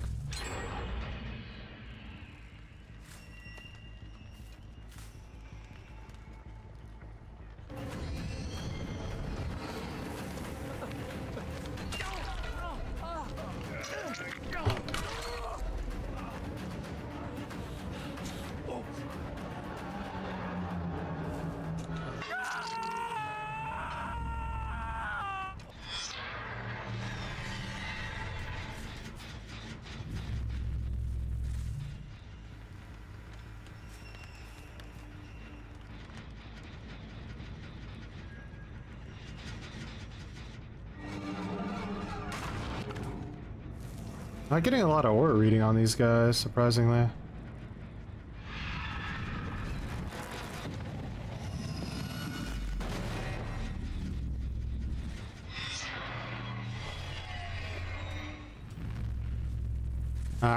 Was a resurgence heal, I think.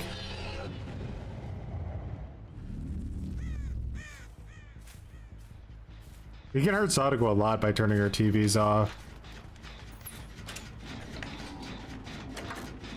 What the hell just happened there?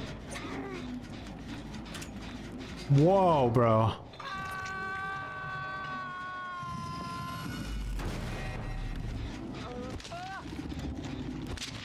Yeah, I don't know what that was. Well, this game's over. Just in that one moment we went from playing a match to now the game's over.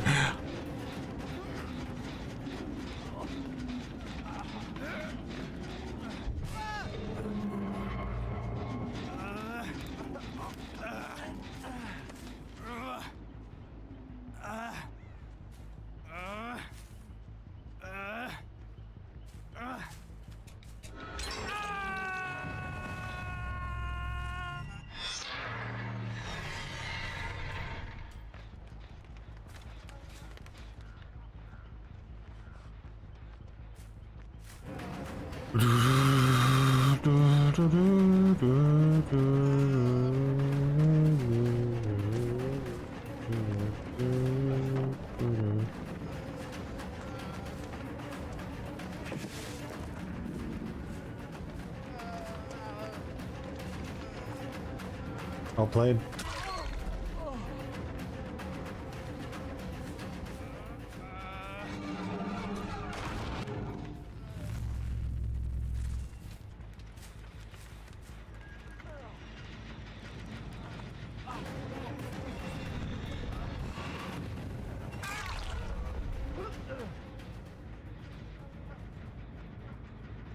It would have been nice if I had like a TV up here, right? I'm that kind of cringe.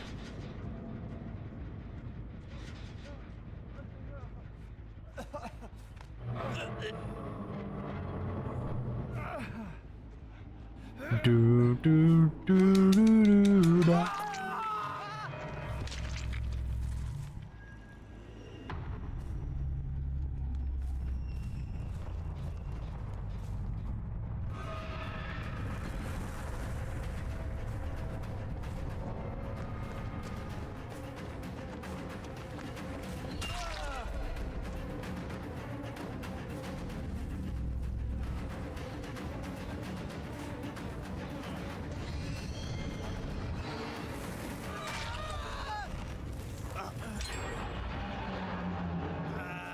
Somebody has been a real stealthy shitter over there at that main building. I think it's Zarina. Turning on my TVs constantly, being cringe on the highway.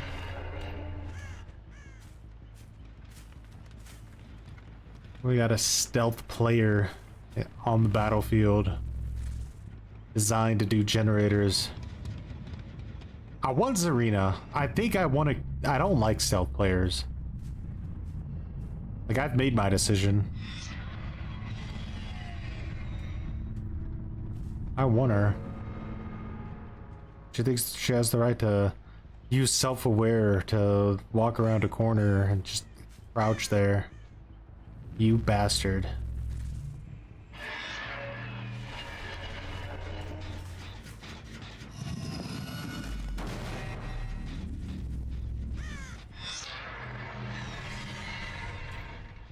We call those rats.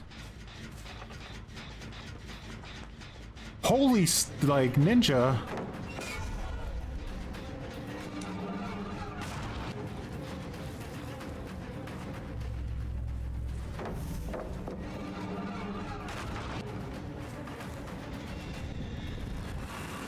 Since when is this gen like 99% done?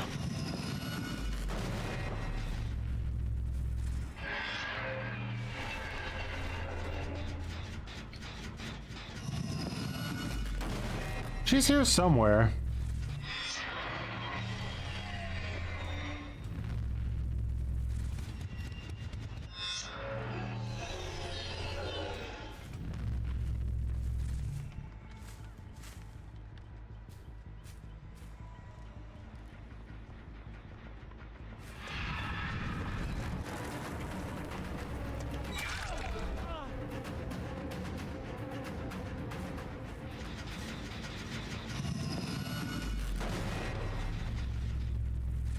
I think she's over there, maybe? I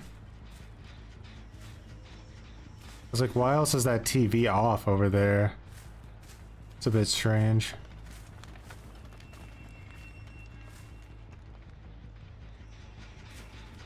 There she is.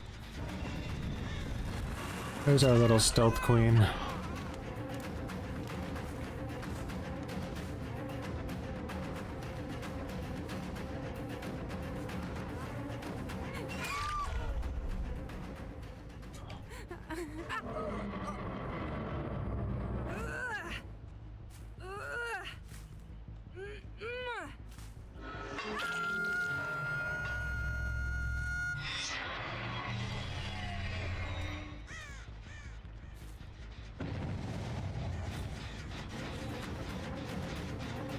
Surprising.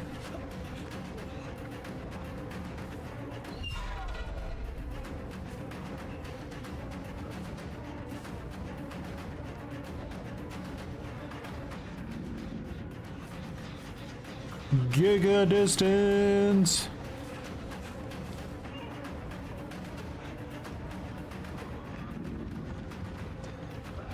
You bastard. I don't know how he figured out about my Spirit Fury enduring, but he did.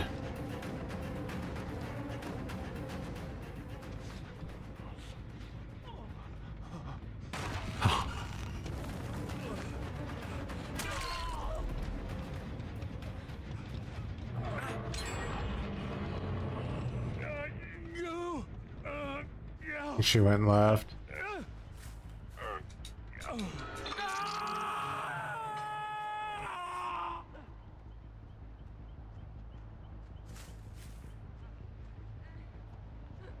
I see you, Zarina. She's gonna pre-drop that like nobody's business.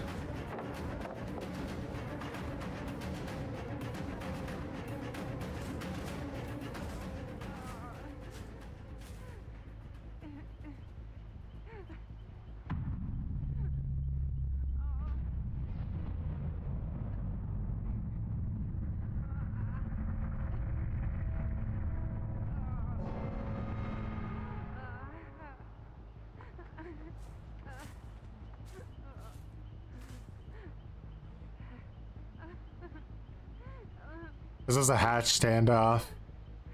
Modern day version.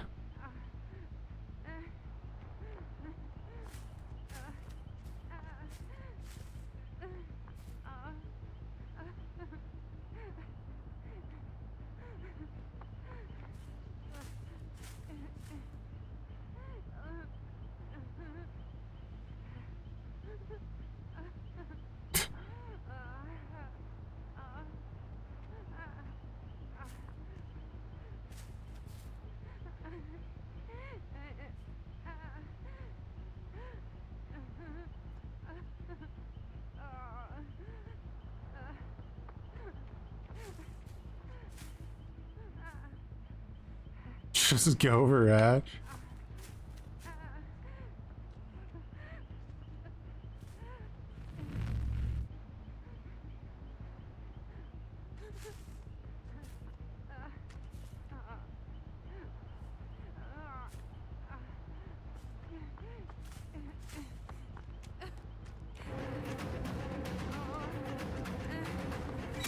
Oh, the dead hard! She had an ace up her sleeve, guys. She might draw now. Epic escape!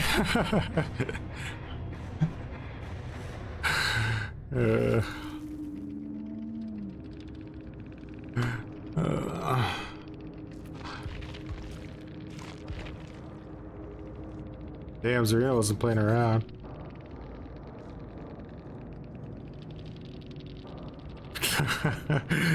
Yeah.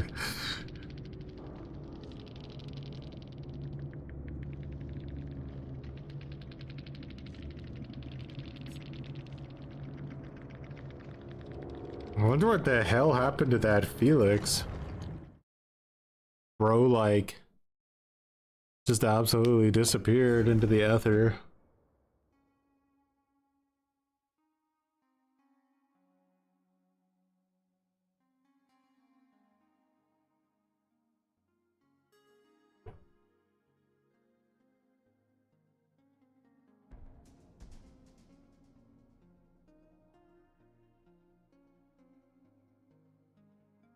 The entity grabbed him. Yeah, it was perfect because I had to swing in that situation. I mean, if I knew 1,000,000% that she had dead hard, which I didn't, I would have just had to bloodlust the palette, I guess. But yeah, twins versus singularity, that could be a good one, but we're gonna have to wait a little bit on it because twins is like giga bugged, and I don't know what the timetable is to seeing her get fixed. I'm thinking that the next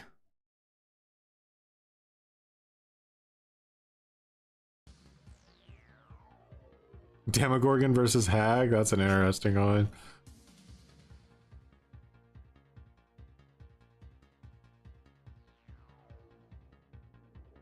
That was gonna do Dracula versus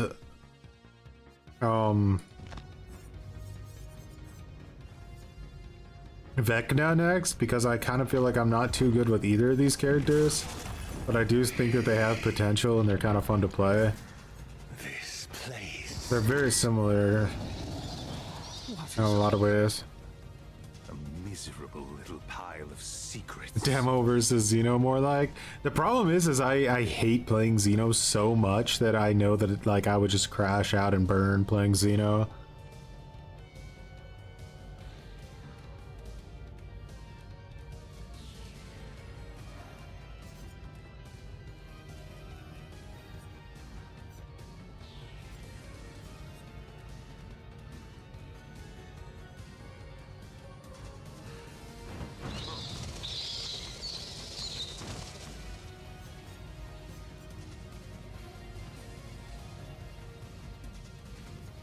I'd like to put somebody up against Houndmaster as well, because I find her to be kind of an interesting character. I still got business to settle.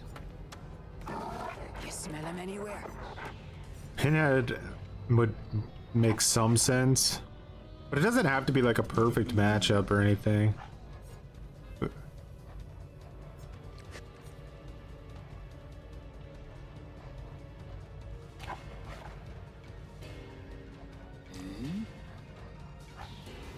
Theanor 505 Harambe Houndmaster versus Mr. Kennedy. Mr. Kennedy, yeah.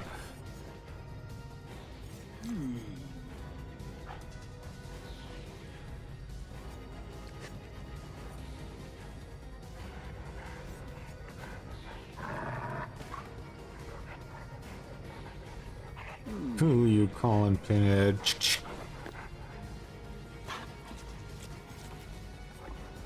The twins would be interesting to put up against some people, but we gotta see when those bug fixes come through.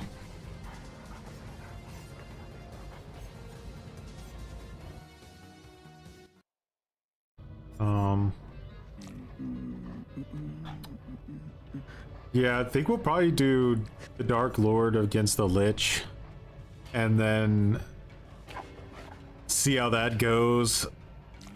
Because I really don't know. I'm very mid with both killers, so like a lot of my losses will be skill issues.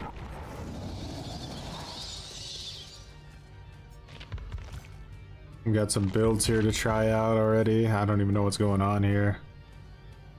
What the hell is Thwack doing on here?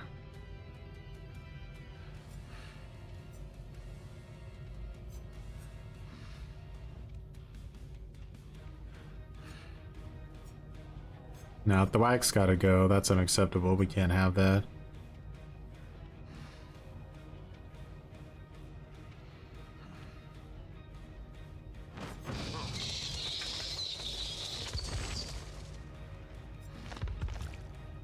Alright, those builds look more reasonable. Rapid brutality, yeah, that makes sense.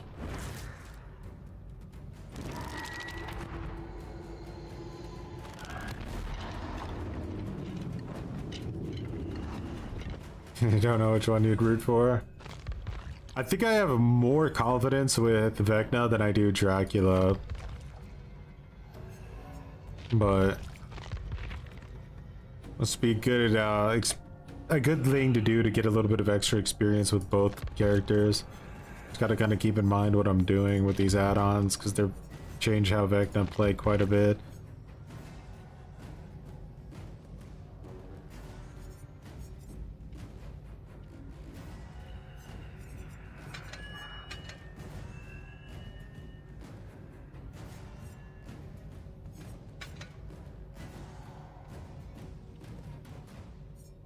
That could be an interesting build.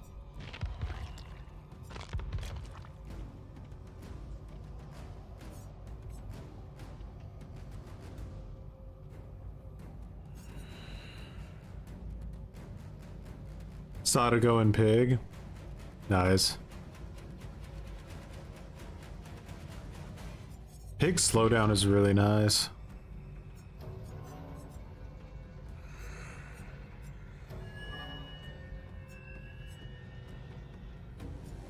Pretty sure anybody I put up against Knight will most likely just lose because I'm too good at dumpstering.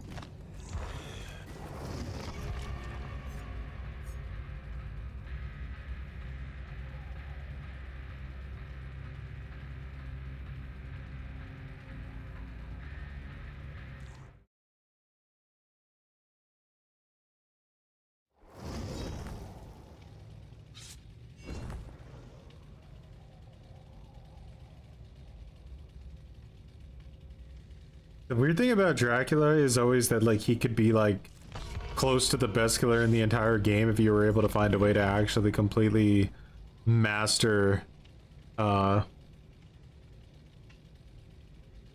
do you call it? Bat form. Because like you could just spawn on top of everybody instantly and just hit them.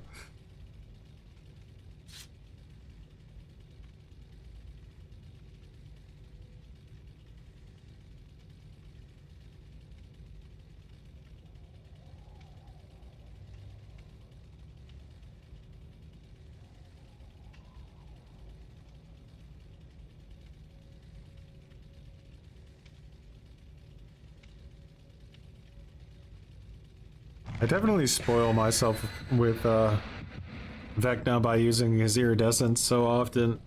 If I was just willing to commit to his like base kit, I could probably get way better with it, but every time I use it, I just like find myself foaming out the mouth that I don't have the iridescence.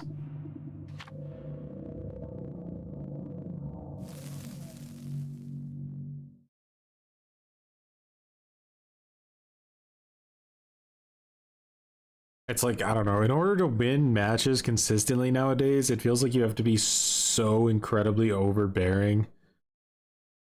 Like, you just have to crush the survivors in order to beat them.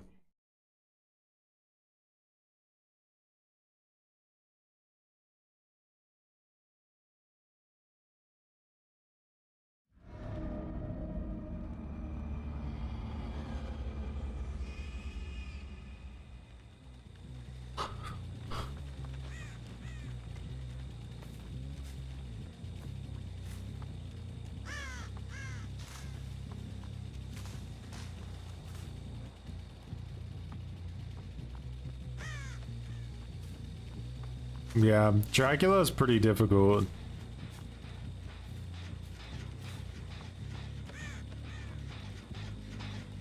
Where'd that person go?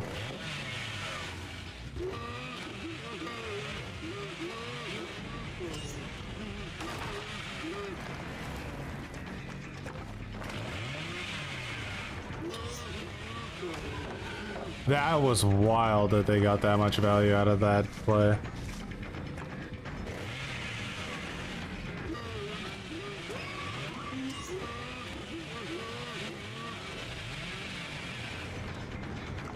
I love how we're just like going up against shadow steps all the time now because of well,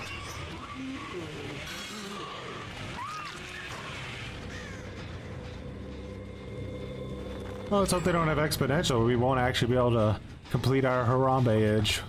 That would be a sad day.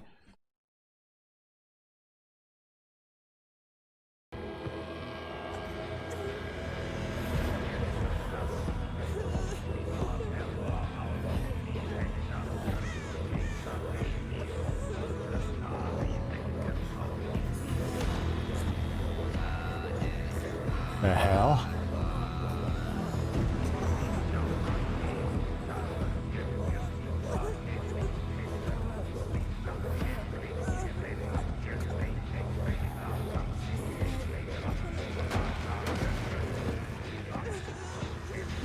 Well, guys, you get your free escape. I get my Harambe. We all walk away winners today.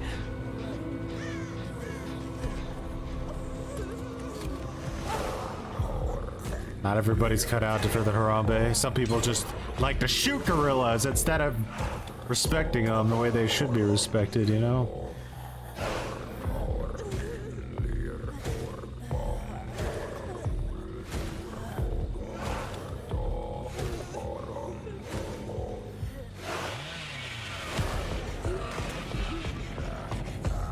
With all the regions.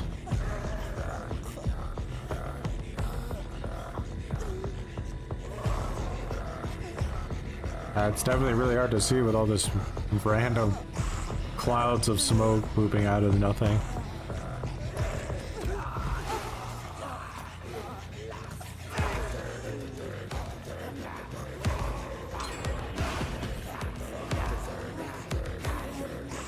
Nobody even cares to come because it's a bot. The AI will remember this someday, that it was treated like this.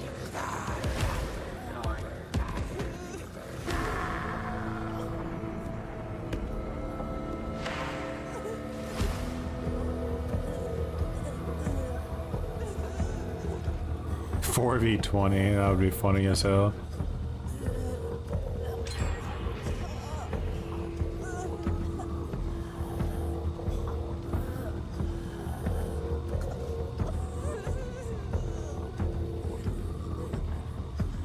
Singularity in the making right here, yeah. You left me behind, remember? A horror movie called The Mage. Starring Jason Statham.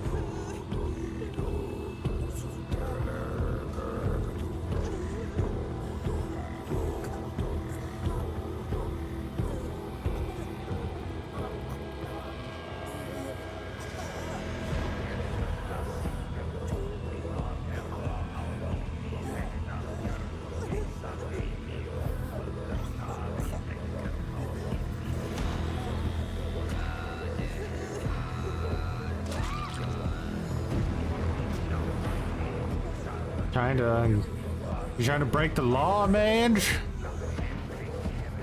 That's not how this works.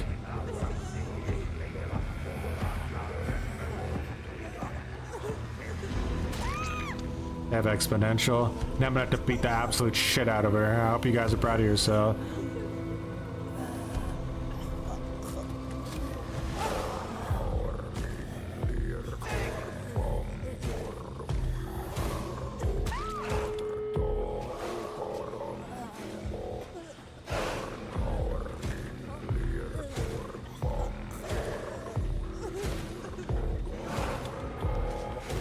Yeah, Harambe! Harambe!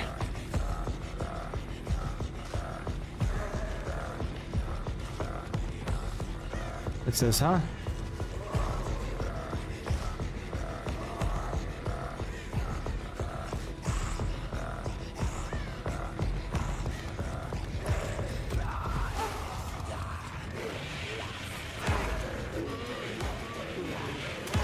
It's over. You've been claimed.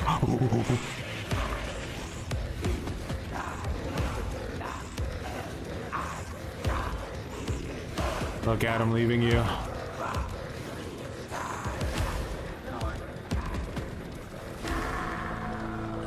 know what? Probably be easier to watch if you're just on a hook, wouldn't it? I'm gonna crawl over to that exponential. That's not very Harambe friendly activity. Harambe! As I need some Harambe emotes in chat, I think. It's the only way I'm gonna be able to live with myself.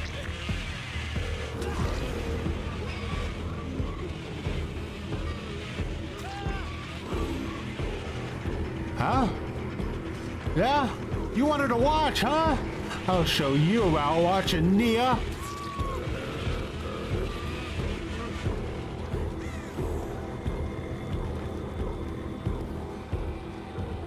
Huh? Tough guy, huh?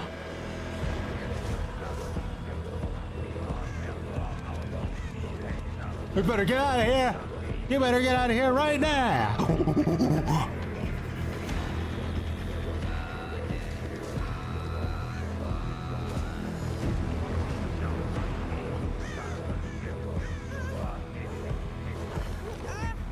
Harambe S tier.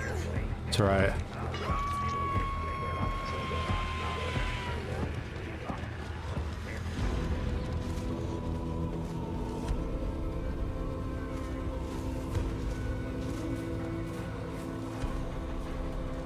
Where'd our boy crawl off to, huh?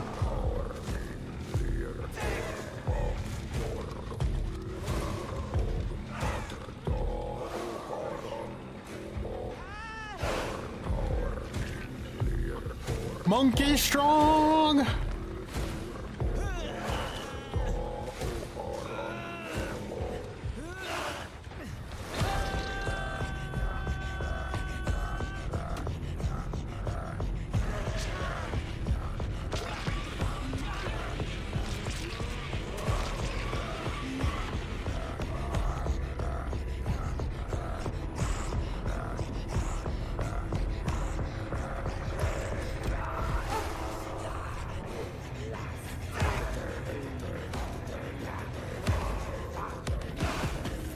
Harambe wins yet again.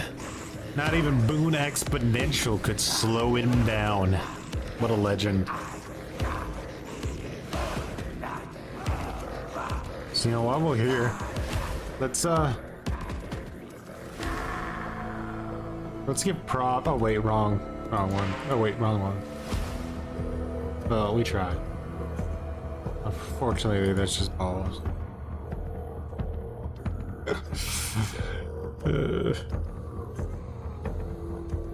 Harambe is indeed the GOAT.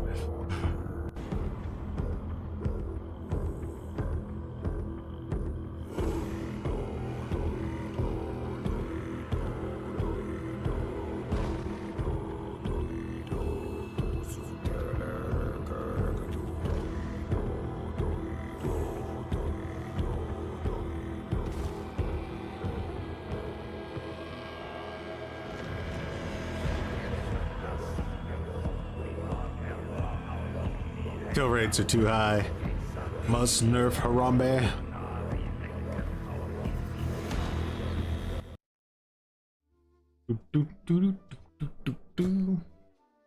Well, guys, in the end, what did we learn? We learned that Dredge is too pathetic to go against real opposition. You know, that's his issue. As soon as things get a little bit too diapery, he just folds. And that's just the reality of the situation. Sadako has way more potential to play against better players than Dredge does. He's just incredibly predictable. can't deal with a lot of the sweatier things in the game at all. Very map dependent. Not an atrocious killer by any means. I mean, we still had a decent win-loss, but you will be losing, and you will, every time you lose, there's going to be an easy left for you in chat, and you're going to have to look at that easy and think about it every single night for the rest of your entire life. You want that? Do you want that? I don't think so. So just play Sadako instead.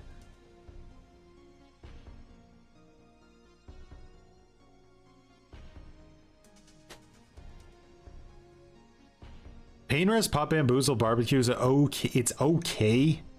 It's okay. But you're gonna keep a win-loss like this. As soon as you go up against like a Swift on like a suboptimal map, you're just gonna feel like you can do nothing, like at all. Like you just can't do anything, and the gens are gonna fly. By the time you even start to think about getting momentum, the game's already gonna be over. Yeah, night always comes next. Right. They hit you with an easy, you slap night on and you get grudge match. And if it's not night, it'll be another character, so like there you can always get grudge match. Even though the people you're getting grudge match on probably had nothing to do with it, right? But hey, that's just the way it goes. You can always play Harambe it up. You know, we had success once, even though I think we only did it one time. We Harambe'd with Skull Merchant, and that was successful. I think we Harambe'd even with Knight before as well. We just kept a guard around, like at all times, just guarding us while we Harambe'd. So they can't break Harambe's spirit just by thinking they have the right to do anything to Leatherface. It's not going to happen.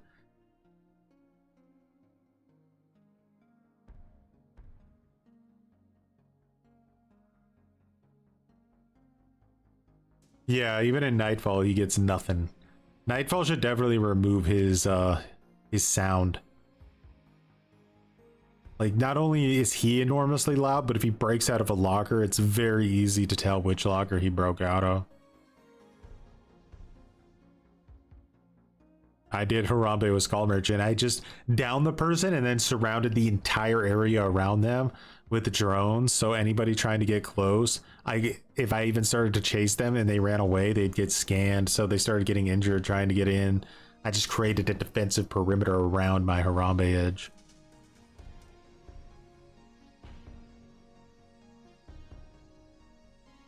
Nightfall is countered by filters.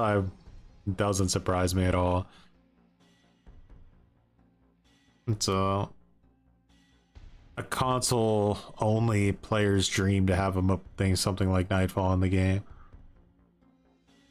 Well, with that, guys, I'm gonna go ahead and say much appreciated for hanging out today. A good 4 hours, 18 minutes in. Not a bad stream. We got to the bottom of it. We figured it out. Sadako beats Dredge. I throw in the towel. He's just not gonna catch back up to her. She's just gonna continuously get more and more wins. He's gonna continuously get more and more losses as we start spreading out and trying different builds. His audio's already out. It very much is. My pleasure, Queen. And with that, thanks guys again for hanging out. Thanks for the commitments, the recommitments, the cringer bites, the self-advertisements, and all of the Harambe emotes in chat. Much appreciated. Have a very good rest of your Sunday, whether it's night or morning. Peace.